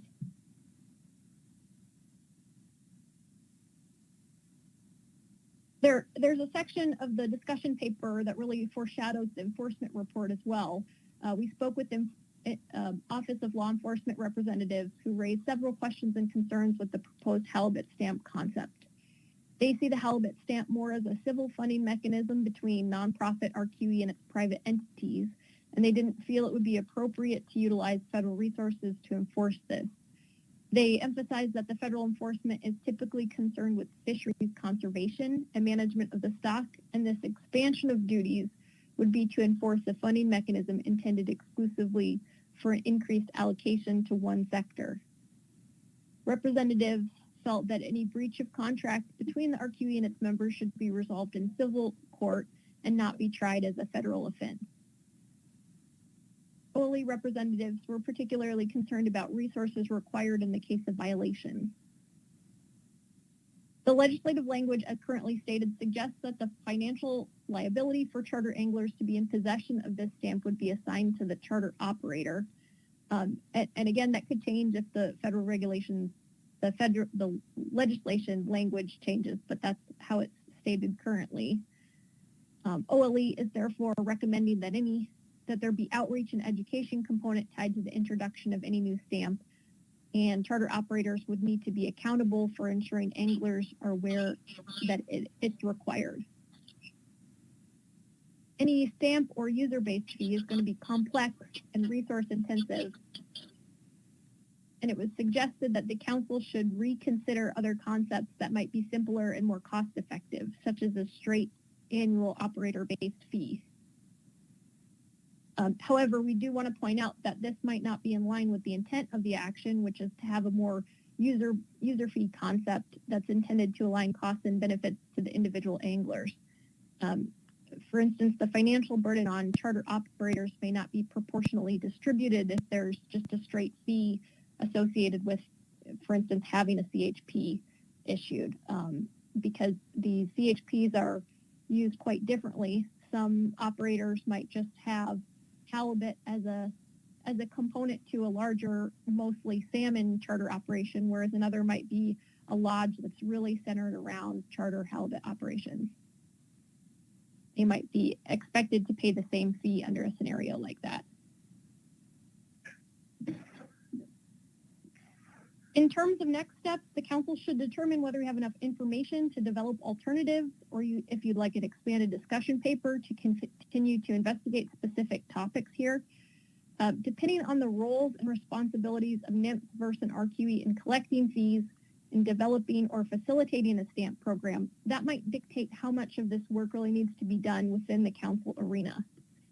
If the RQE is primarily facilitating the stamp and collecting the revenue, and the oversight of quota share between the commercial and charter sector and possibly on the water enforcement is the main federal component, then many of the details don't need to be established in regulations, and alternatives could leave more of the decision making up to the RQE. If NIMS is going to have an expanded role in designing and facilitating the stamps, alternatives might need to be somewhat more specific. But as Kurt previously mentioned, we don't necessarily need to get into the weeds on the stamp design regardless of roles. We presented some details here on example programs for context, but administrative elements don't necessarily need to be entirely identified within the council process. And staff are available to help with that distinction if there's further questions. But Mr. Chairman, that is the end of our presentation, and we're happy to take questions on any of it. Great. Thanks, Ms. Marinan and Mr. Iverson and Ms. Forrestal for the presentation. Mr. Mesro has another question. I do, Mr. Chairman. Thank you. Ms. Marinan, I just wanted to talk a little bit about the enforcement concerns. And I guess, this document was really helpful to me to see where we need to go, but it also left a lot of open-ended questions, particularly the things that Mr. Iverson was discussing regarding roles and responsibilities. And it seems like without the knowledge that there's going to be an appropriation which kind of puts NIMS central to it, I can see how enforcement would view the other end of the extreme where the R2E just sets up a civil agreement between charter operators to be a civil agreement that doesn't really have a place for enforcement.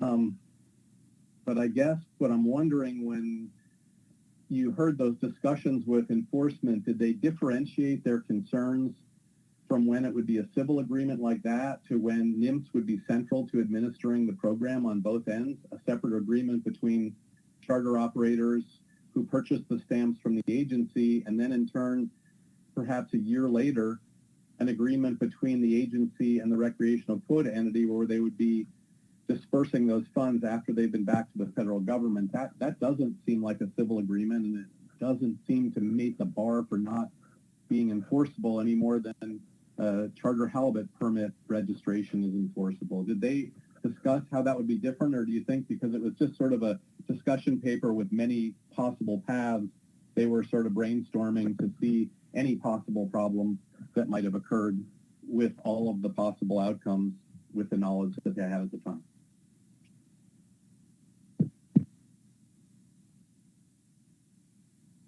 Mr. Chairman, Mr. Mesro, I can take a stab at that question, and I don't know if Kurt has any follow-up as well, but I would say our conversations were, particularly when we spoke to OLE representatives for the discussion paper, we were really looking at the current legislative language at the time, which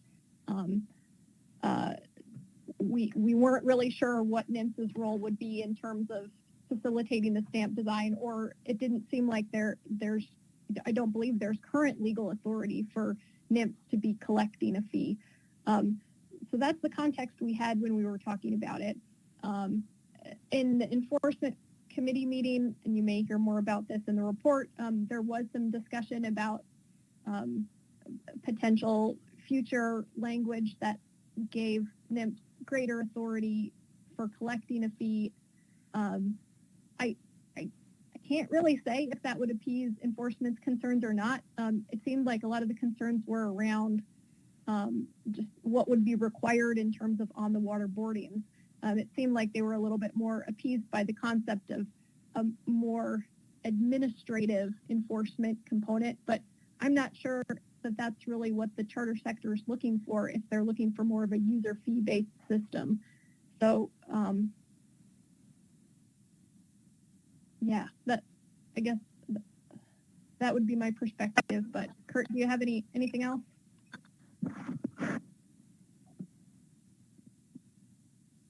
This is Kurt Iverson, and no, I don't have anything to add to that, but I also hesitate to speak for the enforcement folks themselves. We do have an enforcement minutes of the enforcement committee meeting coming up, and that might be helpful. But to get at the heart of your question, Mr. Mesro, yes, this was a discussion paper. Everything was kind of on the table, and the roles of the respective agencies were central to that. So I think that the enforcement folks were contemplating a wide range of possibilities there, like we all were. I think I'll just leave it at that. I think Sarah covered the rest of it. That's fine. Thank you.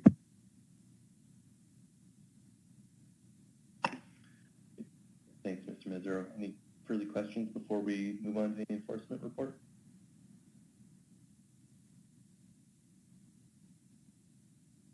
Thanks again.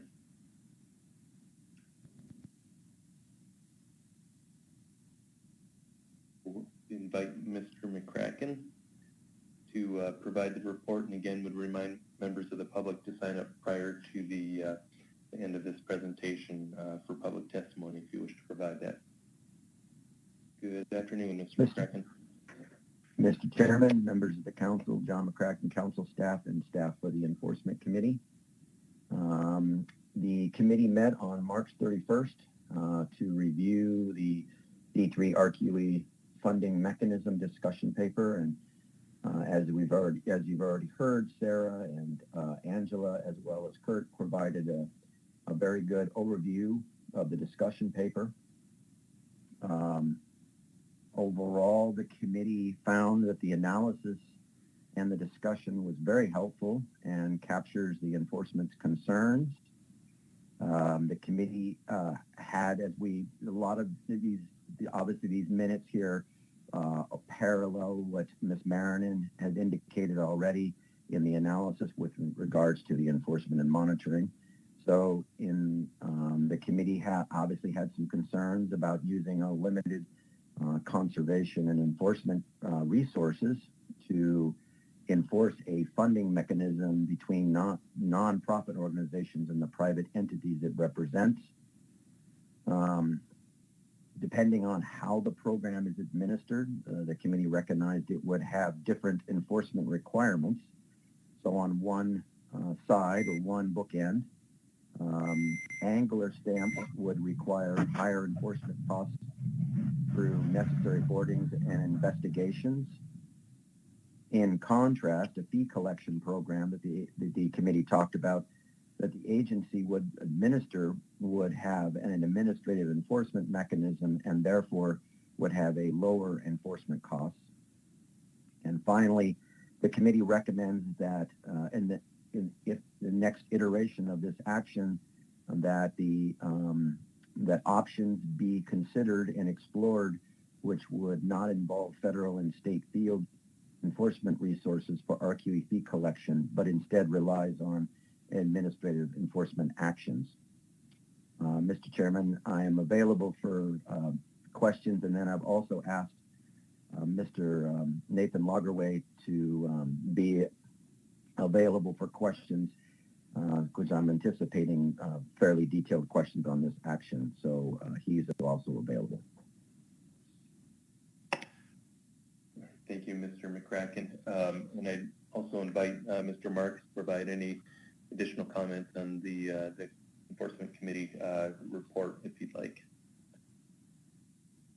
Thanks, Mr. Chair. Thanks, Mr. McCracken, for providing that overview. And I think John has done a good job of summarizing that discussion, and that supplemented with the information Ms. Marinan provided. Thanks. Thank you, Mr. Marks. Okay, questions from council members?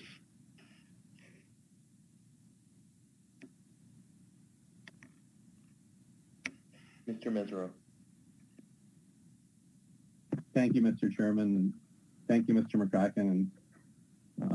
This may be a question that Nathan would be best to answer, but I guess I'm trying to see how there would be any additional resources required to enforce a halibut stamp when enforcement already boards charter vessels at a level that is unparalleled to any other fishery that they manage in Alaska, and to do routine checks that everyone has a fishing license and they have a charter halibut permit and they have a first aid certificate and all the other things that they check when they come on the boat. Checking for a halibut stamp seems to would be the least costly way to enforce it as long as the stamps are designed correctly. And I guess that's the question I have is I'm sympathetic to limited resources for enforcement, but if all they're doing is checking for one more piece of paper when they already go through 5 or 6 other ones, I don't understand the concern, and I would like to understand that so that when we move this forward, we have some way to address it. Mr. Chairman, this goes a little bit beyond what the committee discussed. So if this line of questions were to continue, I'll just let Nathan take that answer. Thank you, John. Nathan Lagerway here, through the chair, Mr. Metzger. You're right. We do quite a lot of boarding, as well as the Alaska Wildlife Troopers do of charter vessels. The addition would be the different types of investigations that would be required. Many of our investigations happen after the fact, after ADF&D provides us sort of halibut logbook data, which we typically get about a year after the season, at least several months after the season. And so investigations would then come where we would look at the difference between the types, the anglers that were on board vessels based on logbook data and the stamps that were sold. So that would require significant resources. And then would be at sea, during patrols, one more area that we might have to shift our resources from one area to another. We might have better compliance in areas where we have officers and agents, and so we might want to do more patrols in areas like Cordova or places in the southeast that we don't necessarily have individual offices. I hope that helps. It does. Thank you. Mr. Twite.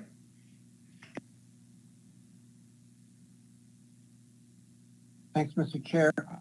As I was reading the second paragraph of of section 1, the one that begins with the enforcement committee had concerns, I started to wonder about. It occurred to me, I don't actually know much, even though I've sat in on some committees, about how the committee operates. When it says the enforcement committee had concerns, does that mean there was consensus among the committee members, or does that mean that some committee members raised concerns? Mr. Chairman, I think that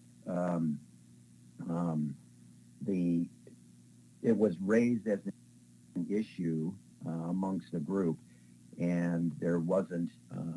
I think there was a consensus of from the larger group this was a concern. It was obviously brought up by one or two members of the committee, but there was nobody that represented a counterpoint to that. I think everybody was pretty much in agreement that this funding mechanism has some parallels to other types of programs we have in the North Pacific, like cooperatives, and so there was some discussion around that. Well, thanks. So it sounds like the congressional language may change that, but the concern that this flagged for me, the reason I asked the process question is, this reads to me, and maybe I'm reading too much into it, and please correct me if I am, but it reads to me as if a regulation is deemed to be more allocative than about conservation, that the enforcement committee is going to recommend giving it a lower enforcement priority. In other words, the enforcement committee is going to be, at least the way I read this, the enforcement committee is going to be determining if a particular program or regulation is primarily allocative, and then making a determination about the need to enforce it. And I found that troubling, and so I hope I'm reading too much into it.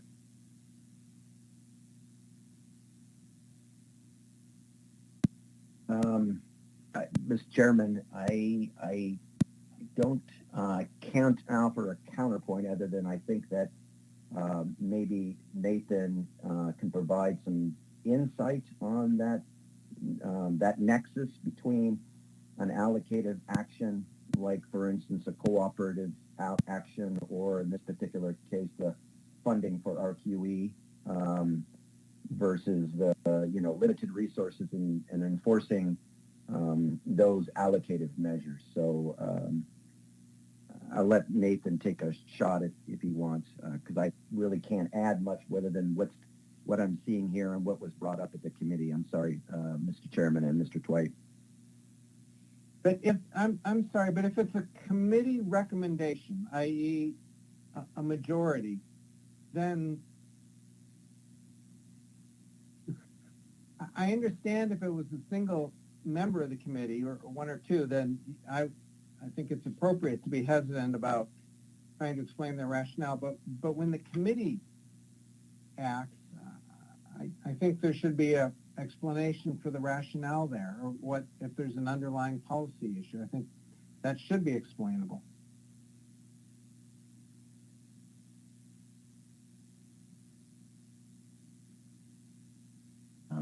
Duly noted, Mr. Chairman.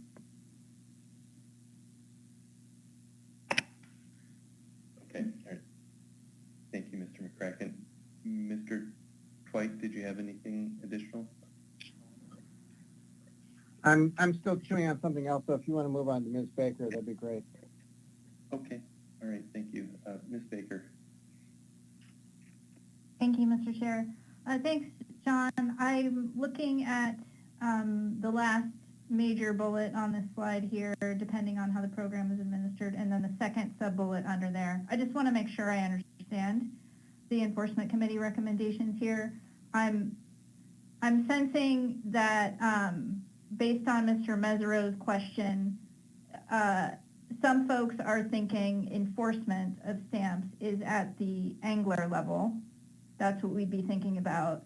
But the second sub-bullet that starts with in contrast, I just want to make sure I understand this sort of fee collection program that the agency could administer, could have a lower administrative enforcement mechanism. That would be a fee collection program for charter operators, correct? So in a sense, the enforcement would be at the charter operator level. Am I interpreting that correctly?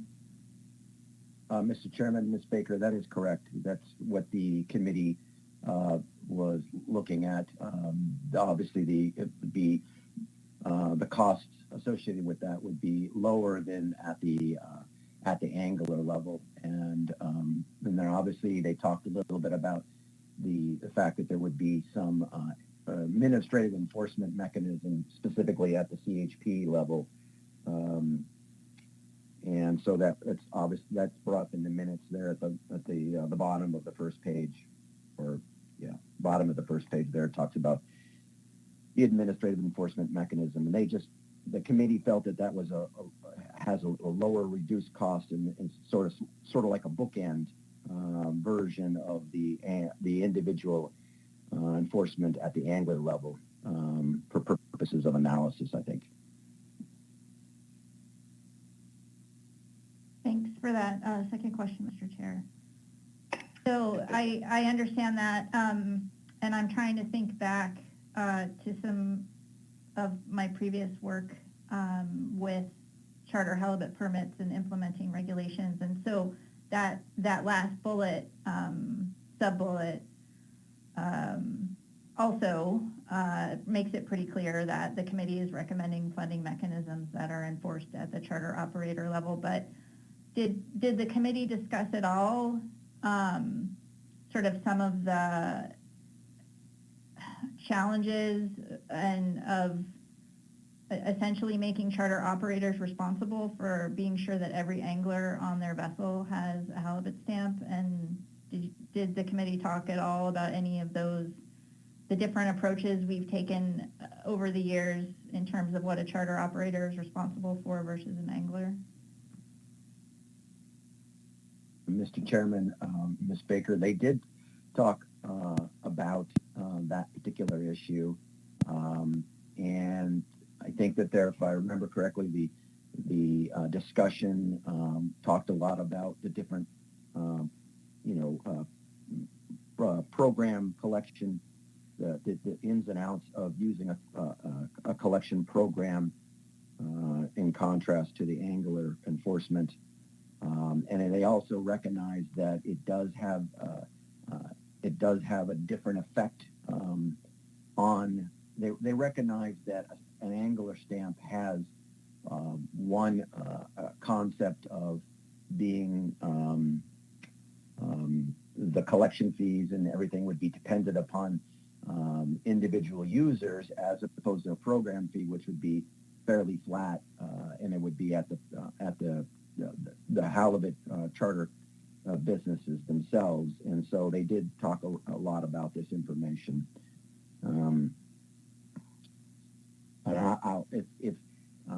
I would invite Nathan to provide further information if he wants to. Yes, I'm here too, Chair. Sorry, I've got kids running in and out of my room here with an emergency happening, but I'll try to answer. So I think in terms of fee collection, part of the idea was that there may not have to be a stamp at all if there were a fee based on anglers that went out with charter operators or associated with a charter permit. So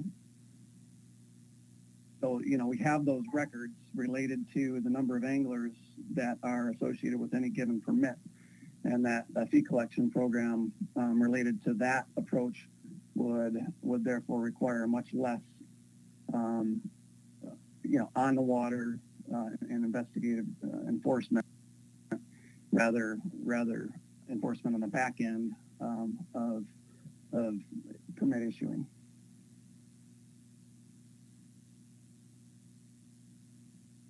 Thanks for that clarification, Mr. Lagoray. Thanks, Mr. Chair. Baker. Mr. Mesereau.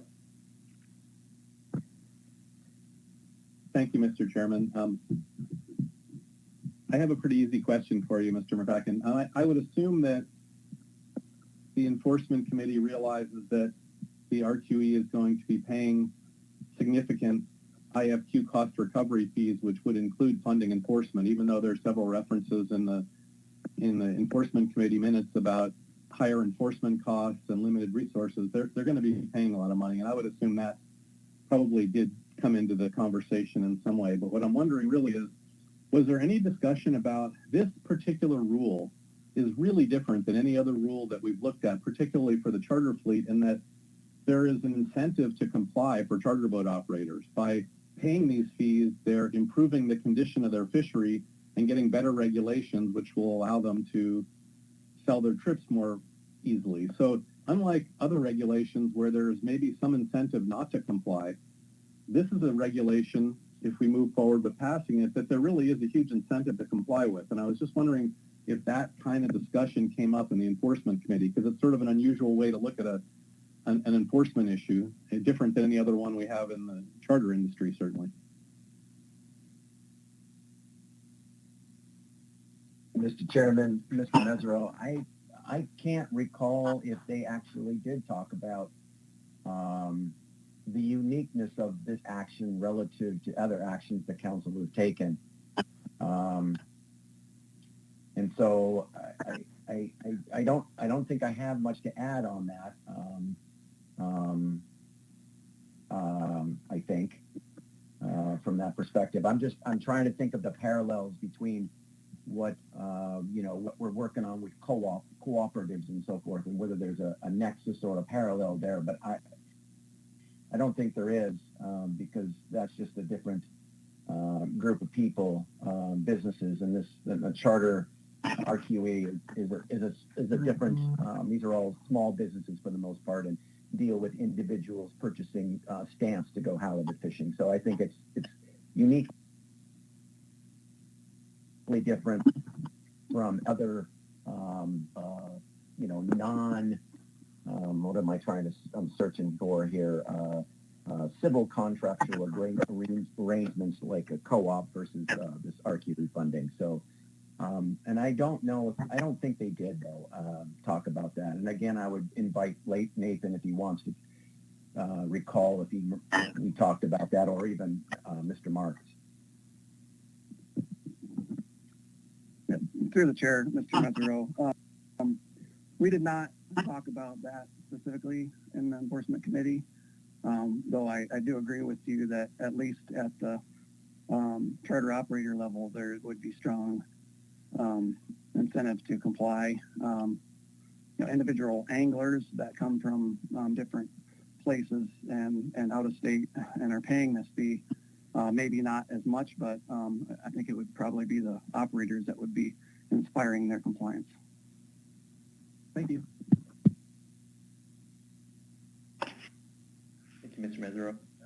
Any further questions on the enforcement committee report?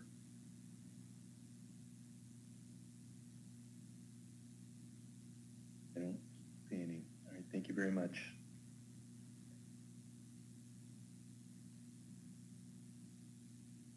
Council members, that brings us to public testimony. Looks like we have 2 members of the public signed up to testify. So, first up is Jim Martin, and then Forrest Braden.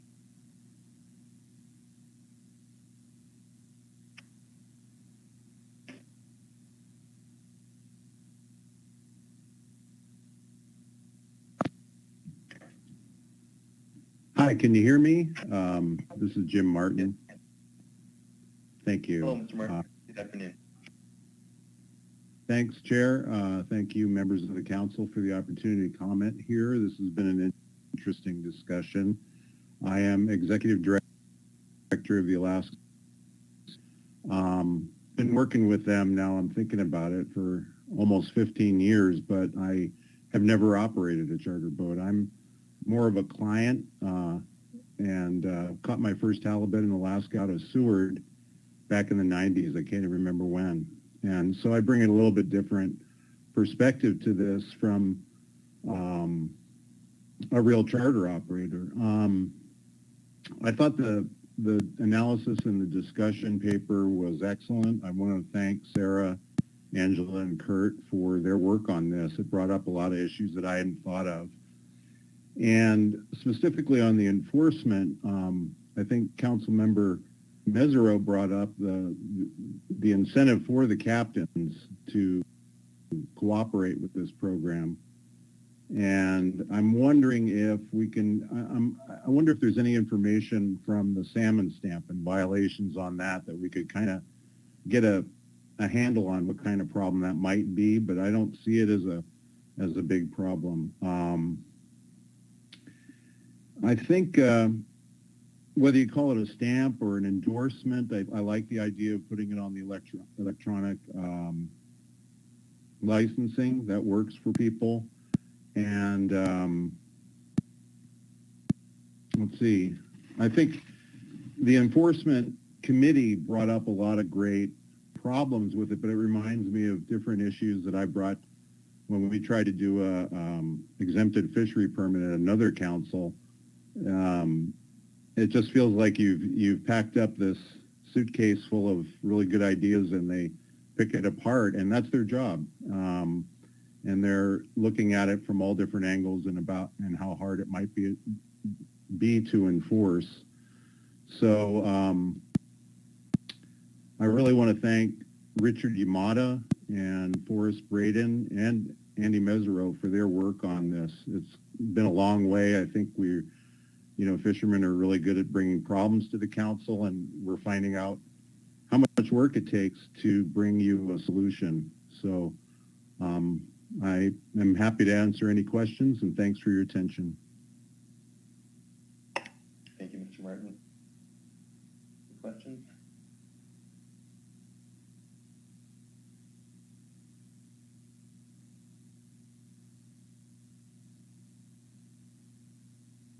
Annie, thank you for your testimony. Forrest Braden. Good afternoon. Thank you, Mr. Chairman. Can I get an audio check, please? Check, check. Okay, thank you. Appreciate it. And council members, I'm from the organization, and I'll note that we have written comments on record if you want to refer to those. And I too would like to I've done work, as was stated by Jim Martin, on this, and they brought out angles that we haven't thought of, and we're very thorough, and we appreciate that. So I'll just state SEGO's support for the RQE program in general, and this is the last puzzle piece that needs to come into play. Anxious to see that move forward. I would like to make a few comments about the structure of the funding mechanism. We support something that mimics or represents the King Salmon Stamp structure framework that was looked at by the discussion paper for a couple of reasons. One, it's very familiar to operators and anglers, and it hits really well at the cost benefit, which was brought up. I believe Sarah spoke to it.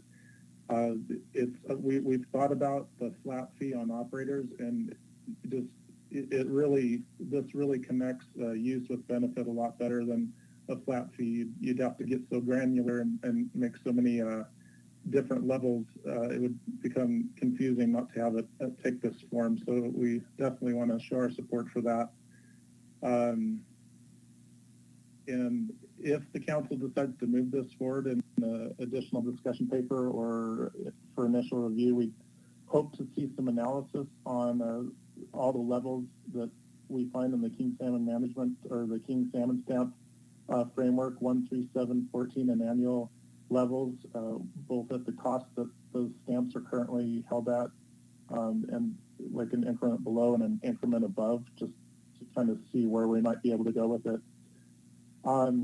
It is our understanding that this is going to go through appropriations, and I just don't really know how closely that's going to tie this program and its operation and development to NIMS. That is definitely not a bad thing. There's a lot of expertise in developing like programs. There's some authority there that I think would lend itself well to this program. And it was brought up that cost recovery is an obligation of the RTE, and certainly some of those administrative burdens and expertise and enforcement, I think would tie into that well. Speaking of enforcement, I don't fully understand how enforcement works through violations. I'm having a really hard time thinking that some after the fact tie-in to logbooks is a very efficient way to maybe catch the few people that would try to circumvent the stamp program. There probably will be a few, but as has been noted, if there's going to be likely compliance. If you've got if you need a fishing license to fish, the best place to check for that is on the water, and I think that that's going to hold true for halibut stamp as well. You have it or you don't, and so you're in compliance or you're not. And I think that operators, given that there was a fork in the road, and this could have actually been more of an, I guess it's still angler based, but it could have been on the themselves purchases. Didn't take that road, and that's okay. I think eventually they're going to share in the cost. But they also, I would have the council and everybody listening to remember that, yes, this is going to benefit operators because they're going to have better limits to be able to offer to the folks that come fishing. But this is definitely a direct benefit to anglers themselves. And I think that that's another support for tying it into a stamp level, King Stamp level type of program like we're looking at. I really think that about wraps up our comments. We We really do appreciate looking at this. Long time coming. Was reminiscing with a board member who recollects sitting with council member Twilight on some stairs about 18 years ago and kind of conceiving of this idea, and here we are finally talking about a funding mechanism. So we're grateful to see ourselves at this step. So thank you. We're open for any questions. Thank you for your testimony. Any questions? Mr. Marks. Thanks, Mr. Chair. Thanks, Mr. Braden, for all your work on this. I really look forward to the charter halibut group getting some relief and some better limits. But, you know, we did not, the question Mr. Mesereau raised earlier, that was not something we talked about in that specific angle to the charter operator. So maybe I'll just ask you the same as, you know, with the incentive for charter operators to fund and improve their fishery.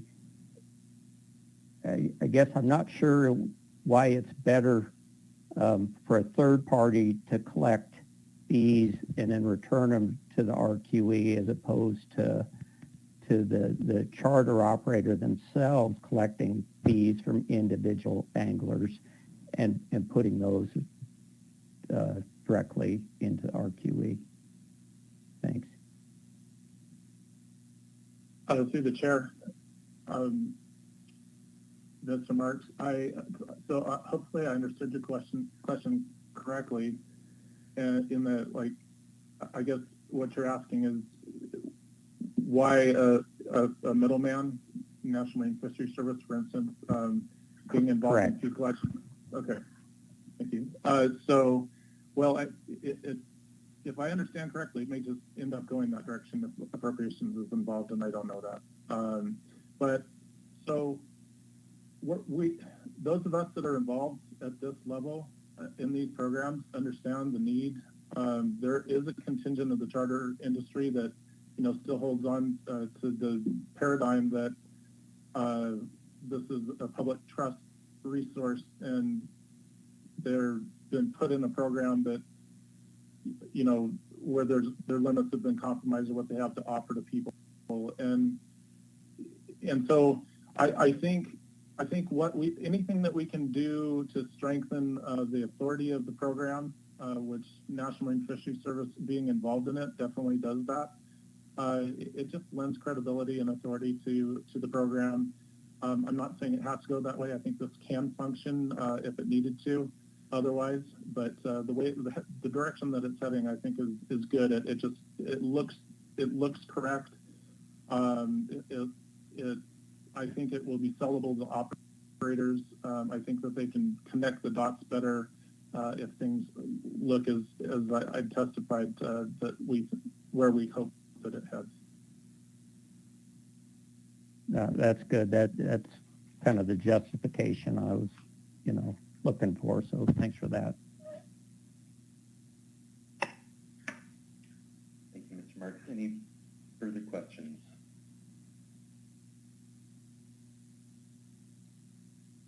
Okay, thanks for your testimony, Mr. Braden. Thank you. Council members, that concludes public comment. Let's take our afternoon break, come back at 2:30 Alaska time, and see what action the council would like to take.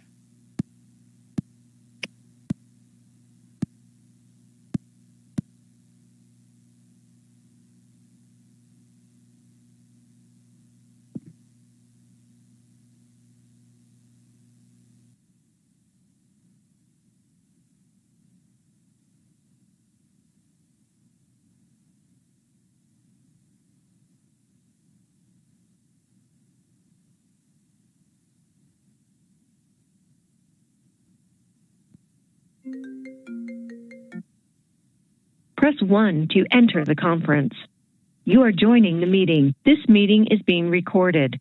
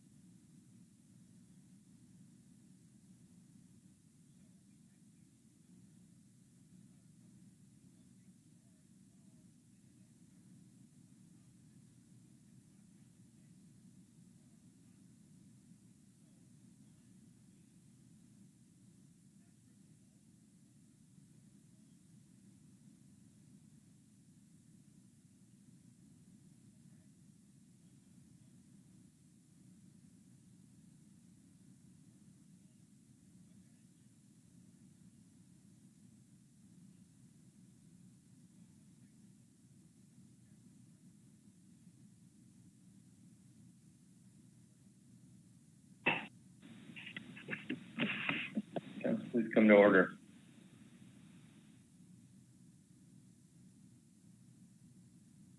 Okay, we've taken our staff presentation and public comment on RQE funding. Council wish to take action?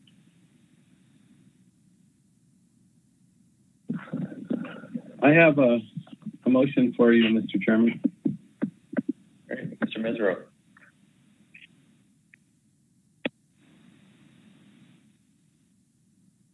Let me just wait 1 second until it comes up so we can follow along.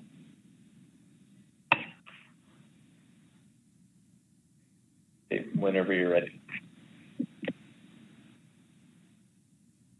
Okay. This is for D3, the Charter Halibut Recreational Quota Entity Funding Mechanism. The motion reads as follows. The Council adopts the following purpose and need statement and alternatives for initial review. Purpose and need. In 2016, the Council took final action to create a recreational quota entity, RQE, as a market-based solution to an ongoing allocation conflict between charter halibut guides and commercial halibut longline fishermen. This market-based solution authorizes commercial halibut quota share transfers between the RQE and a willing seller. Although the regulations to authorize the formation of the RQE were implemented, the Council lacked the authority to regulate the funding mechanism for the RQE. Legislation has been proposed by the U.S. Congress to grant the Council and NIMS the authority to develop and implement a fee collection mechanism for the charter halibut vessel operators that could be used by the RQE to fund administrative costs and the purchase of halibut quota share as specified in the RQE program. In anticipation of the potential enactment of this legislation, the Council would begin the analytical process to explore the administrative requirements necessary to implement a fee collection for charter vessel operators. Bear with me 1 second here. I'll second it. Alternatives. Alternative 1, no action, status quo. Alternative 2, establish a fee collection program for charter vessel operators to fund the recreational quota entity. Describe the potential methods to collect a fee from charter vessel operators, e.g. halibut stamps, and mechanisms to subsequently distribute those funds to the RQE. Analysts should explore the range of potential fee collection methods currently used for North Pacific fisheries, including state of Alaska fisheries and similar programs, and provide information on the likely administrative costs for collection and disbursement to the RQE. In a second, I can speak to that. Thank you, Mr. Mesereau. Is there a second?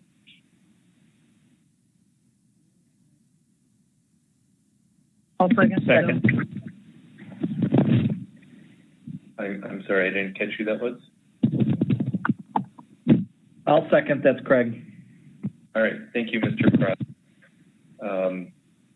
And Mr. Mesereau, go ahead and speak to your motion. I'd note that the motion is also posted in the chat box and likely linked underneath in the Adobe Connect agenda as well. Mr. Mesereau. Thank you, Mr. Chairman. The purpose of this discussion paper was to explore the possible funding mechanisms for the Council-developed recreational quota entity program.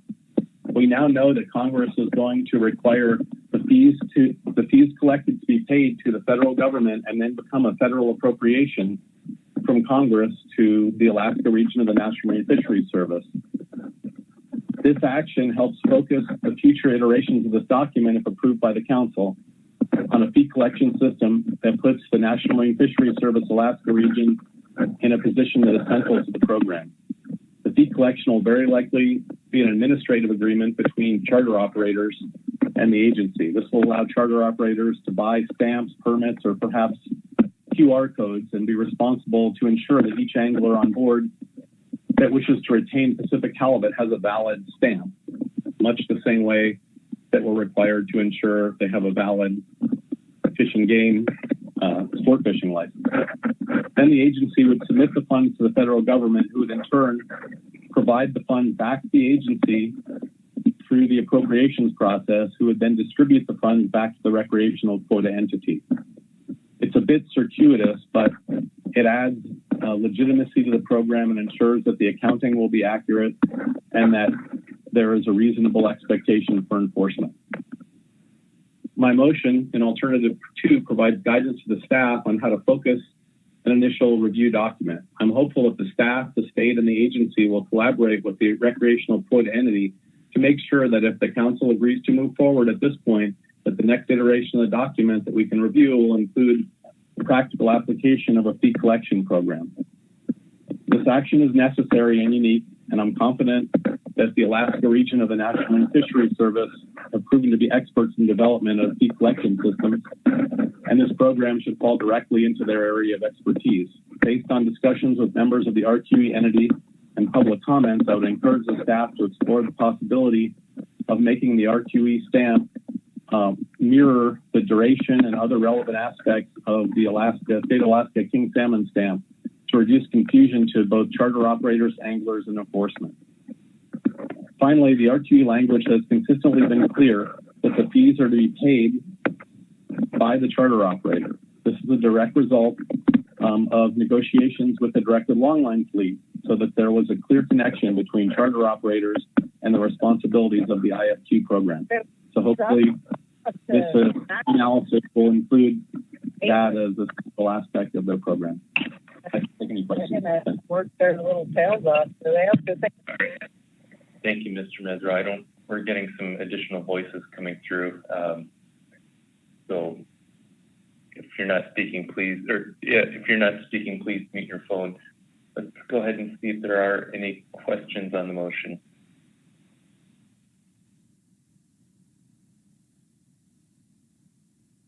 Mr. Twite. Thank you, Mr. Chair, and thank you, Mr. Mezra. I support your motion. My question is about timing of this last step.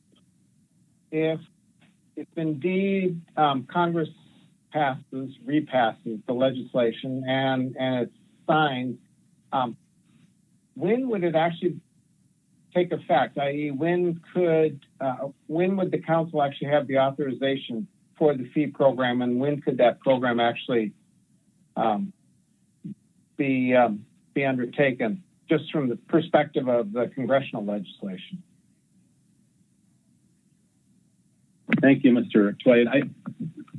I don't know. I thought we were going to have this. The idea was that hopefully the Congress would have passed this the last time around, so that when this came up, we'd have it ready to go. But that's not always the way the federal government works. I believe that at this point, this is being attempted to be hotlined through the Congress, which is a term they use, so that it will move forward without opposition. And I think the idea is to move it through both legislative bodies quickly, because this has already been debated and analyzed, and they've gotten the reports back from the budgetary office to determine the minimum impacts on the budget. And so I think a lot of the work has been done. I'm hopeful that we'll have some guidance as to where we're at by the June meeting, so that's what I would hope they would have it done by then. And then we could go ahead and have the staff, begin work on this at that point. It seems like we don't want the staff to begin work until the document's been signed by the president. And then how quickly would we need to, if we do actually have a green light in June, how quickly would we need to have this action through and into a rulemaking process in order to match up with what Congress may be envisioning?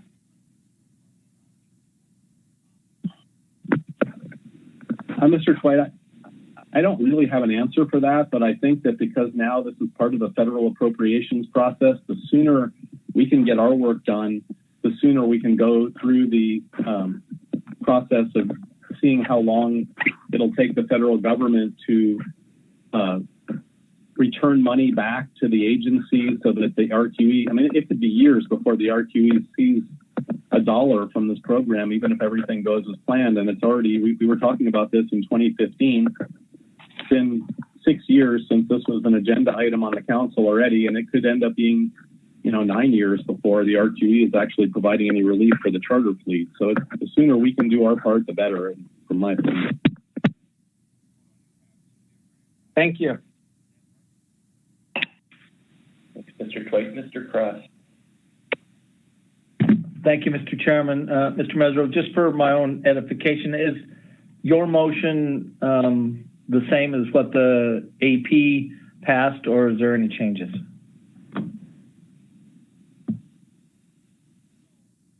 Through the chairman, Mr. Cross, this language is different. I think the intent is the same. I think the language is different. The AP did not have the knowledge that there was an appropriation, and they didn't specify having NIMS be central to the process, I don't think. This is just a little bit more specific, and I think this advice that we're providing here will provide better guidance for the future document, but I think the gist of it is very much the same. Thank you, Mr. Chairman. Thank you. Mr. Cross. Ms. Kimball. Thank you, Mr. Chair. Thank you, Mr. Mesereau, for the motion. I wondered if under alternative 2, the intent is that NIMS would be establishing the fee collection program. That was my first question. Through the chair, Ms. Kimball, yes, that is my intent. Thank you. And then my second question is the language below alternative 2. It sounds, and much of the discussion has been around a stamp, but this motion and that alternative doesn't narrow in or preclude some other opportunity. It uses halibut stamps as an example, but it looks like the intent is to bring in all of the potential methods that we just reviewed in this paper. Am I understanding that correctly? Through the chair, Ms. Kimball, I think the intent of that is to give staff and the agency the opportunity to explore a variety of ways to administer this program. And I think at this point, we don't really know what the best way to do it is. And leave some latitude to the agency to come back and explain what the best way. You know, I think the notion of mentioning QR codes and different ways is we don't really know yet what the best way. I don't really know which way is best. And so I think giving, you know, the staff and the agency the opportunity to explore every way to do it and then bring us back some options will give the council the ability to choose the best way to do it. Thanks, Mr. Chair. Thanks, Mr. Mesereau. From your responses, it seems to me we are kind of centralizing a lot of this analysis around the agency and the agency's help in establishing a collection program, since they, through the presentation, you know, made it clear that they have a lot of experience doing that. So I think I understand. Thank you. Thank you, Ms. Kimball. And we'll go to a question from Ms. Baker, but I'd like to again remind the public to please mute your phone. It's very distracting when we're getting the feedback during deliberations here. Okay, Ms. Baker. Thank you, Mr. Chair. And my question was pretty similar to Ms. Kimball's. I was also looking at the text below alternative 2, and I appreciated Mr. Mesereau's response and clarification that this analysis, if this motion passes, would explore the range of potential fee collection methods. Because I in speaking to the motion, I thought, Mr. Mesereau, I heard you clearly say, at least at this point, you would prefer a halibut stamp approach, but your response to Ms. Kimball's question, I think, answered mine as well. Thank you.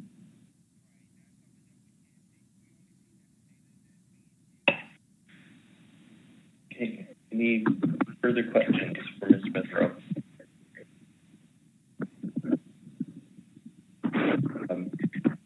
Go to any amendments to offer.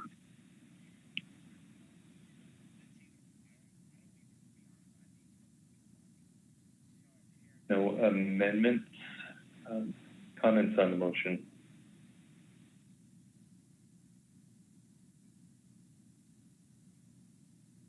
Ms. Baker. Thanks, Mr. Chair. I just wanted to express my thanks to the staff for doing a really thorough job on this discussion paper and to all of the, I've spoken with the representatives of the RQE and moving forward in this action. It's a bit difficult and unusual, as Mr. Mesereau has mentioned, given that this action is sort of set up on legislation that hasn't passed yet. And so I appreciate everyone being flexible and kind of talking through the different options that we might be looking at going forward. So I think this is a good step to move forward with this, since it seems this legislation hopefully is on a path to pass fairly soon. And I think this puts us in a good place to be where we need to be for this analysis to take the next step. So thanks, Mr. Mesereau, for your work on this motion, and I'll be supporting it. Thank you, Ms. Baker. Dr. Balsiger. Yes, thank you, Mr. Chairman. Much as Ms. Baker said, I appreciate the work that's been done. I know Mr. Mesereau did a lot of work on it. Staff worked hard on it. Headquarters staff, agency staff, Fish and Game staff, so I appreciate that. As Ms. Baker pointed out, it's interesting that there's legislative pending.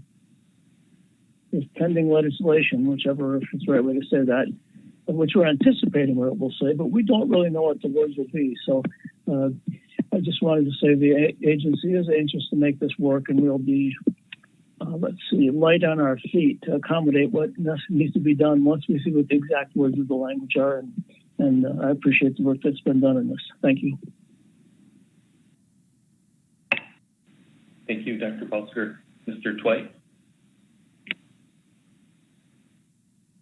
Thank you, Mr. Chair. As I indicated already, I support the motion and appreciate Mr. Mesereau making it. I definitely appreciated Dr. Balsiger's comments. I think that's going to be necessary. The other timing element that I can think of as well is we have coming up before us the allocation, the review of the allocation of the catch sharing plan.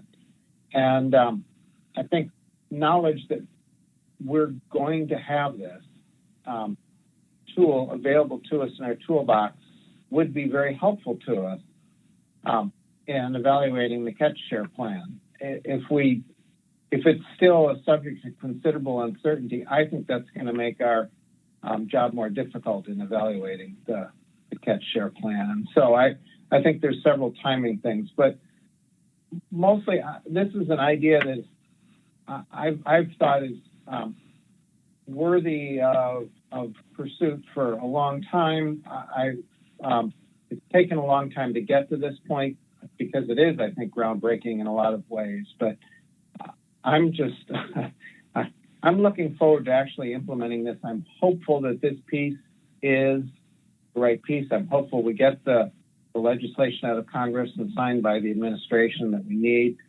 And then I also just briefly wanted to address a couple of comments that I made about the enforcement committee. I hope that those were not interpreted as concern that the committee shouldn't be reviewing these kinds of issues from all angles. I was concerned more that I felt that there was the beginnings of a policy lens there that I think is something we need to take a really close look at. Certainly, if resources are strained, then the discussion about prioritization is a good thing, and that should probably start at the enforcement committee. But in this case, I don't think resources are going to be strained. Again, if this is successful, this will be a pay-as-you-go sort of program in terms of enforcement and administration. But I'd be concerned if those kinds of discussions about prioritization go on without some further dialogue between the council and the committee about how prioritization should happen. And there may not be any need for that dialogue around this issue. I sort of hope it won't come to that. But I'm very concerned if we're having to start make decisions between regulations, deeming some of them more allocative and therefore a lower priority in enforcement. And I hope we're not going down that road. Thank you. Thank you, Mr. Twite. Mr. Down. Thank you very much, Mr. Chairman. I'm speaking in support of the motion, and I just wanted to note that, as Mr. Twite aptly pointed out, this has been a long road for the council to get to this point, and I'm going to stop short of thanking everybody that worked so hard on this, because I think I would certainly miss people in addition to Mr. Mesereau. But thank you, Mr. Mesereau, for all the hard work. And I would just point out that in public testimony in the letters and certainly in the oral testimony that we heard before the council, there was no opposition from the commercial longline fleet on this. And that's something that should be commended, that we've worked out something that is not drawing opposition. And that was not always the case when we talked about this issue in the early days. There was quite a bit of opposition. I think groups have done a good job of coming together, and the fact that we have not heard a lot of opposition, I think, speaks volumes to the process that the folks behind the scenes have gone through to get us to this place. Thank you.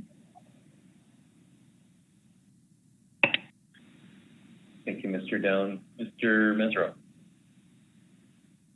Yeah, thank you, Mr. I wanted to thank the staff too. This was a sort of daunting task, and it's a new idea. And I think when you ask the staff to create a discussion paper about a new idea, a new concept, it's particularly challenging, and they did a good job.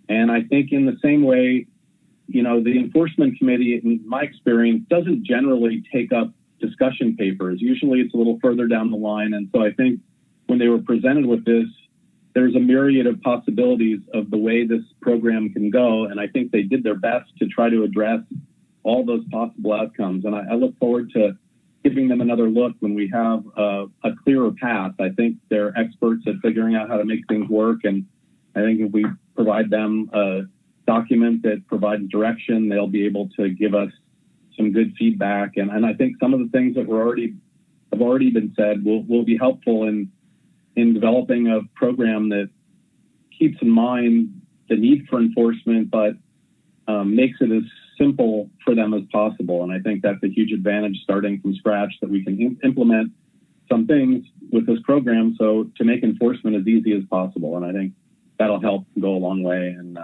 I appreciate their efforts and certainly Nathan's recollection of what happened and their policies. It's good to hear that, and I appreciate that. Thank you. Thank you, Mr. Mesereau. Ms. Campbell. Thank you, Mr. Chair. I just wanted to say that I'm realizing that it was during my first stint on the council when we passed the CAT sharing plan and assured stakeholders that we would develop a compensated reallocation mechanism. And I do want to thank the folks who picked up that ball and ran with it and carried it through a difficult process. And I am more than happy to initiate this action now and support this motion in advance of, the final outcome in DC, to make sure that our process is not what's delaying this further, because it has certainly been a long road for stakeholders, and it has long been an intention of the council to develop this program. So I'm very supportive, and thank you, Mr. Mesereau, for the motion. Thank you, Ms. Campbell. Further comments before we vote? Mr. Jensen.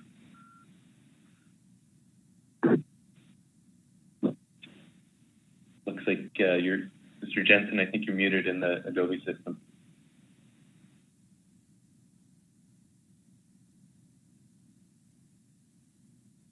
Is that better? There you go. Okay. Yeah. Thanks, Mr. Mesereau, for your motion, and thanks for everyone who helped put it together. This has been a long time coming, as Cora said. It's been a long time since it started, and I've been hearing about this for years around Petersburg, and I really like the direction this is going, and I'm fully supportive of it. Thank you, Mr. Chair. Mr. Jensen. Like we are ready to vote, and so let's try this way. Is there any opposition to the motion? Hearing none, the motion passes unanimously. Thank you, Mr. Mesereau. Anything further? Mr. Marks. Yeah, thanks, Mr. Chair. And I just want to circle back to Mr. Twite's question, and certainly point taken that it was not part of the conversation that some regulations were lower priorities than others. I mean, I think the intent is to enforce the law, and they're equal, and so just to reassure you, that was, at least in my mind, not part of that conversation. So I think that's a good reminder anyway. Thank you. Thank you, Mr. Marks. Okay, that concludes our work on agenda item D3. So let's move right into D4, the balance of the IFQ committee report. And just looks like Ms. Marinan is with us, and whenever you're ready, Ms. Marinan.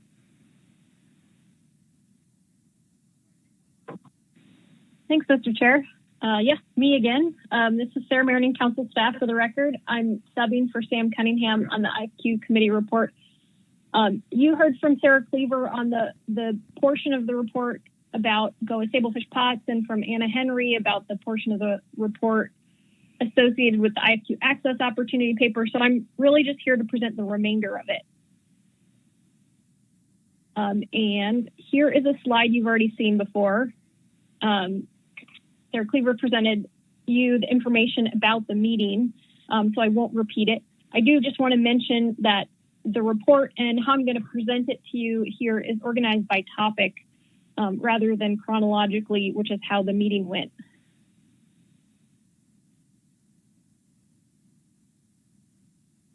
This is another slide that you've previously seen, and it's in the appendix to the committee report. These are the results of the Google poll that occurred to aid the discussion around prioritization for committee members. It was followed up with discussion where people were able to contextualize their responses and perspectives. I wanted to highlight that the group didn't take a formal vote after these discussions occurred. So in the report, when we use terms like the majority of people or a few people, we're generally referring to what's seen in the poll here.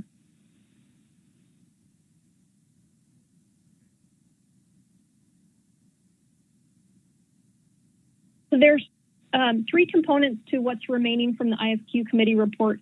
The committee went over three new proposals, allowing jig gear for sablefish, allowing onboard processing for sablefish B and C shares, and a proposal to lift ADAC CQE residency requirements. There were also a few topics that the committee considered just relative to prioritization, but didn't go into the weeds on discussing the action or relative merit. And then there were a number of other presentations and review items that the committee received along the way. And there are some recommendations associated with some of those presentations, so I'll go over those as well. In terms of the three proposals, for these actions, the committee had both some detailed discussion on the proposal and relative merits of it, as well as considering the relative priority of the proposal. The first two were actually motions made in the AP and then forwarded to the IFQ committee for consideration.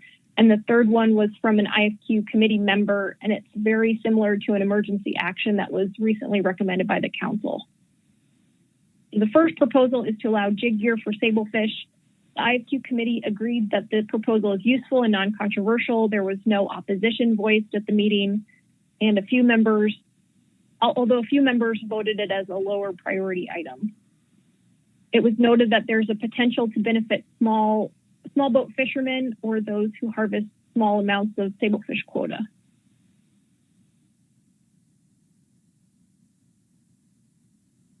The second proposal would allow onboard processing of sablefish B and C shares. The IFQ committee agreed that the proposal is useful and non-controversial. Most members felt that it was not a high priority relative to other actions. A few members noted their own experiences with limited markets in their home communities. They mentioned it could benefit freezer trollers wanting to do direct marketing. We weren't able to hear from the shoreside perspective on this proposal at the committee meeting. The third proposal would lift ADAC CQE residency requirements for 3 to 5 years. The IFQ committee agreed that the proposal is useful and non-controversial. There were some mixed feelings on prioritization of this action. The proposer explained that the residency requirements for harvesting ACDC's CQE was waived up until 2019. And within that time frame, they've been able to prioritize residents to the point where I believe it was stated in 2018, the majority of the quota was being harvested by residents. However, due to a combination of the processor closing and the pandemic, it's made it difficult for them to harvest their quota. They've had residents move away, and there's just less opportunity to get that fish out of the water. So they're requesting a longer period than the emergency period would allow, than the emergency rule would allow, for a buffer period to have non-residents harvest that quota. The proposal suggested 3 to 5 years. Ms. Marinan, but before we move on, I'd to just take a moment to remind members of the public to sign up to testify prior to the end of your presentation. And would note that Ms. Bush is sitting for the state of Alaska now. Okay, please continue. Thanks. Thanks, Mr. Chairman. So there were 3 actions the IFQ committee discussed relative to prioritization, but didn't get into detail on aspects of the action or relative merit. We didn't have staff presentations on any of these 3 items. The first is small sablefish release action. This is an action to consider allowing the voluntary release of sablefish by fixed-gear sablefish IFQ vessels. The majority of the committee thinks this action is high priority. The most common vote also suggested it was likely to have some complexity or controversy, but there were different perspectives on how complex the action should be to implement. The committee members favored the development of a discard mortality rate specific for small sablefish, likely differing by pot versus long line catch. And although we didn't have a presentation on this issue, there was a substantial amount of public testimony on it, including a presentation within public testimony on a contracted analysis looking at potential levels of discarding and mortality of released fish resulting that might result from this action. The next IFQ action for prioritization was a discussion paper that looked at the use of hired masters. This is something that's currently in the batter's box. It was initiated in February 2018. This one had the most diverse response in terms of committee prioritization. Overall, committee members thought that it should stay on the council's list, but not be tasked for further staff work at this time. And it was noted that some of the data requests have been addressed by the report to the fleet. The other action from the batter's box is a discussion paper on IFQ transfer mechanisms. This action was initiated in June of 2018, but it hasn't been tasked yet. It's a motion that looks at types of mechanisms to try to promote willing transfers of quota share from initial recipients to hired masters and crew, spanning regulatory and non-regulatory ideas. For example, one of the ideas was the right of first refusal concept. Most committee members listed this as low priority and recommended it keeping on the list, but not tasking staff work at this time. It was acknowledged that there was some overlapping intent with the access pool concept.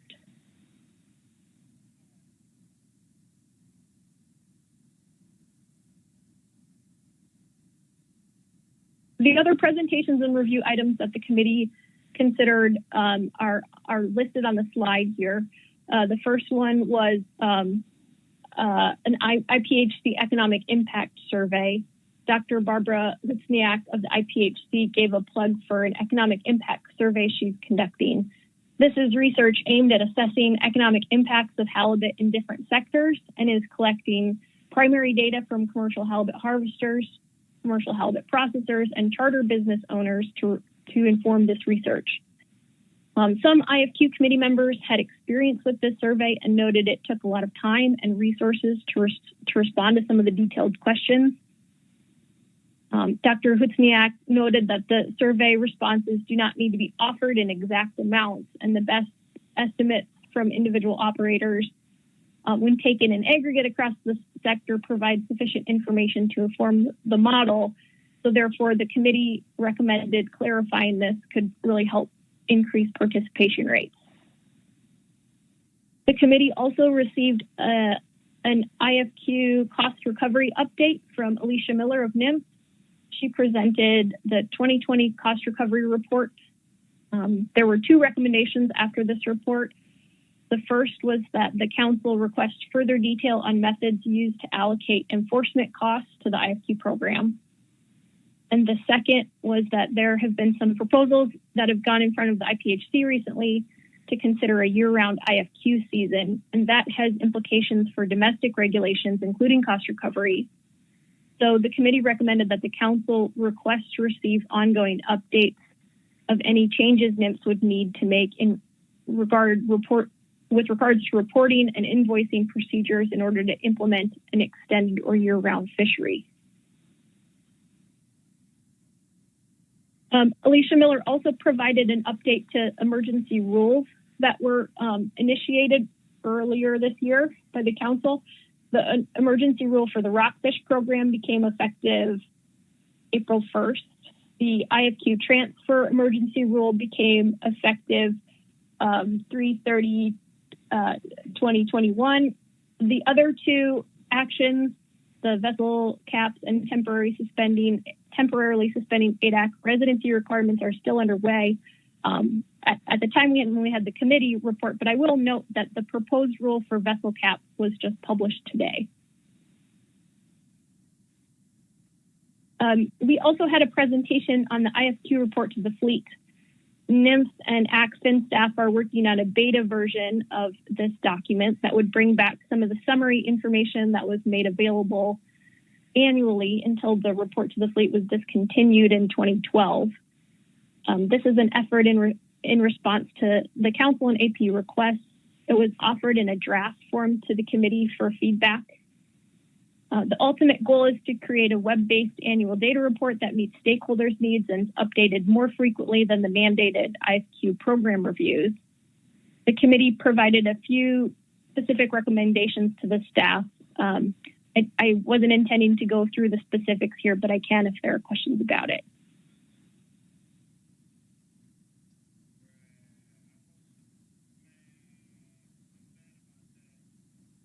Finally, Mr. Chair, I wanted to highlight that the committee discussed a proposal to allow members to appoint alternates when they're not able to attend committee meetings, particularly when the meeting is occurring during IFQ fishing season. The chair stated this was a broader policy call for the council, but the group discussed that there may be other ways to promote participation, specifically thinking about timing and location. There were comments about trying to do more outside the IFQ fishing season. Noted that the challenge is the council sometimes needs timely responses for certain topics, so there's a need to balance these aspects. And the chair mentioned that it was her intent for the committee to meet more regularly in the future.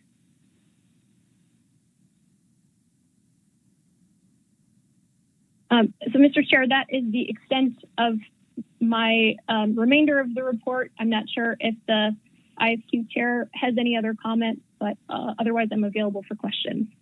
All right, thank you, Ms. Meredith. Ms. Campbell?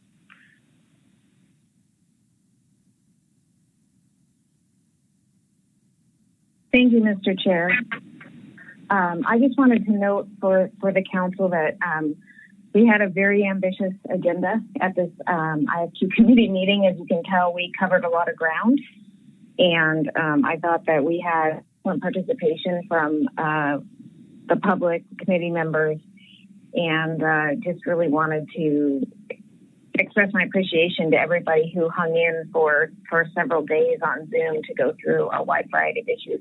I think the staff did a wonderful job of capturing everything that we discussed, and I especially appreciated their development of our Google poll, which I think really is helpful to inform the council about the relative priority of items for a committee that doesn't normally vote things up or down, but to get a better sense. So not much to add besides that. Great, thank you, Ms. Campbell, and for your leadership in that committee. It's a lot of work, and it shows. Okay, any questions for the IFQ committee report?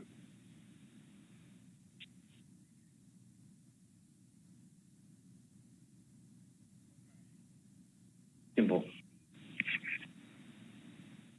Thank you, Mr. Chair, and thank you, Ms. Marinan, for going through that report. I wondered if you had any, or were provided a schedule for the possible approval of the ADAC CQE emergency rule, or whether there's any information yet on whether that's been approved. It's hard to judge what's in front of the committee versus what might be put in place for the emergency rule.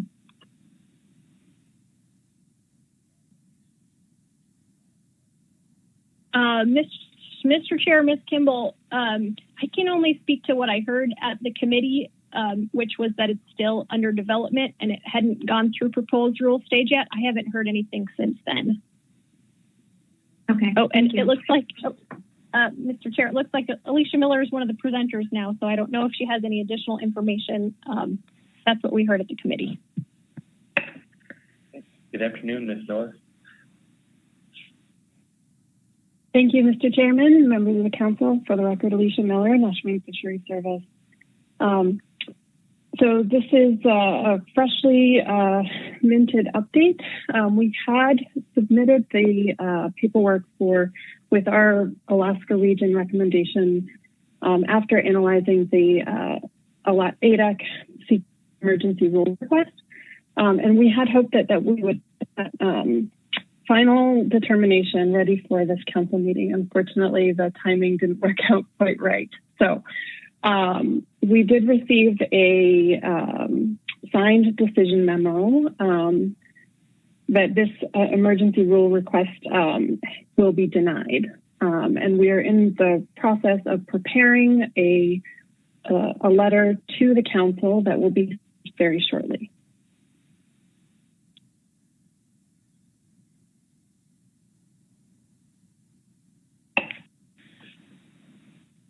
Or further questions?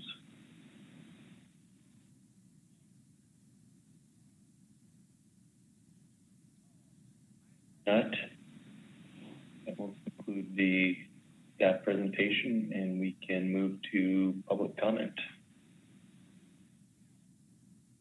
Like there are 9 people signed up to testify. First up is Paul Clampett, then Bob Alverson, then Nick Johansson. Thank you, Chair. For the record, I'm Paul Clampett, president of the Sable Fish and Halibut Pot Association and owner of the fishing vessel Augustine.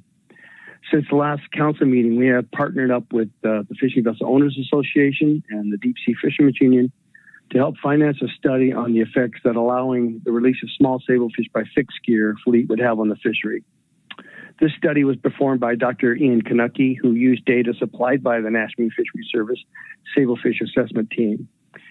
This study shows that there is an overwhelming benefit to allow voluntary release of small sablefish, and the amount that would die would be no more than a rounding error compared to the overall biomass.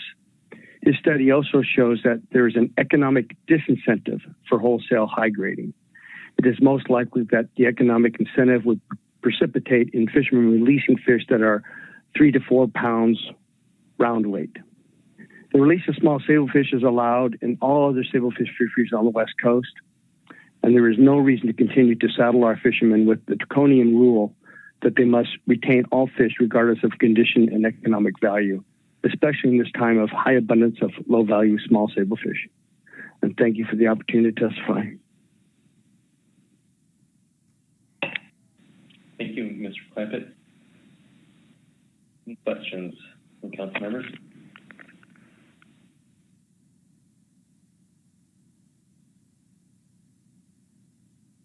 Annie, thank you for your testimony. Oh, sorry. I'm sorry for being slow. I'm asking you this, Paul, because I really want all testifiers to think about this. So we had a massive agenda for the IFQ committee, The AP has a plethora of motions in their report, things that they would like to see move forward. And I just wanted to give you the opportunity to comment on the relative priority of the changes that you spoke to supporting under D1 versus the changes such as small stable fish release that came up under this agenda item, if there was a situation where the council felt we couldn't undertake everything. Thank you, through the chair. Thank you for the question.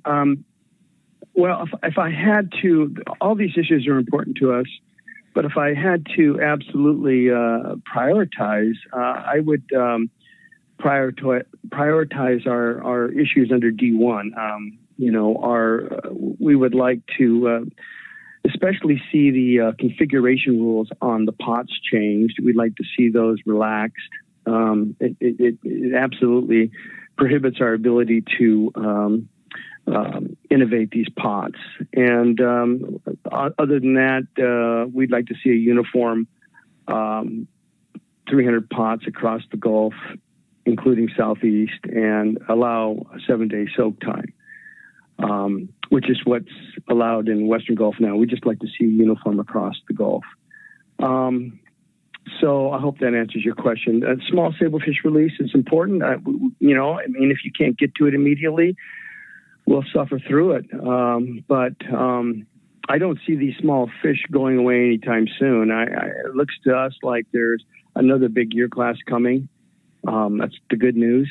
And so we feel like we should be treated the same as the other sablefish fisheries on the West Coast. So thank you for the question. I hope I answered it. Thank you for the answer. No more questions, Mr. Chair. Thank you, Ms. Campbell. Any additional questions? Thank you, Mr. Clampett. Thank you. Bob Alverson.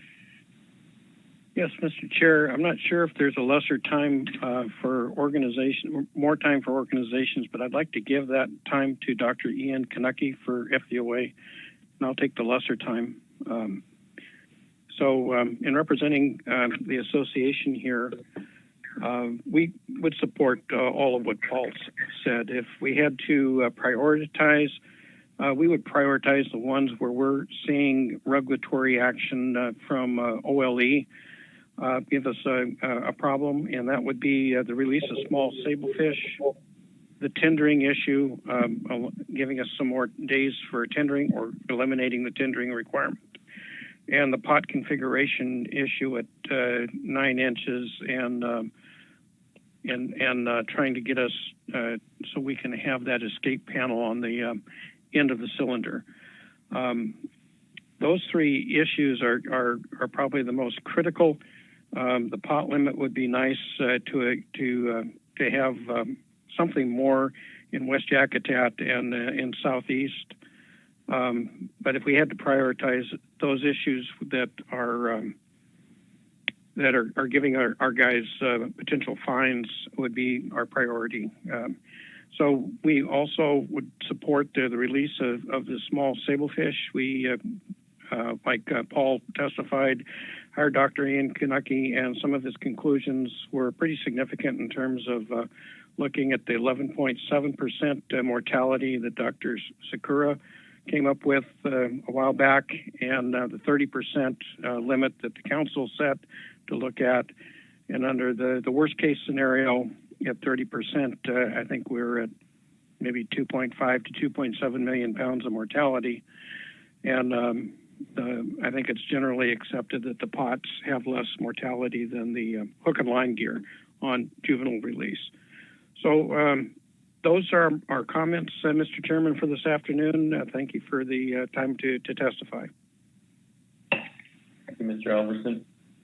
Mr. Down has a question.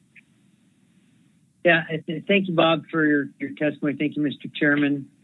Bob, yeah, I think at the last time that we discussed this at the council, you testified. You mentioned it again in this testimony that you're interested in prioritizing those things for which your vessels are receiving violations for. Can you give us some idea the level of violations you've seen, the cost to some of your and whether you've made any progress on that with enforcement since the last time that you testified on this. Through the chair, Mr. Downs, we've not talked to OLE on this. Our associate members that have been involved with some of these, such as the tendering issue, where they left the gear, went into Kodiak, had an engine problem, and got delayed by maybe a day and a half, and they did not get credit for the time that they had engine problem, and there was a weather problem issue as well on another trip that they did not get credit for. So, you know, I'm not sure where OLE is going to come down on these in the future. We have not sat down and talked to them. The small sablefish release, reviewing some of the EM. I don't know if it's in. They're looking for this specifically, but some of the boats have reported that reviewing EM has been an issue. And then one of our guys had a live observer. Hopefully they're all alive.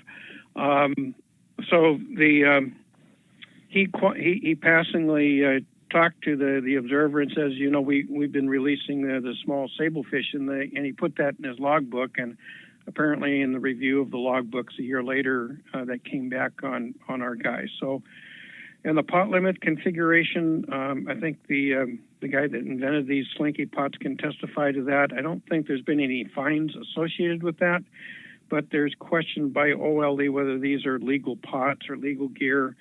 And I'll tell you, these slinky pots are going to save small boat Alaska that's involved in blackcod fishing. And they're saving a lot of the middle-sized boats as well and their crews. Hopefully that can be addressed so that we're operating with a legal pot that has biodegradable gear in it at the right place, and we can adjust or test the openings so that we might be able to design something for halibut as well as for blackcod. I hope that answers the question, Mr. Downs. Yeah, that answers my question. Just thanks so much, Bob and Mr. Alverson, and thank you, Mr. Chairman. Thank you, Mr. Downs. Further questions for Mr. Alverson?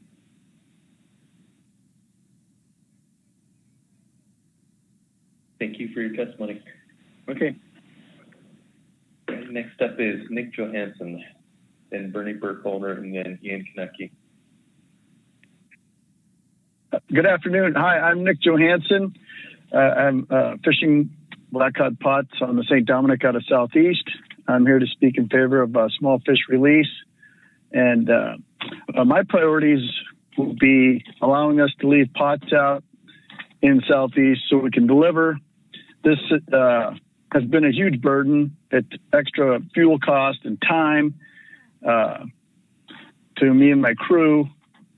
Not of having to stack out to go and deliver. It's a real burden. It's 20 to 30% more fuel and probably equal in time. But it extends the season. And then pot configuration is another one. Allow us to catch halibut, and then leave the gear out for 7 days. So thank you. That's all I have. Thank you, Mr. Johansson. If there's any questions.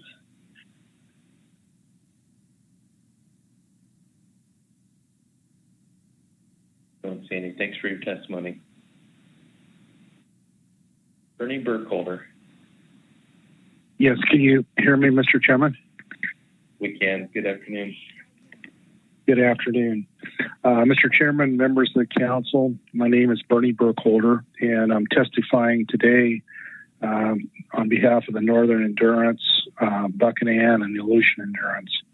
I'm also a founding member, and this year the vice president of the Sablefish and Halibut Pot Association.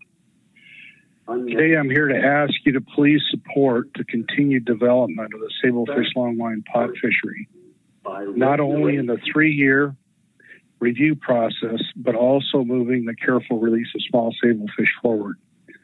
This is an important ask of the North Pacific Fisheries Management Council by the fixed gear fishery, but it has also been identified by the IFQ committee as a priority issue that needs the time and attention of the council. I have been an early proponent and participant in the longline pot sablefish fishery. All of the vessels that I'm currently an owner in now longline pot fish sablefish. There is a significant savings of sablefish resource due to the elimination of whale depredation in this fishery. This year, I would estimate a conservative net savings of sablefish due only to the elimination of whale depredation in the longline pot fishery of at least 2 million pounds. If you use accepted National Marine Fisheries whale depredation numbers and last year's 48% sablefish tack harvested by longline pots. However, this figure is probably more realistically in the 4 to 6 million pounds of sablefish tack if you look at experienced fishermen and what they're seeing on the grounds. The economic benefit of being able to release small sablefish is significant to the fixed gear fishery. The cost of the sablefish resource is de minimis. The same science is used as that which was applied to the trawl bycatch, and I fully agree that that was good science. In the interest of fairness, I am only asking the same science be applied to the fixed gear fishery. Just like all other rationalized fisheries, we need the tools in our toolbox to fish with less waste in a more sustainable manner. I believe moving forward to careful release of small sablefish would achieve this objective. Please promote the longline pot fishery for sablefish and halibut in Alaska and recognize the important need to standardize pot numbers and regulation across the state. This would include West Yakutat and Southeast. Thank you very much. Thank you, Mr. Burkholder. Questions from council members?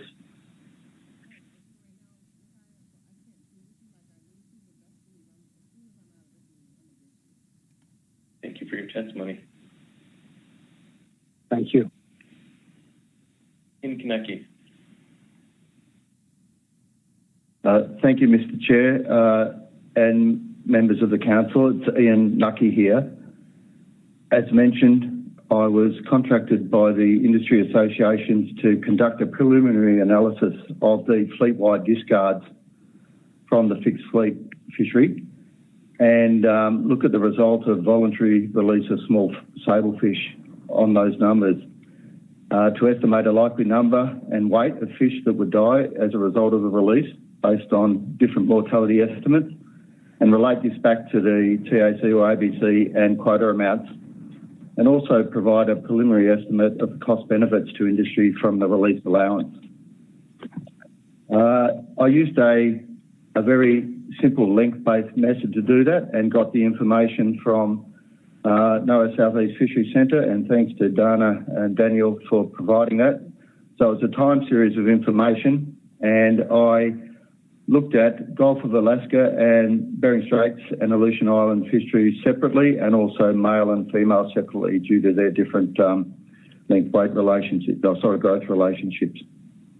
So we used separate, we used the 2020 data to look at what the current, as an example of what the current length frequency is with all the small sablefish involved, and compared that to the time series from 1998 to 2020 as what we called an average length frequency for both of those fisheries.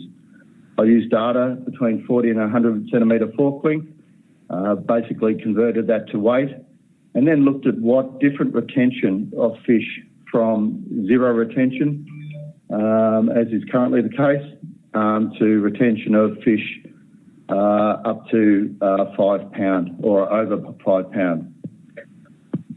So I used information on the eastern dress weight provided by industry, and that's available in the paper, whereby the small sablefish less than 2 pound dress weight are valued at 40 cents a pound, whereas fish up to 3, 4, 5 pound dress weight increased to $2.70 to $3.80 a pound. And I used a simple measure of that to plug into the calculations. I looked at what industry said was likely to be an appropriate retention of about 3 to 3.5 pounds. That was their suggestion of what they thought would be appropriate in the fixed gear fishery. And I did use the entire fixed gear TA seeds as examples of the amount, though I recognise that there is a long line component of that. But we also used the long line estimate of mortality of 11.7 as the default, even though we applied it largely to the pot aspect of the fishery, not the long line. So we looked at two scenarios where the fish that died from being discarded either did or did not get deducted from the TAC. As you would understand, if it does not get deducted from the TAC, you will fish longer to catch your final TAC. So there is a slight difference in those two, but there's also a difference in the value associated with them. In talking about the biomass, we looked at the total biomass of 2+ fish and looked at the amount of discards compared to that by weight. And I will, Mr. Chair, refer to tonnes rather than pounds as it's the way I think here in Australia. So we looked at the relative impacts of the different retention weights, and the results are presented in the attachment I've provided. And I'll first look at the Gulf of Alaska, where we assumed a TAC of 18,000 tonnes as an example, which is roughly 90% of the 20,000 tonne TAC. So you'll see that there's quite a difference in the average length of fish in recent years compared to those beforehand. And because of their lower value per pound dress weight, I estimated there would be currently at least a 26 or about a 26% drop in the value of fishing in the Gulf of Alaska simply because of the large amounts of smaller fish. We then looked at a range of figures that are represented there and explored the impacts of different retention weights on the Gulf of Alaska fishery and the associated discard mortality weights, and estimated that in these scenarios, the weight of small dead fish that will result from retention of 3 pound to 3.5 pound fish, that's whole fish, would be in the realms of 240 to 280 tonnes of small fish. We also looked at the, if you like, the worst case scenarios if 30% of those discarded fish die, and that brought this estimate up to about 1,180 tonnes of small fish would die if we assumed 30% mortality. We also presented a graph showing that if it was applied to normal yields, the weight of dead fish would be rather low because of the larger size of fish, and that would be around 90 tonnes of fish that would die as a result of that. And you'll see in these tables that these figures represent a very low percentage of the TAC and a particularly low percentage, less than 0.01 of the total biomass. Moving on to the Bering Straits and Aleutian Islands, the impacts there are greater because you will see that the length frequency distribution of those fish is far smaller, and hence... I apologize. Your time is up. If you can provide a concluding comment, and then we'll see if there's any questions on your testimony. Okay, thank you. So the impact on the Bering Sea and Aleutian Islands is greater than that of the Gulf of Alaska simply because of the smaller amount of fish, the smaller size of fish there. In concern about the wholesale discarding, when I looked at the cost of fishing against the potential value of increasing larger fish, you'll see that there is little incentive to go between 3.5 to 4.5 pound fish in either fishery. Thank you, Chair and members. All right, thank you for your testimony. Any questions from council members?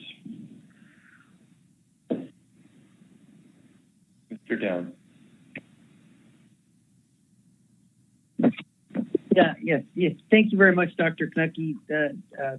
I hope I got your name right, but I have read your report. I think it's really well done from my place. I'm imagining Dave Witterall would like to hire you as an analyst if you're ever looking for work. But I thought your work was great. My question is on the worst case scenario. You kind of got slowed down there, but I'm referring to Table 6, which I think is the worst case scenario for the Bering Sea and Aleutian Islands. If I've got that wrong, make sure you let me know. And it looks like you've used the mortality rate there that's reasonable at 11.7%. You mentioned in your comments that if that was 30%, but it looks like, if I'm getting this right, for the Bering Sea Aleutian Islands, the amount of assumed mortality, if we were to move forward with the release of small sablefish 3.5, I think I'm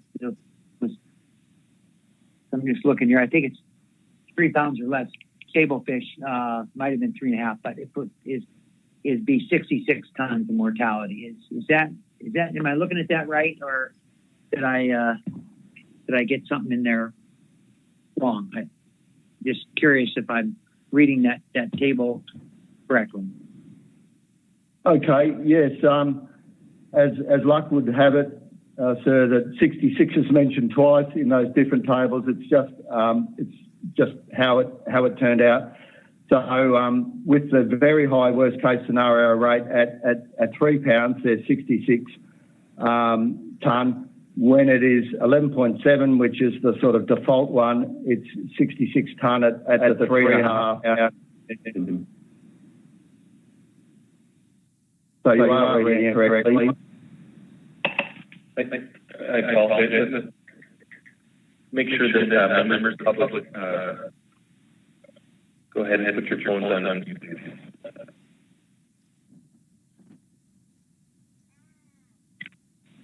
All right. Dr. Knucke.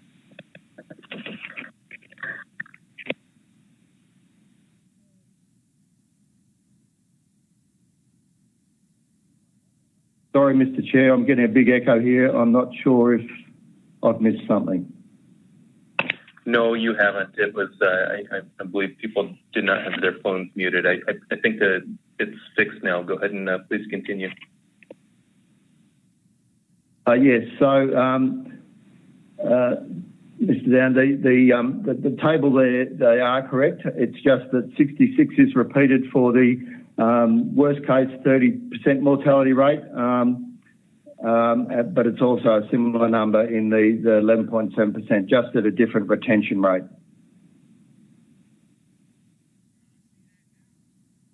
Yeah. Thank you for that answer. Thank you, Mr. Chairman. I really had 2 questions in that and he aptly picked that up and answered both of them. So thank you very much. Thank you, Mr. Down. Mr. Twite. Thank you, Mr. Chair. Thank you, Dr. Knucke. As you look at what the future holds for sablefish, i.e. a couple of very large cohorts, and then if history is any guide, probably no recruitment for a while, and so the gradual shifting over time of the length frequencies in the population.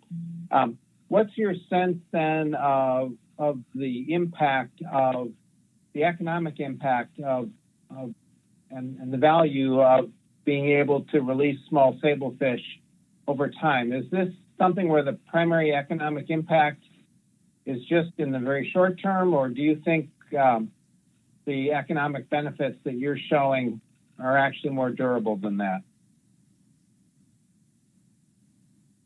Yes, thank you.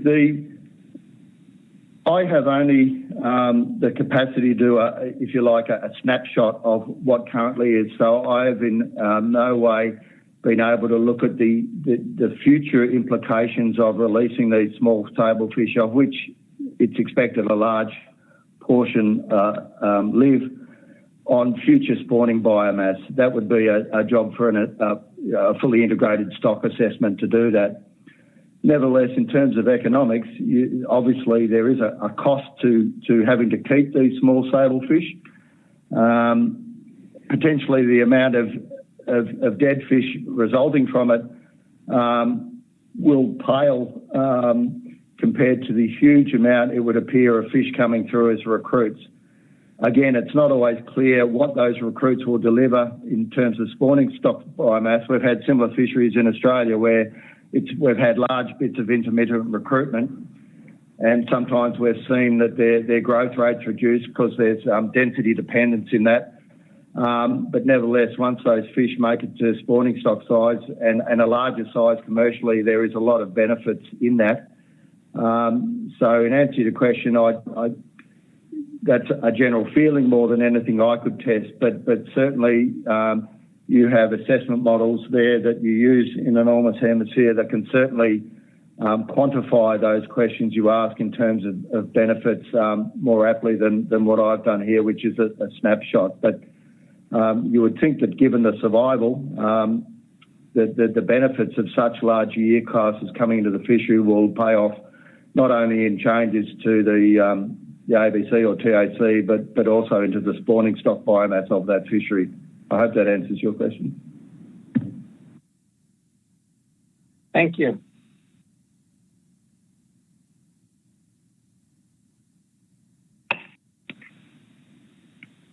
Any further questions? Thank you for your testimony. Thank you. Next up is Leighton Lockett, then Dave Fraser, then Tim McGinnis. Can everybody hear me? Sorry. Yes, we can. Okay, thank you. Good afternoon, Mr. Chairman, members of the council. Thank you for allowing me to testify on this issue today. My name is Leighton Lockett. I'm the president of the ADAC Community Development Corporation, and I'm speaking in support of the proposal that was put forth to the IFQ committee regarding delaying or suspending the ADAC residency requirement for the C2E program that we're participating in for a period of about 3 to 5 years. More so important after receiving the email today from Alicia regarding the status of the emergency ruling, which again, we're very thankful that the council put forth that request to staff, much appreciated. Unfortunately, what that means today is it looks likely that the harvest or the halibut resource that the community owns will be mostly unharvested for this year. So today we have only one that meets the residency requirement, and no other individuals that may serve as crew or meet the eligibility requirements for residency. As is aware, our plant shut down last year due to a number of factors, not least of which was COVID. So we lost a lot of people, a lot of eligible folks that did meet that residency requirement. I will say we did prioritize those even during those first 5 years that the residency requirement was suspended in adding ADAC to the C2E program. And we would continue to do so, knowing how it's critically important. Unfortunately, with the lack of having the eligible residents, the amount of quota that the community holds, helps out the local processing plant, which we were anticipating trying to have open, at least for halibut, mid-summer. And now, just based on what we've heard today, that plan will get pushed back to hopefully crab, seeing that halibut may not be something that can work out with losing this. Again, having something like this is not something that we really intended on asking for, given the priority that the community has on cod rationalization and its critical importance. But it seems that we take a step back sometimes, and really just trying to keep our community alive and economically viable. The ADAC Community Development Corporation has invested millions of dollars into acquiring this resource for the community, and we would certainly prefer to have residents that move back and are part of our community and and have them harvest. Unfortunately, as we experience another processor closure, and as we as a community work towards getting that plant reopened for the economic benefit of our community and the region, it's just another factor that is unfortunately painful. So we're hoping that, given the tremendous amount of work that has gone into this proposal before, that it's been done before, we're just asking that it be reinstated. We're hoping that it would not require as much staff resource than it would be if it were just a proposal that had never been issued before. And so we're really hoping that priorities could be something that could be handled. Thank you. Thank you for your testimony. Ms. Kimball has a question. Thank you, Mr. Chair. Thank you, Mr. Lockett. I wonder if you could remind me if ACDC is requesting a temporary, relief of this requirement for residency or long term. What is the time period you're looking for? Through the chair, thank you for the question, Ms. Kimball. Currently, our proposal is asking for reinstatement of 3 years. Based on what we're hearing, what we've heard today, I feel that we would ask for a longer time period. If someone were to move in today and start that 12-month clock, that would still put us in 2022 for eligibility. So we'd already be losing some time. I do want to point that again, it's not a permanent suspension. We do expect that that residents are and stay priority. Again, we're just asking for a waiver, hopefully not needing 5 years, but we put that in knowing that it has been 5 years before, but we're really trying to have residents as a priority beforehand. Thank you, Mr. Chair. Just a follow up, if I might, that Leighton, maybe in the description of how your CQE is set up, are those the internal rules, even such when you did not have a requirement for residency, that if a resident became, possible, had the right requirements, that they get a priority over anyone else to use that IFQ? Through the chair, Ms. Kimball, yes. We have had that in our CQE plan before, and we're not changing that. We would just amend that it would be allowable, but the residency requirement will stay a priority. Thank you. If we have eligible folks.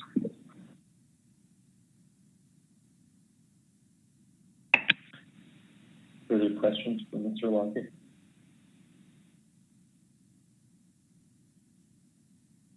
Thank you for your testimony. Thank you. Next up is Dave Fraser.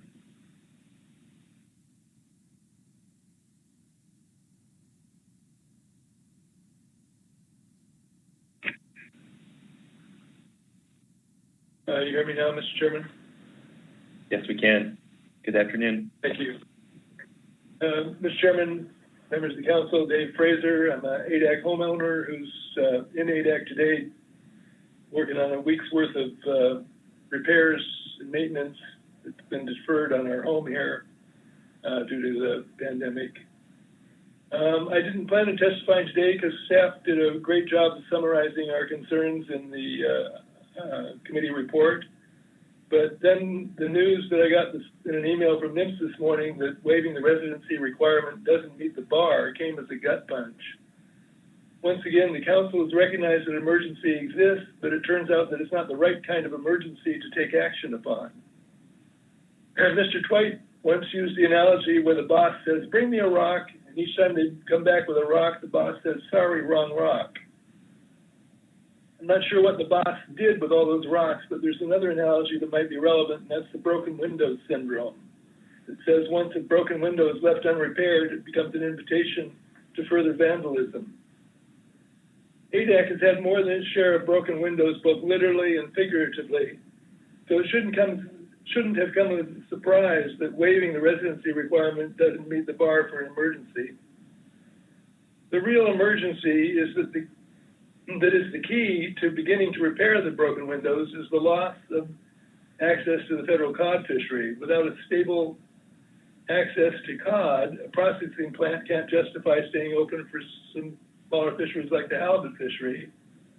Without a stable processing plant, the pool of local residents interested in fishing CQE has evaporated along with the contraction of the local economy. Because the residency requirement says that you can't have claimed residency anywhere else during the preceding 12 months, even if cod rationalization does include meaningful community protection provisions that lead to the eventual reopening of the fish plan, it will take some time to rebuild a pool of qualified CQE individuals. If there are any questions, I'd be happy to answer. Thank you, Mr. Chairman. Thank you, Mr. Fraser. Questions from council members?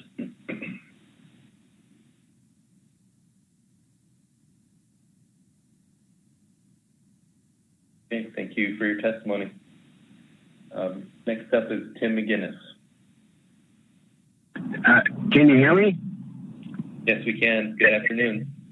Good afternoon. I'm here to reiterate the comments of Mr. Johansson. I am a crew member on the fishing vessel St. Dominic, and the pod out requirement imposed on Southeast Alaska, just in terms of how much time it takes for a vessel with our amount of quota, amounted to about 20% more time to achieve that quota because of that requirement. I think the larger the amount of quota that a vessel has, the more the impact that pod out requirement has and should be considered by the commission in terms of the differentiation between Southeast and the Central Gulf.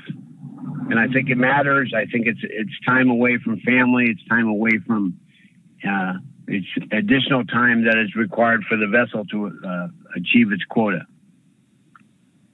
That concludes. All right, thank you, Mr. McGinnis. Any questions from council members?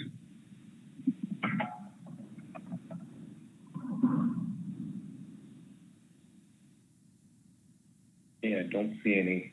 Thank you for your testimony. Thank you for your time.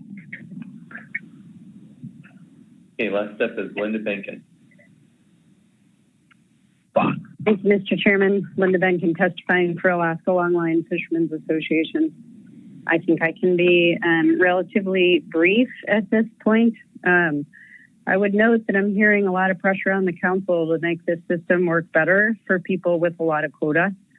And while I don't have any opposition to people providing that comment, I hope the council is remembering that there are people participating in the fishery with small amounts of quota. Over 50% of the people have less than 5% of the quota. A lot of boats participating in halibut and sablefish that have small amounts of quota that are part of the diversified portfolio and support their way of life here in Alaska's communities, as well as deckhands who work on boats that are based outside Alaska. So I'm going to ask you to prioritize allowing jig gear in the sablefish fishery as one of the higher level priorities that you move ahead. I don't think it was ever intended to not allow jigs to be used for sablefish. Jig gear is legal in the halibut IFQ fishery. It's just a funny overlap of regulations between defining long line, defining fixed gear, defining mobile gear that ended up strangling out the jig gear as usable for the sablefish fishery. So I don't think it's a heavy lift. It could make a difference for small boats. It allows people to move quickly. If whales show up, probably will never amount to a huge amount of harvest, but could make a difference for small boats with small amount of quota. So we ask that you to move that ahead.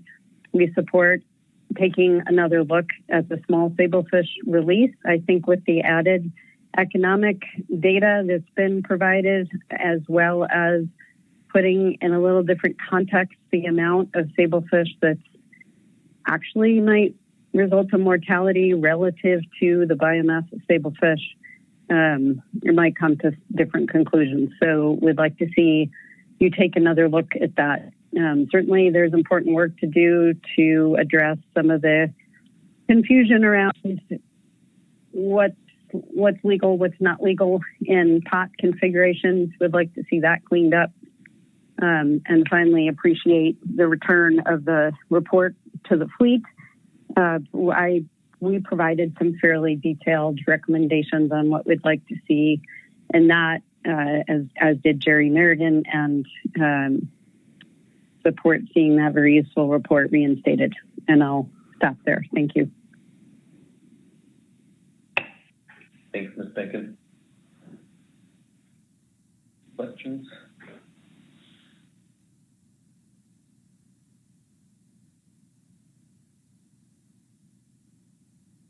No hands popping up. Thank you for your testimony. Thank you, Mr. Chairman. Okay, well, that brings us real close to 4 o'clock Alaska time. So let's go ahead and break for the day. Just a reminder, we have the SSC report time certain for 8 o'clock tomorrow. And it looks like the SSC report has been posted to B12, so that's available for review. So with that, let's adjourn for the day. We'll come back 8 o'clock tomorrow, Alaska time. Have a good night.